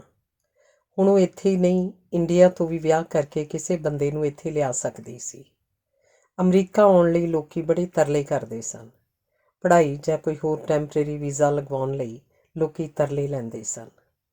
ਪੈਸੇ ਦੇਣ ਲਈ ਵੀ ਤਿਆਰ ਹੋ ਜਾਂਦੇ, ਜਿਸ ਕਰਕੇ ਕਈਆਂ ਨੂੰ ਤਾਂ ਏਜੰਟਾਂ ਨੇ ਬੜਾ ਠੱਗਿਆ। ਕੁਝ ਜਿਹੜੇ ਅਮਰੀਕਾ ਪਹੁੰਚ ਵੀ ਗਏ, ਉਹ ਵੀ ਛੇਤੀ ਕਿਤਿਆਂ ਸੈੱਟ ਨਹੀਂ ਹੋ ਸਕਦੇ। ਲੋਕੀ ਜਾਲੀ ਪੱਤਰ ਬਣਾ ਕੇ ਵੀ ਲੋਕਾਂ ਨੂੰ ਸੱਦ ਰਹੇ ਸਨ, ਰਿਸ਼ਤੇਦਾਰਾਂ ਨੂੰ ਸੱਦ ਰਹੇ ਸਨ। ਪੱਕੀ ਲੜਕੀ ਜੇ ਭਾਰਤ ਤੋਂ ਵਿਆਹ ਕਰਵਾਉਣ ਲਈ ਮੁੰਡਾ ਬੁਲਵਾ ਲਵੇ ਤਾਂ ਮੁੰਡੇ ਵਾਲੇ 20-25 ਲੱਖ ਰੁਪਈਆ ਖਰਚਣ ਲਈ ਏਜੰਟਾਂ ਨੂੰ ਦੇਣ ਲਈ ਤਿਆਰ ਹੋ ਜਾਂਦੇ ਸਨ। ਗੁਰਮੀਤ ਨੇ ਕਈ ਲੜਕੀਆਂ ਦੀ ਖੋਜ ਕਰਕੇ ਮੀਰਾ ਨੂੰ ਵਿਆਹ ਲਈ ਪੁੱਛਿਆ, ਪਰ ਉਹ ਕਈ ਨਾ ਕਰ ਦਿੰਦੀ। ਉਹਨੂੰ ਬੜਾ ਅਜੀਬ ਲੱਗਦਾ ਸੀ। ਉਹ ਇਹ ਸੋਚ ਹੀ ਨਹੀਂ ਸੀ ਸਕਦੀ ਕਿ ਉਹ ਜਾਂ ਉਹਦੇ ਘਰ ਦੇ ਕਿਸੇ ਅੱਗੇ ਨੀਵੇਂ ਹੋਣ। ਐਤਕੀ ਕ੍ਰਿਸਮਿਸ ਵੇਲੇ ਉਹ ਉਹਨਾਂ ਕੋਲ ਨਹੀਂ ਸੀ ਜਾ ਰਹੀ। ਸੋਚਦੀ ਸੀ ਕਿ ਕੋਲੂ ਦੇ ਬਲਦ ਵਾਂਗ ਉਹੀ ਦਿਨ ਚੜ੍ਹਦਾ ਸੀ, ਉਵੇਂ ਹੀ ਦਿਨ ਲੰਘਦਾ ਸੀ ਅਤੇ ਉਸੇ ਤਰ੍ਹਾਂ ਹੀ ਦਿਨ ਛਿਪ ਜਾਂਦਾ ਸੀ। ਐਤਕੀ ਕ੍ਰਿਸਮਿਸ ਦੀਆਂ ਛੁੱਟੀਆਂ 'ਚੋਂ ਡਿਜ਼ਨੀਲੈਂਡ ਜਾਏਗੀ ਜਾਂ ਸਵਿਟਜ਼ਰਲੈਂਡ ਘੁੰਮ ਕੇ ਆਏਗੀ ਜਾਂ ਪੈਰਿਸ ਦੇਖੇਗੀ, ਹੋਰ ਨਹੀਂ ਤਾਂ ਆਰਾਮ ਨਾਲ ਸੁੱਤੀ ਰਹੇਗੀ। ਕ੍ਰਿਸਮਿਸ 'ਤੇ ਕੋਈ ਗਿਫਟ ਦੇਣ ਲਈ ਉਹਦੇ ਭਰਾ ਨੇ ਕੁਝ ਦਿਨ ਪਹਿਲਾਂ ਉਸ ਕੋਲ ਆਉਣਾ ਸੀ, ਇਸ ਲਈ ਫੋਨ ਕਰਕੇ ਉਹਨੂੰ ਦੱਸ ਦਿੱਤਾ ਸੀ। ਉਹਨੇ ਵੀ ਜੂਸ ਦੀਆਂ 2 ਬੋਤਲਾਂ, ਬਿਸਕਿਟਾਂ ਦੇ ਸਪੈਸ਼ਲ ਪੈਕਟ ਅਤੇ ਇੰਡੀਅਨ ਸ਼ਾਪਸ ਤੋਂ ਲਿਆਂਦੀ ਥੋੜ੍ਹੀ ਮਠਿਆਈ ਲਿਆ ਰੱਖੀ ਸੀ। ਜਦੋਂ ਗੁਰਮੀਤ ਆਇਆ ਤਾਂ ਉਹਦੇ ਨਾਲ ਇੱਕ 35-40 ਸਾਲ ਦਾ ਬੜਾ ਹੈਂਡਸਮ ਅਤੇ ਰੋਹਬ ਵਾਲਾ ਬੰਦਾ ਵੀ ਸੀ। ਗੁਰਮੀਤ ਨੇ ਦੱਸਿਆ, ਇਹ ਮੇਰੀ ਕੰਪਨੀ 'ਚ ਮੇਰੇ ਨਾਲ ਕੰਮ ਕਰਦੇ ਨੇ ਮਿਸਟਰ ਸ਼ਿਵ ਦਿਆਲ। ਮਿਸਟਰ ਸ਼ਿਵ ਦਿਆਲ ਹੈ ਇਹਨਾਂ ਦਾ ਨਾਂ। ਪੇ ਪੈਕਟ ਵੀ ਖਾਸਾ ਤਕੜਾ ਮਿਲਦਾ ਹੈ। ਤੈਨੂੰ ਮਿਲਣਾ ਚਾਹੁੰਦੇ ਨੇ। 2 ਸਾਲ ਹੋਏ ਇਹਨਾਂ ਦੀ ਵਹੁਟੀ ਗੁਜ਼ਰ ਗਈ ਸੀ। ਬੱਚਾ ਕੋਈ ਹੈ ਨਹੀਂ। ਪਹਿਲਾਂ ਤਾਂ ਵਿਆਹ ਲਈ ਮੰਨਦੇ ਨਹੀਂ ਸੀ। ਮੈਂ ਆਖਿਆ ਕਿ ਜੇ ਕੋਈ ਅੱਛੀ ਲੜਕੀ ਮਿਲ ਜਾਏ ਤਾਂ ਜ਼ਰੂਰ ਕਰ ਲੈਣਾ ਚਾਹੀਦਾ ਹੈ। ਬੰਦਾ ਬਾਹਰੋਂ ਥੱਕ ਕੇ ਘਰ ਆਉਂਦਾ ਹੈ, ਅੱਗੋਂ ਘਰ ਖਾਲੀ ਮਿਲੇ ਤਾਂ ਉਹਨੂੰ ਸਮਝ ਨਹੀਂ ਲੱਗਦੀ ਕਿ ਉਹ ਕੀ ਕਰੇ। ਗੁਰਮੀਤ ਇੱਕੋ ਸਾਹ ਇੰਨੀਆਂ ਗੱਲਾਂ ਕਰੀ ਜਾ ਰਿਹਾ ਸੀ। ਕੌਫੀ ਪੀਣ ਮਗਰੋਂ ਇੱਕ ਜ਼ਰੂਰੀ ਕੰਮ ਦਾ ਬਹਾਨਾ ਬਣਾ ਕੇ ਮੈਂ ਹੁਣੇ ਆਇਆ ਆਖ ਕੇ ਗੁਰਮੀਤ ਚਲਾ ਗਿਆ। ਉਹਦਾ ਮਤਲਬ ਸੀ ਕਿ ਸ਼ਿਵ ਦਿਆਲ ਆਪੇ ਮੀਰਾ ਤੋਂ ਪੁੱਛ ਲਏਗਾ। ਗੁਰਮੀਤ ਦੇ ਚਲੇ ਜਾਣ ਮਗਰੋਂ ਸ਼ਿਵ ਦਿਆਲ ਨੇ ਜ਼ਰਾ ਕੁ ਰੁਕ ਕੇ ਮੀਰਾ ਤੋਂ ਪੁੱਛਿਆ, ਤੁਹਾਡਾ ਕੀ ਵਿਚਾਰ ਹੈ ਵਿਆਹ ਬਾਰੇ? ਮੀਰਾ ਅਜੇ ਹੁਣ ਤੱਕ ਚੁੱਪ ਬੈਠੀ ਸੀ। ਆਖਣ ਲੱਗੀ ਕਿ ਮੇਰਾ ਕੋਈ ਵਿਚਾਰ ਨਹੀਂ। ਪਰ ਕਿਉਂ? ਸ਼ਿਵ ਦਿਆਲ ਨੇ ਪੁੱਛਿਆ। ਵਿਆਹ ਕਰੋ, ਕਿਸੇ ਦਾ ਘਰ ਸੰਭਾਲੋ, ਕਿਸੇ ਦੇ ਬੱਚੇ ਪਾਲੋ, ਨਾਲੇ ਨੌਕਰੀ ਕਰੋ। ਇਹਦੇ ਬਾਵਜੂਦ ਕਿਸੇ ਦੇ ਰਹਿਮ ਕਰਮ 'ਤੇ ਜੀਓ। ਨੌਕਰੀ ਕਰਨੀ ਜ਼ਰੂਰੀ ਨਹੀਂ, ਘਰ ਬੈਠੋ, ਫਿਰ ਕੀ ਕਰੋ? ਮੀਰਾ ਨੇ ਪੁੱਛਿਆ। ਜੋ ਮਰਜ਼ੀ ਕਰੋ। ਦੇਖਦੇ ਨਹੀਂ ਸਦੀਆਂ ਤੋਂ ਕਿਸ ਹਾਲਤ 'ਚ ਔਰਤ ਜੀ ਰਹੀ ਹੈ। ਮੁਲਕ ਕੋਈ ਵੀ ਹੋਵੇ, ਉਹਨੂੰ ਇਹ ਭੁੱਲ ਗਿਆ ਕਿ ਉਹਦੀ ਮਰਜ਼ੀ ਕੀ ਹੈ। ਉਹ ਹਰ ਵੇਲੇ ਆਦਮੀ ਦੀ ਮਰਜ਼ੀ ਲੱਭਦੀ ਹੈ, ਉਹਨੂੰ ਪੂਰੀਆਂ ਕਰਨ 'ਚ ਲੱਗੀ ਰਹਿੰਦੀ ਹੈ। ਕਦੇ ਉਹ ਆਖਦਾ ਬੁਰਕਾ ਪਾ ਲੈ, ਤੇਰੀ ਚੀਚੀ ਉਂਗਲੀ ਵੀ ਕਿਸੇ ਨੂੰ ਨਾ ਦਿਸੇ। ਕਦੇ ਉਹ ਆਖਦਾ ਅੱਧ ਨੰਗੀ ਅਤੇ ਫਿਰ ਨੰਗੀ ਨੱਚ ਲੈ, ਇਸ 'ਚ ਕੀ ਹਰਜ਼ ਹੈ। ਔਰਤ ਨੂੰ ਹਰ ਪੱਧਰ 'ਤੇ ਖੁਆਰ ਕੀਤਾ ਜਾਂਦਾ ਹੈ। ਕਈ ਵਾਰੀ ਮੈਂ ਸੋਚਦੀ ਹਾਂ, ਸਿਲਵੀਆ ਪਲਾਥ ਏਡਾ ਸੋਹਣਾ ਲਿਖਦੀ ਸੀ, ਏਡੀ ਸੋਹਣੀ ਆਪ ਸੀ, ਏਡੇ ਸੋਹਣੇ ਉਹਦੇ 2 ਬੱਚੇ ਸਨ। ਫਿਰ ਵੀ ਉਹਦਾ ਆਦਮੀ ਉਹਨੂੰ ਛੱਡ ਕੇ ਕਿਸੇ ਹੋਰ ਔਰਤ ਨਾਲ ਚਲਾ ਗਿਆ। ਫਿਰ ਉਹ ਆਪਣੀ ਰਿਜੈਕਸ਼ਨ ਤੋਂ ਇੰਨੀ ਭੈਮਾਨ ਹੋ ਗਈ ਕਿ ਉਹਨੇ ਗੈਸ 'ਚ ਮੂੰਹ ਦੇ ਕੇ ਆਤਮ ਹੱਤਿਆ ਕਰ ਲਈ। ਜਿਸ ਔਰਤ ਨਾਲ ਉਹਦਾ ਆਦਮੀ ਗਿਆ ਸੀ, ਉਹਨੇ ਮਨ ਹੀ ਮਨ ਸਿਲਵੀਆ ਪਲਾਥ ਨਾਲ ਆਪਣਾ ਮੁਕਾਬਲਾ ਕੀਤਾ। ਆਦਮੀ ਦੀ ਥਾਂ ਆਪਣੇ ਆਪ ਨੂੰ ਗੁਨਾਹਗਾਰ ਸਮਝਿਆ। ਉਹ ਵੀ ਗੈਸ 'ਚ ਮੂੰਹ ਦੇ ਕੇ ਆਤਮ ਹੱਤਿਆ ਕਰ ਗਈ। ਔਰਤ ਕੋਲ ਉਹਦੀ ਸੋਚ ਵੀ ਉਹਦੀ ਆਪਣੀ ਨਹੀਂ। ਇਸੇ ਕਰਕੇ ਅੱਜ ਕੱਲ੍ਹ ਕੁੜੀਆਂ ਵਿਆਹ ਤੋਂ ਉਤਰੈਂਦੀਆਂ ਨੇ, ਦੋਸਤ ਬਣਾਉਂਦੀਆਂ ਨੇ ਅਤੇ ਜਿੰਨੀ ਦੇ ਠੀਕ ਰਿਹਾ ਇਕੱਠੇ ਰਹੇ, ਨਹੀਂ ਤਾਂ ਘੜੀਸੇ ਜਾਣ ਅਤੇ ਆਪਣੇ ਹੱਡ ਗੋਡੇ ਕਿਉਂ ਤੁੜਵਾਉਣੇ ਨੇ। ਮੀਰਾ ਨੇ ਆਖਿਆ, ਤੁਸੀਂ ਬਹੁਤ ਹੀ ਇੰਟੈਲੀਜੈਂਟ ਲੜਕੀ ਹੋ, ਤੁਸੀਂ ਸਾਰੀਆਂ ਗੱਲਾਂ ਸਮਝਦੇ ਹੋ, ਇਸ ਕਰਕੇ ਤੁਹਾਨੂੰ ਕੋਈ ਪਰੇਸ਼ਾਨੀ ਨਹੀਂ ਹੋਏਗੀ। ਮੈਂ ਵੀ ਵਾਅਦਾ ਕਰਦਾ ਕਿ ਮੈਂ ਤੁਹਾਨੂੰ ਕੋਈ ਪਰੇਸ਼ਾਨੀ ਨਹੀਂ ਦੇਵਾਂਗਾ ਜੇ ਤੁਸੀਂ ਮੇਰਾ ਸਾਥ ਕਬੂਲ ਕਰ ਲਓ। ਸ਼ਿਵ ਦਿਆਲ ਬੋਲਿਆ। ਵਾਅਦੇ ਅਜ਼ਮਾਉਣ ਦੀ ਆਦਤ ਨਹੀਂ। ਜਿਹਨੇ ਮੈਨੂੰ ਫੋਨ ਕਰਨ ਦਾ ਵਾਅਦਾ ਕੀਤਾ ਸੀ, 10 ਸਾਲ ਮੈਂ ਉਹਦਾ ਫੋਨ ਉਡੀਕਦੀ ਰਹੀ। ਫਿਰ ਮੈਂ ਆਪਣੇ ਫੋਨ ਦਾ ਨੰਬਰ ਹੀ ਕਟਵਾ ਦਿੱਤਾ। ਇਹ ਨਹੀਂ ਹੋ ਸਕਦਾ ਸੀ ਕਿ ਉਹਦੇ ਆਉਣ ਦੀ ਉਡੀਕ 'ਚ ਸਿਲ ਪੱਥਰ ਹੋ ਜਾਂਦੇ। ਸੀਤਾ ਅਤੇ ਸਵਿਤਰੀ ਬੜੇ ਖੂਬਸੂਰਤ ਆਦਰਸ਼ ਨੇ, ਪਰ ਇਹ ਸਭ ਔਰਤ ਨੂੰ ਖ਼ਤਮ ਕਰਨ ਵਾਲੇ ਆਦਰਸ਼ ਨੇ। ਤੁਹਾਨੂੰ ਇਹ ਗੱਲ ਬੁਰੀ ਲੱਗੇ, ਮੈਂ ਜ਼ਿੰਦਗੀ 'ਚ ਸਮਝੌਤੇ ਨਹੀਂ ਕਰ ਸਕਦੀ। ਹੁਣ ਕਿਤਾਬਾਂ ਹੀ ਮੇਰੀਆਂ ਸਭ ਤੋਂ ਚੰਗੀਆਂ ਦੋਸਤ ਨੇ। ਆਪਣੇ ਆਪ ਦੀ ਕੰਪਨੀ 'ਚ ਜਿਉਣਾ ਹੀ ਸਭ ਤੋਂ ਚੰਗਾ ਲੱਗਦਾ ਹੈ, ਮੀਰਾ ਨੇ ਸਪਸ਼ਟ ਕਰ ਦਿੱਤਾ। ਸ਼ਿਵਦਿਆਲ ਸੋਚਾਂ 'ਚ ਪੈ ਗਿਆ। ਇੰਨੇ ਨੂੰ ਗੁਰਮੀਤ ਵੀ ਪਰਤ ਆਇਆ। ਮੀਰਾ ਜਦੋਂ ਉੱਠ ਕੇ ਬਾਥਰੂਮ ਗਈ ਤਾਂ ਗੁਰਮੀਤ ਨੇ ਸ਼ਿਵਦਿਆਲ ਨੂੰ ਪੁੱਛਿਆ, ਕੀ ਹੋਈ ਗੱਲ ਕੋਈ? ਸ਼ਿਵਦਿਆਲ ਬੋਲਿਆ, she is too intelligent for any man. ਬੰਦੇ ਲਈ ਕਿਸੇ ਸੁਪੀਰੀਅਰ ਔਰਤ ਨੂੰ ਜਰਨਾ ਔਖਾ ਹੁੰਦਾ ਹੈ। ਉਹਦਾ ਜੀ ਕਰੇਗਾ ਇਹਦੀ ਹਰ ਗੱਲ 'ਤੇ ਹੇਠੀ ਕੀਤੀ ਜਾਏ, ਛਿੱਲ ਤਰਾਸ਼ ਕੇ ਆਪਣੀ ਮੇਚ ਦੀ ਬਣਾਈ ਜਾਏ। ਬੰਦੇ ਦੇ ਵੀ ਕੁਝ ਵੱਸ ਨਹੀਂ। ਸਦੀਆਂ ਤੋਂ ਉਹਨੇ ਇਹੀ ਸਿੱਖਿਆ, ਸ਼ਿਵਦਿਆਲ ਨੇ ਦੱਸਿਆ। ਇਹ ਕੁੜੀ ਵੀ ਪ੍ਰੋਬਲਮ ਬਣੀ ਹੋਈ ਹੈ। ਗੁਰਮੀਤ ਜ਼ਰਾ ਕੁ ਖਿਝ ਕੇ ਬੋਲਿਆ, ਨਹੀਂ, ਉਹ ਕਿਉਂਕਿ ਸਾਰੀ ਪ੍ਰੋਬਲਮ ਨੂੰ ਸਮਝਦੀ ਹੈ। ਇੰਡੀਅਨ ਭਾਈ ਹੋਣ ਦੇ ਬਾਵਜੂਦ ਉਹ ਤੁਹਾਡੇ ਲਈ ਕੋਈ ਬੋਝ ਨਹੀਂ ਬਣੀ। ਮੈਨੂੰ ਇਹਦੀ ਤਾਂ ਚਿੰਤਾ ਹੀ ਬਣੀ ਰਹਿੰਦੀ ਹੈ, ਗੁਰਮੀਤ ਬੋਲਿਆ। ਸ਼ਿਵਦਿਆਲ ਜ਼ਰਾ ਮੁਸਕਰਾਇਆ ਤੇ ਆਖਣ ਲੱਗਾ, ਉਹਨੇ ਜੋ ਜੀਵਨ ਸ਼ੈਲੀ ਚੁਣੀ ਹੈ ਉਹ ਸਾਡੀ ਭਵਿੱਖ ਦੀ ਔਰਤ ਲਈ ਹੈ। ਅਜੇ ਸਾਨੂੰ ਉਹਦੀਆਂ ਗੱਲਾਂ ਦੀ ਸਮਝ ਨਹੀਂ ਲੱਗਦੀ, ਇਸ ਲਈ ਅਸੀਂ ਇੱਕ ਮਰਦ ਦੀ ਦ੍ਰਿਸ਼ਟੀ ਤੋਂ ਸੋਚਦੇ ਹਾਂ। ਤੈਨੂੰ ਤੇ ਯਾਰ ਖੁਸ਼ ਹੋਣਾ ਚਾਹੀਦਾ ਹੈ ਕਿ ਏਡੀ ਇੰਟੈਲੀਜੈਂਟ ਕੁੜੀ ਤੁਹਾਡੀ ਭੈਣ ਹੈ, ਸ਼ਿਵਦਿਆਲ ਨੇ ਆਖਿਆ। ਮੈਨੂੰ ਤਾਂ ਲੱਗਦਾ ਔਰਤਾਂ ਬੇਵਕੂਫ ਹੀ ਠੀਕ ਹੁੰਦੀਆਂ ਨੇ। ਬੇਵਕੂਫ ਹੀ ਹੋਣੀਆਂ ਚਾਹੀਦੀਆਂ ਨੇ, ਗੁਰਮੀਤ ਤਪ ਗਿਆ ਸੀ, ਤਾਂ ਕਿ ਬੰਦਾ ਉਹਨਾਂ ਦੇ ਤਨ ਦੇ ਨਾਲ ਮਨ 'ਤੇ ਵੀ ਰਾਜ ਕਰ ਸਕੇ, ਹੈ ਨਾ? ਸ਼ਿਵਦਿਆਲ ਨੇ ਹੱਸ ਕੇ ਆਖਿਆ। ਮੀਰਾ ਅੰਦਰੋਂ ਆ ਗਈ ਸੀ। ਉਹਨੇ ਗੁਰਮੀਤ ਦੇ ਬੱਚਿਆਂ ਲਈ 2 ਗਿਫਟ ਲਿਆ ਰੱਖੇ ਸਨ। ਉਹਨੂੰ ਦਿੰਦੀ ਆਖਣ ਲੱਗੀ ਕਿ ਮੇਰੇ ਵੱਲੋਂ ਦੇ ਦੇਈਂ। ਮਤਲਬ ਸੀ ਹੁਣ ਭਾਈ ਤੁਸੀਂ ਜਾਓ। ਉਹ ਉੱਠ ਕੇ ਖੜੇ ਹੋਏ। ਸ਼ਿਵਦਿਆਲ ਚਾਹੁੰਦਾ ਹੋਇਆ ਇਹ ਨਾ ਪੁੱਛ ਸਕਿਆ ਕਿ ਮੈਂ ਕਦੇ ਕਦੇ ਫੋਨ ਕਰ ਸਕਦਾ। ਹੇਠਾਂ ਉਤਰ ਕੇ ਕਾਰ 'ਚ ਬੈਠਦਿਆਂ ਤੇ ਮੀਰਾ ਨੂੰ ਬਾਏ ਬਾਏ ਕਰਦਿਆਂ ਗੁਰਮੀਤ ਸੋਚ ਰਿਹਾ ਸੀ, ਇਹ ਐਫਰਟ ਵੀ ਨਾਕਾਮਯਾਬ ਰਹੀ। ਇਸ ਨਾਵਲ ਦਾ ਅਖੀਰਲਾ ਅੰਗ 11ਵਾਂ। ਨਿਰਮਲ ਦਾ ਬੇਟਾ ਸਨੀ 10ਵੇਂ ਵਰ੍ਹੇ 'ਚ ਹੋ ਗਿਆ ਸੀ, ਪਰ ਸ਼ਾਂਤੀ ਦੇਵੀ ਦੇ ਬਾਰ-ਬਾਰ ਆਖਣ 'ਤੇ ਵੀ ਉਹ ਅੰਮ੍ਰਿਤਸਰ ਵਿੱਚ ਜਾ ਕੇ ਦਰਬਾਰ ਸਾਹਿਬ ਦੇ ਸੁਖਣਾ ਨਹੀਂ ਸੀ ਲਾ ਕੇ ਆ ਸਕਿਆ। ਸ਼ਾਂਤੀ ਦੇਵੀ ਨੂੰ ਲੱਗਦਾ ਸੀ ਜਦੋਂ ਸਨੀ ਨਹੀਂ ਸੀ ਹੋਇਆ ਕਿਵੇਂ ਭਟਕਦੇ ਸਨ। ਕੋਈ ਦਵਾ ਦਾਰੂ, ਕੋਈ ਟੈਸਟ, ਕੋਈ ਦੇਸੀ ਇਲਾਜ, ਦੇਵੀ ਦੀ ਸੁਖਣਾ, ਪਿੱਤਰਾਂ ਦੀਆਂ ਮੰਨਤਾਂ, ਕੁਝ ਵੀ ਕਾਰਜ ਸਫਲ ਨਹੀਂ ਸੀ ਹੋਇਆ। ਫਿਰ ਉਹਨੂੰ ਯਾਦ ਆਇਆ ਸੀ ਕਿ ਦਰਬਾਰ ਸਾਹਿਬ ਜਾ ਕੇ ਸੁਖਣਾ ਸੁੱਖ ਕੇ ਅਰਦਾਸ ਕਰਵਾ ਦਿਓ ਤਾਂ ਰੱਬ ਆਪੇ ਸੁਣ ਲੈਂਦਾ ਹੈ। ਉਹਨੇ ਬੜਾ ਜ਼ੋਰ ਲਾ ਕੇ ਨਿਰਮਲ ਤੇ ਅਰੁਣ ਨੂੰ ਇੰਡੀਆ ਅੰਮ੍ਰਿਤਸਰ ਜਾ ਕੇ ਸੁਖਣਾ ਸੁੱਖਣ ਤੇ ਅਰਦਾਸ ਲਈ ਭੇਜਿਆ। ਨਿਰਮਲ ਭਾਵੇਂ ਇਹਨਾਂ ਗੱਲਾਂ 'ਚ ਨਹੀਂ ਸੀ ਪੈਂਦਾ, ਨਾਲੇ ਅੱਜ ਕੱਲ੍ਹ ਮੁੰਡੇ ਕੁੜੀਆਂ 'ਚ ਫਰਕ ਵੀ ਕਿੱਥੇ ਰਹਿ ਗਿਆ ਹੈ, ਪਰ ਮਾਂ ਦਾ ਵਿਸ਼ਵਾਸ ਸੀ ਕਿ ਪੁੱਤਰ ਨਾ ਹੋਵੇ ਤਾਂ ਪਿੱਤਰਾਂ ਨੂੰ ਪਾਣੀ ਦੇਣ ਵਾਲਾ ਕੋਈ ਨਹੀਂ ਰਹਿੰਦਾ। ਸਰਾਧਾਂ ਦੇ ਦਿਨਾਂ 'ਚ ਜਦੋਂ ਉਹ ਆਪਣੇ ਘਰ ਪਰਤਦੇ ਨੇ, ਉਹ ਭੁੱਖੇ ਤਿਹਾਈ ਮੁੜ ਜਾਂਦੇ ਨੇ। ਸ਼ਾਂਤੀ ਦੇਵੀ ਨੂੰ ਲੱਗਦਾ ਸੀ ਕਿ ਪਿੱਤਰਾਂ 'ਚ ਹੁਣ ਉਹਦਾ ਪਤੀ ਵੀ ਸ਼ਾਮਲ ਹੈ, ਭਾਵੇਂ ਉਹ ਉਹਨੂੰ ਇਸ ਗੱਲ ਬਾਰੇ ਕੁਝ ਨਹੀਂ ਸੀ ਆਖਦੀ। ਛੁੱਟੀਆਂ 'ਚ ਸਨੀ ਬਿਮਾਰ ਹੋ ਗਿਆ। ਉਹਨੂੰ ਥੋੜ੍ਹਾ ਬੁਖਾਰ ਚੜ੍ਹਦਾ ਸੀ। ਕਈ ਟੈਸਟ ਕਰਾਏ, ਕੋਈ ਨੁਕਸ ਨਹੀਂ ਸੀ। ਫਿਰ ਵੀ ਬੁਖਾਰ ਲਗਾਤਾਰ ਚੜ੍ਹ ਰਿਹਾ ਸੀ। 15 ਦਿਨ ਲੰਘ ਜਾਣ ਮਗਰੋਂ ਸਨੀ ਨੂੰ ਆਰਾਮ ਨਾ ਆਇਆ ਤਾਂ ਸ਼ਾਂਤੀ ਦੇਵੀ ਬਹੁਤ ਘਬਰਾ ਗਈ। ਉਹਨੇ ਆਖਿਆ ਕਿ ਗੁਰਦੁਆਰੇ ਜਾਓ, ਮੱਥਾ ਟੇਕ ਕੇ ਭੁੱਲ ਬਖਸ਼ਾਓ ਤੇ ਨਾਲੇ ਆਖੋ ਕਿ ਸਨੀ ਠੀਕ ਹੋ ਜਾਏ। ਅਸੀਂ ਇਸੇ ਵਰ੍ਹੇ ਅੰਮ੍ਰਿਤਸਰ ਜਾ ਕੇ ਸੁੱਖ ਦੇ ਆਵਾਂਗੇ। ਮਾਂ ਦੇ ਕਈ ਵਾਰ ਆਖਣ 'ਤੇ ਐਤਵਾਰ ਵਾਲੇ ਦਿਨ ਗੁਰਦੁਆਰੇ ਗਏ, ਮੱਥਾ ਟੇਕਿਆ, ਮਾਂ ਦੇ ਦੱਸੇ ਅਨੁਸਾਰ ਅਰਦਾਸ ਕੀਤੀ। ਅਰੁਣ ਨੇ ਦੇਖਿਆ ਇੱਥੇ ਔਰਤਾਂ ਇਉਂ ਸਜ ਵਜ ਕੇ ਆਈਆਂ ਸਨ ਜਿਵੇਂ ਕਿਸੇ ਦੇ ਵਿਆਹ 'ਤੇ ਆਈਆਂ ਹੋਣ। ਇੱਥੇ ਦਿਹਾੜੀਆਂ ਕਰਦੀਆਂ ਔਰਤਾਂ ਨੂੰ ਮਸਾਂ ਇੱਕ ਐਤਵਾਰ ਹੀ ਮਿਲਦਾ ਸੀ ਜਿੱਥੇ ਉਹ ਇੰਡੀਅਨ ਕੱਪੜੇ ਪਾ ਕੇ ਇੱਕ ਦੂਸਰੀ ਨੂੰ ਮਾਤ ਦੇ ਸਕਦੀਆਂ ਸਨ। ਹੇਠਲੀ ਮੰਜ਼ਿਲ 'ਤੇ ਅਤੁੱਟ ਲੰਗਰ ਵਰਤਾਇਆ ਜਾ ਰਿਹਾ ਸੀ। ਪੰਗਤ ਵਿੱਚ ਬੈਠ ਕੇ ਬੜੇ ਲੋਕ ਖੀਰ ਪ੍ਰਸ਼ਾਦੇ, ਮਾਂਹ ਛੋਲਿਆਂ ਦੀ ਕਾਲੀ ਦਾਲ, ਗੋਭੀ ਦੀ ਭਾਜੀ ਦਾ ਲੰਗਰ ਛਕ ਰਹੇ ਸਨ। ਗੁਰਦੁਆਰੇ 'ਚ ਇੰਨੀ ਭੀੜ ਸੀ, ਪਰ ਫਿਰ ਵੀ ਇੰਨੀ ਸਫਾਈ ਸੀ ਕਿ ਤੁਸੀਂ ਹੈਰਾਨ ਹੋ ਜਾਂਦੇ। ਬੱਚਿਆਂ ਦੇ ਖੇਡਣ ਦੀ ਅਲੱਗ ਪਾਰਕ ਸੀ। ਇੰਡੀਅਨ ਕਿਤਾਬਾਂ ਦੀ ਇੱਕ ਪਾਸੇ ਸਟਾਲ ਸੀ ਜਿੱਥੇ ਹਿੰਦੀ, ਅੰਗਰੇਜ਼ੀ, ਪੰਜਾਬੀ ਦੀਆਂ ਬਹੁਤ ਸਾਰੀਆਂ ਕਿਤਾਬਾਂ ਪਈਆਂ ਸਨ। ਇੱਕ ਪਾਸੇ ਮਸਕੀਨ ਦੀਆਂ ਕਥਾ ਦੀਆਂ ਸੀਡੀਆਂ, ਸੁੰਦਰ ਗੁਟਕੇ ਤੇ ਸਟੀਲ ਦੇ ਕੜੇ ਪਏ ਸਨ। ਇਸ ਮੁਲਕ 'ਚ ਗੁਰਦੁਆਰਾ ਪੰਜਾਬੀਆਂ ਦੇ ਮੇਲ ਜੋਲ ਦੀ ਥਾਂ ਬਣ ਗਿਆ ਸੀ।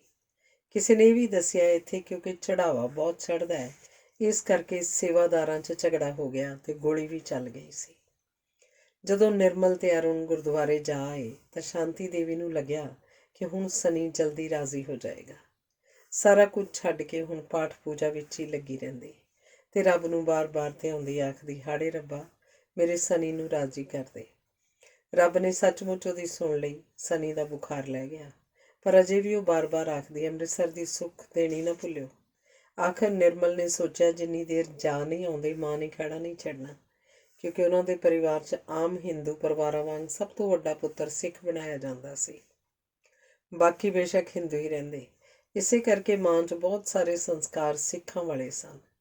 ਸ੍ਰੀ ਹਰਿਮੰਦਰ ਸਾਹਿਬ 'ਤੇ ਅਟੁੱਟ ਭਰੋਸਾ ਸੀ। ਇਸੇ ਕਰਕੇ ਨਿਰਮਲ ਨੇ ਆਖਰ ਅੰਮ੍ਰਿਤਸਰ ਜਾਣ ਲਈ ਮੰਨ ਗਿਆ ਤੇ ਨਿਰਮਲ ਨੇ ਆਖਿਆ, ਜਿੰਨਾ ਬਹੁਤਾ ਪਹਿਲਾਂ ਟਿਕਟਾਂ ਬੁੱਕ ਕਰ ਲਵਾਂਗੇ ਓਨੀਆਂ ਸਸਤੀਆਂ ਪੈ ਜਾਣਗੀਆਂ। ਕਿੰਨੀਆਂ ਸੀਟਾਂ ਬੁੱਕ ਕਰੀਏ? ਮੈਂ, ਅਰੁਣ, ਸਨੀ ਤੇ ਮਾਤਾ ਜੀ, 4 ਠੀਕ ਰਹਿਣਗੀਆਂ ਨਾ? ਬੇਟੀਆਂ ਮੀਰਾ ਕੋਲ ਰਹਿ ਜਾਣਗੀਆਂ। ਸ਼ਾਂਤੀ ਦੇਵੀ ਝੱਟ ਹੀ ਬੋਲੀ, ਮੈਂ ਰਹਿ ਜਾਵਾਂਗੀ ਪਿੱਛੇ, ਤੁਸੀਂ ਮੀਰਾ ਨੂੰ ਨਾਲ ਲੈ ਜਾਓ।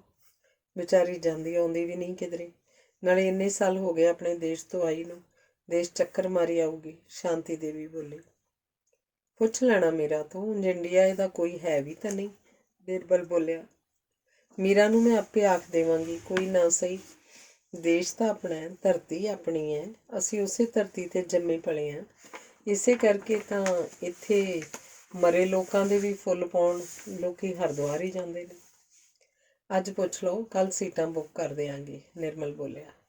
ਉਸੇ ਸ਼ਾਮ ਸ਼ਾਂਤੀ ਦੇਵੀ ਮੀਰਾ ਕੋਲ ਗਈ ਤੇ ਆਖਣ ਲੱਗੀ, ਇਹਨਾਂ ਨੇ ਅੰਮ੍ਰਿਤਸਰ ਸੁੱਖ ਦੇਣ ਜਾਣਾ ਹੈ। ਮੈਂ ਆਖਿਆ ਮੀਰਾ ਨੂੰ ਵੀ ਨਾਲ ਲੈ ਜਾਓ, ਮਾੜਾ ਮੋਟਾ ਫਿਰ ਤੁਰ ਆਏਗੀ, ਨਾਲੇ ਉਹ ਤਾਂ ਰੱਬ ਦਾ ਘਰ ਹੈ। ਦੇਖ ਲੈ, ਸਨੀ ਉੱਥੋਂ ਦੀ ਸੁੱਖ ਨਾਲ ਹੀ ਸਾਨੂੰ ਮਿਲਿਆ। ਸੁੱਖ ਲਾਉਣ ਵਿੱਚ ਸਗੋਂ ਇਹਨਾਂ ਨੇ ਹੀ ਦੇਰ ਕਰ ਦਿੱਤੀ। ਸ਼ਾਂਤੀ ਦੇਵੀ ਦੀ ਗੱਲ ਸੁਣ ਕੇ ਮੀਰਾ ਦੇ ਮਨ 'ਚ ਅਸਮਾਨ ਜਿਹਾ ਪਿਆ। ਉਹ ਆਖਣ ਲੱਗੀ, ਸਾਡਾ ਤਾਂ ਉੱਥੇ ਕੋਈ ਨਹੀਂ। ਮਾਮਾ ਜੀ ਨੇ ਕੋਠੀ ਵੇਚ ਦਿੱਤੀ ਹੈ, ਪੈਸੇ ਵੀਰੇ ਨੂੰ ਭੇਜ ਦਿੱਤੇ ਨੇ। ਚਲੋ ਉਹ ਜਾਣ, ਇਹ ਤਾਂ ਸਭ ਰੱਬ ਦੀਆਂ ਮਰਜ਼ੀਆਂ ਨੇ। ਫਿਰ ਵੀ ਆਪਣੀ ਧਰਤੀ ਆਪਣੀ ਹੁੰਦੀ ਹੈ। ਉਸੇ ਧਰਤੀ ਨੇ ਆਪਣੇ ਪੌਣ ਪਾਣੀ ਲਈ ਸਾਨੂੰ ਸਿਰਜਿਆ ਹੈ। ਅਸੀਂ ਉਸੇ 'ਚ ਜਾ ਕੇ ਰਲ ਜਾਣਾ ਹੈ। ਮੈਂ ਆਖ ਦਿੱਤਾ ਹੈ ਨਿਰਮਲ ਨੂੰ ਵੀ ਕਿ ਤੇਰੀ ਸੀਟ ਵੀ ਨਾਲ ਹੀ ਬੁੱਕ ਕਰਾ ਦੇ। ਇਹਨਾਂ ਦੇ ਨਾਲ ਹੀ ਫਿਰ ਤੁਰ ਕੇ ਮੁੜ ਆਈ। ਸ਼ਾਂਤੀ ਦੇਵੀ ਬੋਲੀ, ਚਲੋ ਜਿਵੇਂ ਤੁਸੀਂ ਆਖਦੇ ਹੋ। ਉਂਝ ਅੱਗੋਂ ਕਹਿੰਦੀ ਮੀਰਾ ਚੁੱਪ ਕਰ ਗਈ। ਸਤੰਬਰ ਦੇ ਅਖੀਰ 'ਚ ਉਹਨਾਂ ਨੇ ਹਫ਼ਤੇ ਕੁ ਲਈ ਇੰਡੀਆ ਦੀਆਂ ਰਿਟਰਨ ਟਿਕਟਾਂ ਲੈ ਲਈਆਂ। ਮੀਰਾ ਨੇ ਟਿਕਟ ਦੇ ਪੈਸੇ ਪੁੱਛ ਕੇ ਉਹਨਾਂ ਨੂੰ ਦੇ ਦਿੱਤੇ। ਜਦੋਂ ਦੀਆਂ ਟਿਕਟਾਂ ਬੁੱਕ ਹੋਈਆਂ ਸਨ, ਮੀਰਾ ਦਾ ਮਨ ਕਿੰਨੀ ਵਾਰ ਇੰਡੀਆ ਭੌਂ ਆਇਆ ਸੀ। ਕੋਈ ਦੱਬੀ ਅੱਗ ਫਿਰ ਤੋਂ ਸੁਲਗਣ ਲੱਗ ਪਈ ਸੀ। ਆਖਰ ਜਾਣ ਦਾ ਦਿਨ ਵੀ ਆ ਗਿਆ। ਲੰਮੀ ਫਲਾਈਟ ਮਗਰੋਂ ਜਦੋਂ ਦਿੱਲੀ ਏਅਰਪੋਰਟ 'ਤੇ ਉਤਰੇ, ਲੋਕਾਂ ਦੇ ਰਿਸ਼ਤੇਦਾਰ ਉਹਨਾਂ ਨੂੰ ਲੈਣ ਆਏ ਸਨ। ਅਰੁਣ ਦਾ ਭਰਾ ਵੀ ਗੱਡੀ ਲੈ ਕੇ ਉਹਨਾਂ ਨੂੰ ਉਡੀਕ ਰਿਹਾ ਸੀ। ਗੱਡੀ 'ਚ ਸਮਾਨ ਰੱਖਦਿਆਂ ਅਰੁਣ ਨੇ ਮੀਰਾ ਵੱਲ ਹੱਥ ਕਰਕੇ ਭਰਾ ਨੂੰ ਦੱਸਿਆ, ਇਹ ਮੀਰਾ ਹੈ, ਸਾਡੇ ਨਾਲ ਹੀ ਰਹਿੰਦੀ ਹੈ, ਬੱਚਿਆਂ ਦੀ ਇੱਕ ਭੂਆ ਵਾਂਗ, ਬਹੁਤ ਨੇਕ ਲੜਕੀ ਹੈ। ਜਿਵੇਂ ਅਰੁਣ ਨੇ ਇੱਕੋ ਸਾਹ ਭਰਾ ਨੂੰ ਸਭ ਕੁਝ ਹੀ ਸਪਸ਼ਟ ਕਰ ਦਿੱਤਾ ਹੋਵੇ। ਦਿੱਲੀੋਂ ਚੱਲ ਕੇ ਉਹਨਾਂ ਦੇ ਰਾਹ 'ਚ ਇੱਕ ਰੈਸਟੋਰੈਂਟ 'ਤੇ ਖਾਣਾ ਖਾਧਾ। ਮੀਰਾ ਨੂੰ ਸਭ ਕਾਸੇ 'ਚ ਬਹੁਤ ਮਿਰਚਾਂ ਲੱਗ ਰਹੀਆਂ ਸਨ। ਬਾਕੀ ਜਣੇ ਵੀ ਮਿਰਚਾਂ ਕਾਰਨ ਸੀ ਕਰ ਰਹੇ ਸਨ। ਸਭ ਦੀਆਂ ਅੱਖਾਂ 'ਚ ਪਾਣੀ ਨਿਕਲ ਆਇਆ ਸੀ। ਹਰੇਕ ਬੁਰਕੀ ਦੇ ਮਗਰੋਂ ਪਾਣੀ ਦੀਆਂ ਘੁੱਟਾਂ ਭਰ ਰਹੇ ਸਨ। ਸਵੀਡਿਸ਼ ਦੀ ਥਾਂ ਆਈਸਕ੍ਰੀਮ ਮੰਗਵਾਈ ਤਾਂ ਕਿਤੇ ਮਿਰਚਾਂ ਦਾ ਅਸਰ ਘਟਿਆ। ਮੀਰਾ ਆਲੇ ਦੁਆਲੇ ਬੈਠੇ ਲੋਕਾਂ ਨੂੰ ਦੇਖ ਰਹੀ ਸੀ। ਮੈਲੇ ਜਿਹੇ ਝੱਗੇ ਨਾਲ ਹੱਥ ਪੂੰਝਦਾ ਭਾਂਡੇ ਚੁੱਕਣ ਆਇਆ ਮੁੰਡੂ ਉਹਨਾਂ ਵੱਲ ਬਿਟਰ ਝਾਕ ਰਿਹਾ ਸੀ। ਭਾਵੇਂ ਰੈਸਟੋਰੈਂਟ ਚੰਗਾ ਸੀ, ਪਰ ਮੀਰਾ ਦਾ ਆਈਸਕ੍ਰੀਮ ਖਾਣ ਨੂੰ ਮਨ ਨਾ ਕੀਤਾ। ਉਹਨਾਂ ਸਾਰਿਆਂ ਨੇ ਪਾਣੀ ਦੀਆਂ ਬੋਤਲਾਂ ਮੰਗਵਾ ਕੇ ਪਾਣੀ ਪੀਤਾ। ਉੱਥੋਂ ਚੱਲ ਕੇ ਉਹ ਆਥਣ ਤੱਕ ਅਰੁਣ ਦੇ ਪੇਕੇ ਘਰ ਪਹੁੰਚ ਗਏ। ਬੜਾ ਚਾਅ ਸੀ ਅਰੁਣ ਦੇ ਘਰਦਿਆਂ ਨੂੰ। ਅਰੁਣ ਦੀ ਛੋਟੀ ਜਿਹੀ ਭਤੀਜੀ ਉਸ ਕੋਲ ਆ ਕੇ ਪੁੱਛਣ ਲੱਗੀ, ਆਂਟੀ ਮੇਰੇ ਲਈ ਕੀ ਗਿਫਟ ਲੈ ਕੇ ਆਏ ਹੋ? ਉਹਦਾ ਸਵਾਲ ਸੁਣ ਕੇ ਸਾਰੇ ਹੱਸ ਪਏ। ਇੰਡੀਆ ਦਾ ਇਹ ਰਿਵਾਜ਼ ਸੀ ਕਿ ਬਾਹਰੋਂ ਆਉਣ ਵਾਲੇ ਲੋਕ ਆਪਣਿਆਂ ਲਈ ਗਿਫਟ ਲੈ ਕੇ ਆਉਂਦੇ ਸਨ ਅਤੇ ਇੱਧਰ ਦੇ ਲੋਕ ਇੰਪੋਰਟਡ ਚੀਜ਼ਾਂ ਨੂੰ ਬੜੀ ਮਹੱਤਤਾ ਦਿੰਦੇ ਸਨ। ਅਗਲੇ ਦਿਨ ਉਹਨਾਂ ਨੇ ਆਰਾਮ ਕੀਤਾ। ਉਹਨਾਂ ਦੇ ਰਿਸ਼ਤੇਦਾਰ ਮਿਲਣ ਆਉਂਦੇ ਰਹੇ। ਥੋੜ੍ਹੇ ਹੋਣ ਕਰਕੇ ਆਪ ਤਾਂ ਉਹਨਾਂ ਨੇ ਸਾਰਿਆਂ ਕੋਲ ਜਾ ਨਹੀਂ ਸੀ ਸਕਣਾ। ਤੀਸਰੇ ਦਿਨ ਉਹ ਡਰਾਈਵਰ ਦੇ ਨਾਲ ਅੰਮ੍ਰਿਤਸਰ ਵੱਲ ਨੂੰ ਤੁਰ ਪਏ। ਅਰੁਣ ਦੇ ਭਰਾ ਨੇ ਕਿਸੇ ਜ਼ਰੂਰੀ ਕੰਮ ਲਈ ਕਿਸੇ ਅਫਸਰ ਨੂੰ ਮਿਲਣਾ ਸੀ ਅਤੇ ਇਸ ਤੋਂ ਟਾਈਮ ਲਿਆ ਹੋਇਆ ਸੀ। 3 ਵਜੇ ਉਹ ਅੰਮ੍ਰਿਤਸਰ ਪਹੁੰਚੇ। ਨੇੜੇ ਇੱਕ ਹੋਟਲ 'ਚ ਕਮਰਾ ਲੈ ਲਿਆ। ਅਮਰੀਕਾ ਦੇ ਮੁਕਾਬਲੇ ਉਹਨਾਂ ਨੂੰ ਇੱਥੇ ਹਰ ਚੀਜ਼ ਬੜੀ ਸਸਤੀ ਲੱਗੀ। ਫਿਰ ਮੂੰਹ ਹੱਥ ਧੋ ਕੇ ਉਹ ਹਰਿਮੰਦਰ ਸਾਹਿਬ ਗਏ। ਹੁਣ ਤੱਕ ਹਰਿਮੰਦਰ ਸਾਹਿਬ ਦਾ ਨਕਸ਼ਾ ਹੀ ਬਦਲ ਗਿਆ ਸੀ। ਆਲੇ ਦੁਆਲੇ ਬਾਜ਼ਾਰ ਖੁੱਲ੍ਹੇ ਕਰ ਦਿੱਤੇ ਸਨ। ਹਰਿਮੰਦਰ ਸਾਹਿਬ ਦੀ ਪਰਿਕਰਮਾ ਤੇ ਉਸ ਤੋਂ ਪਾਰ ਵਰਾਂਡਾ ਸਭ ਥਾਂ ਚਿੱਟਾ ਸੰਗਮਰਮਰ ਲੱਗਿਆ ਸੀ। ਸੋਨੇ ਦੇ ਪੱਤਰੇ ਉੱਤੇ ਮੀਨਾਕਾਰੀ ਕਰਕੇ ਸਾਰੇ ਹਰਿਮੰਦਰ ਸਾਹਿਬ ਨੂੰ ਲਗਾਇਆ ਹੋਇਆ ਸੀ। ਆਲੇ ਦੁਆਲੇ ਸ਼ਫਾਫ ਵੱਡੇ ਸਾਰੇ ਸਰੋਵਰ ਦੇ ਪਾਣੀ 'ਚ ਹਰਿਮੰਦਰ ਸਾਹਿਬ ਦਾ ਸੁਨਹਿਰੀ ਅਕਸ ਝਿਲਮਿਲਾ ਰਿਹਾ ਸੀ। ਦਰਸ਼ਨੀ ਡਿਊਟੀ 'ਚ ਖੜੋ ਕੇ ਪਹਿਲਾਂ ਉਹਨਾਂ ਨੇ ਦੂਰੋਂ ਪ੍ਰਣਾਮ ਕੀਤਾ, ਫਿਰ ਪੌੜੀਆਂ ਉਤਰ ਕੇ ਪਰਿਕਰਮਾ ਕਰਦੇ ਹੋਏ ਪ੍ਰਸ਼ਾਦ ਲੈਣ ਵਾਲੀ ਥਾਂ 'ਤੇ ਪਹੁੰਚੇ। ਪ੍ਰਸ਼ਾਦ ਲਿਆ। ਇੱਕ ਥਾਲੀ 'ਚ 101 ਰੁਪਏ ਦਾ ਪ੍ਰਸ਼ਾਦ ਨਿਰਮਲ ਨੇ ਲਿਆ ਤੇ 101 ਰੁਪਏ ਦਾ ਪ੍ਰਸ਼ਾਦ ਮੀਰਾ ਨੇ ਵੀ ਲਿਆ। ਬੜੀ ਭੀੜ ਸੀ। ਲਾਈਨ 'ਚ ਲੱਗ ਕੇ ਹੌਲੀ ਹੌਲੀ ਉਹ ਤੁਰਨ ਲੱਗੇ। ਅਰੁਣ ਨੇ ਸਨੀ ਦਾ ਹੱਥ ਫੜਿਆ ਹੋਇਆ ਸੀ ਤੇ ਸਿਰ 'ਤੇ ਰੁਮਾਲ ਦਿੱਤਾ ਹੋਇਆ ਸੀ। ਦਰਬਾਰ ਸਾਹਿਬ ਦੇ ਦਰਵਾਜ਼ੇ 'ਤੇ ਜਾ ਕੇ ਉਹਨਾਂ ਨੇ ਪ੍ਰਸ਼ਾਦ ਵਾਲੀ ਥਾਲੀ ਉੱਥੇ ਬੈਠੇ ਸਿੱਖ ਨੂੰ ਫੜਾ ਦਿੱਤੀ। ਉਹਨੇ ਪ੍ਰਸ਼ਾਦ ਵੱਡੇ ਸਾਰੇ ਟੱਬ 'ਚ ਉਲਟਾ ਲਿਆ। ਥੋੜ੍ਹਾ ਜਿਹਾ ਪ੍ਰਸ਼ਾਦ ਡੂਨੇ 'ਚ ਪਾ ਕੇ ਪੱਤੇ ਨਾਲ ਢੱਕ ਕੇ ਨਿਰਮਲ ਤੇ ਉਸੇ ਤਰ੍ਹਾਂ ਮੀਰਾ ਨੂੰ ਫੜਾ ਦਿੱਤਾ।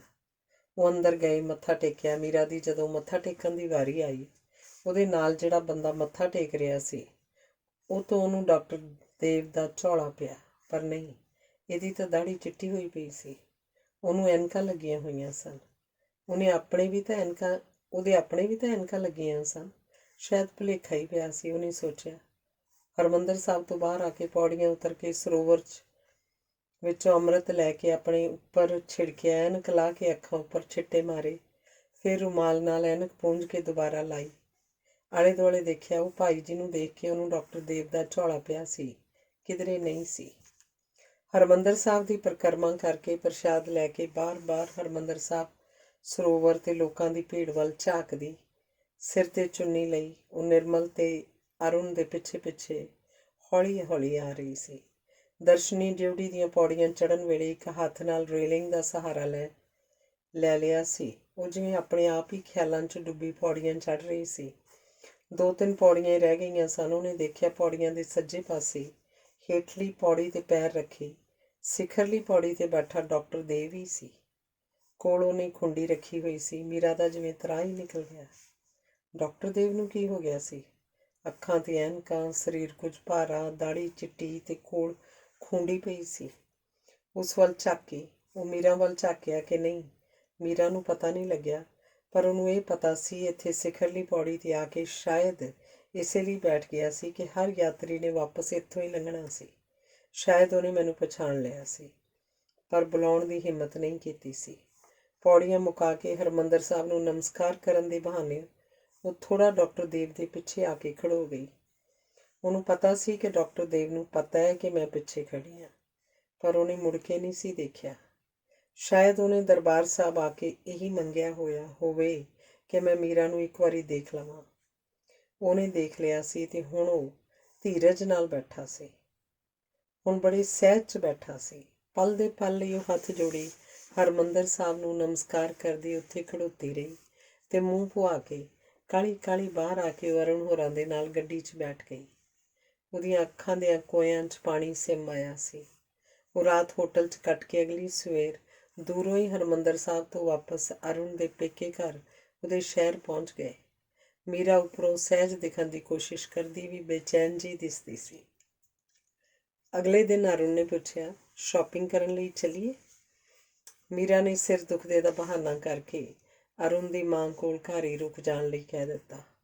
ਅਰੁਣ ਦੀ ਮਾਂ ਬੜੀ ਸਮਝਦਾਰ ਔਰਤ ਲੱਗਦੀ ਸੀ। ਉਹਨੇ ਪੁੱਛਿਆ, ਅਮਰੀਕਾ 'ਚ ਕੌਣ ਹੈ ਧੀਏ? ਭਰਾ ਭਰਜਾਈ ਹੈ ਉਹਨਾਂ ਦੇ ਬੇਟਾ ਵੀ ਤੇ ਬੇਟੀ ਵੀ, ਤੇ ਉਂਝ ਨਿਰਮਲ ਤੇ ਉਹਦੀ ਘਰਵਾਲੀ ਭਰਾ ਭਰਜਾਈ ਵਰਗੇ ਹੀ ਨੇ। ਇੰਨੀ ਗੱਲ ਨਾਲ ਹੀ ਅਰੁਣ ਦੀ ਮਾਂ ਸਮਝ ਗਈ ਕਿ ਮਾਂ ਪਿਓ ਹੋਣੇ ਨਹੀਂ, ਵਿਆਹ ਹੋਇਆ ਨਹੀਂ, ਭਰਜਾਈ ਨੇ ਕੋਲ ਰੱਖਿਆ ਨਹੀਂ, ਵਿਚਾਰੀ ਇਹਨਾਂ ਦੇ ਕੋਲ ਹੀ ਰਹਿੰਦੀ ਹੈ। ਤੇ ਉਹ ਆਖਣ ਲੱਗੀ, ਜੋ ਆਪਾਂ ਲਿਖਾ ਕੇ ਆਏ ਹਾਂ ਉਹੀ ਭੁਗਤਣਾ ਹੈ। ਬੰਦਿਆਂ ਨੂੰ ਵਾਧੂ ਆਪਾਂ ਦੋਸ਼ ਦਿੰਦੇ ਰਹਿੰਦੇ ਹਾਂ। ਮੀਰਾ ਨੂੰ ਲੱਗਿਆ ਕਿ ਪੁਰਾਣੇ ਲੋਕਾਂ ਨੇ ਜ਼ਿੰਦਗੀ ਨੂੰ ਸਹਿਜ ਬਣਾਉਣ ਲਈ ਕਿੰਨੇ ਵਧੀਆ ਤੱਤ ਕੱਢੇ ਹੋਏ ਨੇ। ਇੱਕੋ ਫਿਕਰੇ ਨਾਲ ਮਾਤਾ ਨੇ ਸਭ ਨੂੰ ਮਾਫ਼ ਕਰਕੇ ਰੱਬ ਦੇ ਹੁਕਮ ਨੂੰ ਮੰਨ ਲੈਣ ਦੀ ਸਲਾਹ ਦੇ ਕੇ ਜ਼ਿੰਦਗੀ ਨੂੰ ਡਾਵਾਂਡੋਲ ਹੋਣ ਤੋਂ ਬਚਾਈ ਰੱਖਣ ਲਈ ਸਭ ਕੁਝ ਦੱਸ ਦਿੱਤਾ ਸੀ। ਨਾ ਉਹਨੂੰ ਹੁਣ ਮੀਰਾ ਤੋਂ ਹੋਰ ਕੁਝ ਪੁੱਛਣ ਦੀ ਲੋੜ ਸੀ, ਨਾ ਹੀ ਮੀਰਾ ਨੂੰ ਕੁਝ ਦੱਸਣ ਦੀ ਲੋੜ ਸੀ। ਮਾਤਾ ਅੱਗੋਂ ਆਖਣ ਲੱਗੀ, ਅਰੁਣ ਦੀਆਂ ਧੀਆਂ ਤੇਰੇ ਤੋਂ ਚੰਗੇ ਸੰਸਕਾਰ ਹੀ ਲੈਣਗੀਆਂ। ਉੱਥੇ ਅਮਰੀਕਾ 'ਚ ਰਹਿੰਦੇ ਆ, ਇਹ ਤਾਂ ਬਹੁਤ ਬੜੀ ਗੱਲ ਹੈ। ਘਰ ਦੇ ਰੌਣਕ ਮੇਲੇ 'ਚ ਤੇਰਾ ਵੀ ਜੀ ਲੱਗਿਆ ਰਹੂ। ਅੱਛਾ ਦੱਸ, ਖਾਣ ਲਈ ਕੀ ਬਣਾਵਾਂ? ਮਾਤਾ ਨੇ ਮੀਰਾ ਨੂੰ ਪੁੱਛਿਆ। ਮੇਰੀ ਕੋਈ ਖਾਸ ਚੁਆਇਸ ਨਹੀਂ। ਭੁੱਖ ਲੱਗੀ ਹੋਵੇ ਤਾਂ ਅਚਾਰ ਨਾਲ ਰੋਟੀ ਵਧੀਆ ਲੱਗ ਜਾਂਦੀ ਹੈ। ਨਾ ਭੁੱਖ ਹੋਵੇ ਤਾਂ ਭਾਵੇਂ 36 ਪਦਾਰਥ ਪਏ ਹੋਣ, ਝਾਕਣ ਨੂੰ ਕਿਹੜਾ ਜੀਅ ਕਰਦਾ ਹੈ, ਮੀਰਾ ਬੋਲੀ। ਇਹੀ ਤਾਂ ਪੁਰਾਣੇ ਘਰ ਦੀਆਂ ਧੀਆਂ ਭੈਣਾਂ ਦੀ ਨਿਸ਼ਾਨੀ ਹੁੰਦੀ ਹੈ ਕਿ ਉਹ ਕਾਸੇ 'ਤੇ ਵੀ ਚਿੱਤ ਨਹੀਂ ਡੁਲਾਉਂਦੀਆਂ। ਸਿਆਣਿਆਂ ਨੇ ਉਂਝ ਤਾਂ ਨਹੀਂ ਕਥੀਆਂ ਹੋਈਆਂ, ਆਖੇ ਜਿਹਾ ਅੰਨ ਤਿਹਾ ਮਨ। ਬਾਬੇ ਨਾਨਕ ਨੇ ਅਮੀਰ ਦੀ ਰੋਟੀ ਖਾਣ ਤੋਂ ਨਾਂਹ ਕਰ ਦਿੱਤੀ ਸੀ ਤੇ ਗਰੀਬ ਤਰਖਾਣ ਲਾਲੋ ਦੀ ਰੋਟੀ ਨੂੰ ਚੰਗਾ ਸਮਝਿਆ ਸੀ। ਨੇਕ ਕਮਾਈ ਦੀ ਰੋਟੀ 'ਚ ਸਭ ਬਰਕਤਾਂ ਨੇ, ਮਾਤਾ ਦੱਸ ਰਹੀ ਸੀ। ਮੀਰਾ ਨੇ ਪਰਸ 'ਚੋਂ ਕੱਢ ਕੇ ਸਿਰ ਦਰਦ ਦੀ ਗੋਲੀ ਖਾਧੀ। 2 ਘੜੀ ਅੰਦਰ ਜਾ ਕੇ ਸੌਂ ਜਾ। ਬੁੜੀਆਂ ਨੂੰ ਬੋਲਣ ਦੀ ਆਦਤ ਹੁੰਦੀ ਹੈ, ਕੋਈ ਸੁਣਦਾ ਜੋ ਨਹੀਂ, ਬਸ ਜਿਹੜਾ ਮਿਲ ਗਿਆ ਉਸੇ ਕੋਲ ਰਾਮ ਕਥਾ ਛੋਹ ਲੈਂਦੀਆਂ ਨੇ। ਤੂੰ ਤਾਂ ਬਥੇਰੀ ਸਿਆਣੀ ਹੈ, ਤੇਰੀ ਤਾਂ ਸ਼ਕਲ ਹੀ ਦੱਸਦੀ ਹੈ ਕਿ ਕਿਸੇ ਚੰਗੇ ਖਾਨਦਾਨ 'ਚੋਂ ਹੈ, ਅਰੁਣ ਦੀ ਮਾਂ ਆਖ ਰਹੀ ਸੀ। ਮੀਰਾ ਅੰਦਰ ਜਾ ਕੇ ਬੈੱਡ 'ਤੇ ਪੈ ਗਈ। ਉਹਨੂੰ ਅਜੇ ਵੀ ਦਰਬਾਰ ਸਾਹਿਬ ਦੀ ਦਰਸ਼ਨੀ ਡਿਊਟੀ ਦੀ ਅਖੀਰਲੀ ਪੌੜੀ ਉੱਪਰ ਉਸ ਵੇਲੇ ਉਸ ਵੱਲ ਪਿੱਠ ਕਰੀ ਬੈਠਾ ਡਾਕਟਰ ਦੇਵ ਦਿਸ ਰਿਹਾ ਸੀ। ਉਹਨੂੰ ਲੱਗਿਆ ਜੇ ਮੈਂ ਕੱਲ੍ਹ ਵੀ ਜਾਵਾਂ ਤਾਂ ਫਿਰ ਉਹ ਉੱਥੇ ਬੈਠਾ ਹੋਏਗਾ। ਸ਼ਾਇਦ ਅੱਜ ਵੀ ਮੀਰਾ ਮੱਥਾ ਟੇਕਣ ਆਵੇ। ਫਿਰ ਉਹ ਆਪ ਹੀ ਆਪਣੇ ਆਪ ਨੂੰ ਸਮਝਾਉਣ ਲੱਗੀ ਕਿ ਮੀਰਾ, ਰੂਹਾਂ ਪਤਾ ਨਹੀਂ ਕਿਹੜੇ ਕਿਹੜੇ ਜਨਮ 'ਚੋਂ ਭਟਕਦੀਆਂ ਕਿੱਥੇ ਆ ਮਿਲਦੀਆਂ ਨੇ। ਤਾਦੀ ਤਾਂ ਮੈਂ ਕਿਧਰੇ ਪੜ੍ਹਿਆ ਸੀ, ਕਿਸੇ ਹੋਰ ਸਮੇਂ, ਕਿਸੇ ਹੋਰ ਜਨਮ 'ਚ, ਕਿਸੇ ਹੋਰ ਨਕਸ਼ਤਰ ਉੱਪਰ ਆਪਾਂ ਫੇਰ ਮਿਲਾਂਗੇ। ਰੂਹ ਜਦੋਂ ਤੱਕ ਜਨਮ ਮਰਨ ਦੇ ਗੇਟ ਤੋਂ ਪਾਰ ਨਹੀਂ ਲੰਘਦੀ, ਇਉਂ ਹੀ ਇੱਕ ਜਨਮ ਤੋਂ ਦੂਜੇ ਜਨਮ 'ਚ ਭਟਕਦੀ ਰਹੇਗੀ। ਮੈਂ ਇਹ ਕਿਉਂ ਨਹੀਂ ਸੋਚਦੀ ਕਿ ਮੈਂ ਇਸ ਚੱਕਰ ਤੋਂ ਪਾਰ ਲੰਘ ਜਾਵਾਂ, ਉਸ ਮਹਾਂ ਰੌਸ਼ਨੀ, ਮਹਾਂ ਐਨਰਜੀ 'ਚ ਜਾ ਰਲਾਂ ਜੋ ਹਰ ਇੱਕ ਜੀਵ ਜੰਤੂ ਨੂੰ ਕ੍ਰੀਏਟ ਕਰਦੀ ਹੈ। ਤਦੇ ਤਾਂ ਕਬੀਰ ਕਹਿੰਦਾ ਹੈ, ਅਬ ਕੀ ਬਾਰ ਬਖਸ਼ ਬੰਦੇ ਕੋ। ਇਹ ਤੋਂ ਮਗਰੋਂ ਪਤਾ ਨਹੀਂ ਕਿੰਨੀਆਂ ਸੋਚਾਂ 'ਚੋਂ ਘੁੰਮਦੀ ਰਹੀ। ਅਗਲੇ ਦਿਨ ਉਹਨਾਂ ਨੇ ਦਿੱਲੀ ਜਾਣਾ ਸੀ। ਸਵੇਰੇ ਸਵੇਰੇ ਬੱਸ ਅੱਡੇ 'ਤੇ ਪਹੁੰਚ ਕੇ ਉਹ ਦਿੱਲੀ ਜਾਣ ਲਈ ਬੱਸ ਉਡੀਕ ਰਹੇ ਸਨ। ਦਿੱਲੀ ਜਾਣ ਵਾਲੀ ਬੱਸ ਕਾਊਂਟਰ 'ਤੇ ਆ ਲੱਗੀ। ਉਦੋਂ ਹੀ ਉਹਦੇ ਨਾਲ ਅੰਮ੍ਰਿਤਸਰ ਜਾਣ ਵਾਲੀ ਬੱਸ ਆ ਖੜੀ ਹੋਈ। ਕੰਡਕਟਰ ਆਵਾਜ਼ਾਂ ਮਾਰ ਰਿਹਾ ਸੀ, ਅੰਮ੍ਰਿਤਸਰ ਅੰਮ੍ਰਿਤਸਰ। ਨਿਰਮਲ ਤੇ ਅਰੁਣ ਸਨੀ ਸਮੇਤ ਆਪਣੇ ਭਰਾ ਨੂੰ ਮਿਲ ਕੇ ਬੱਸ 'ਚ ਜਾ ਬੈਠੇ ਸਨ। ਮੀਰਾ ਅਜੇ ਬਾਹਰ ਹੀ ਖੜੀ ਸੀ ਜਦੋਂ ਕੰਡਕਟਰ ਨੇ ਫੇਰ ਆਵਾਜ਼ ਦਿੱਤੀ, ਅੰਮ੍ਰਿਤਸਰ ਜਾਣ ਵਾਲੀਆਂ ਸਵਾਰੀਆਂ ਇੱਧਰ ਆ ਜਾਣ। ਪਲ ਦੇ ਪਲ ਲਈ ਮੀਰਾ ਦਾ ਮਨ ਕੀਤਾ ਉਹ ਅੰਮ੍ਰਿਤਸਰ ਜਾਣ ਵਾਲੀ ਬੱਸ 'ਚ ਬੈਠ ਜਾਏ। ਡਾਕਟਰ ਦੇਵ ਅਜੇ ਵੀ ਪੌੜੀਆਂ 'ਤੇ ਬੈਠਾ ਉਹਨੂੰ ਦਿਸ ਰਿਹਾ ਸੀ। ਪਰ ਦਿੱਲੀ ਜਾਣ ਵਾਲੀ ਬੱਸ ਸਟਾਰਟ ਹੋ ਗਈ। ਉਹ ਭਰੀਆਂ ਅੱਖਾਂ ਨਾਲ ਦਿੱਲੀ ਜਾਣ ਵਾਲੀ ਬੱਸ 'ਚ ਬੈਠ ਗਈ। ਧੰਨਵਾਦ।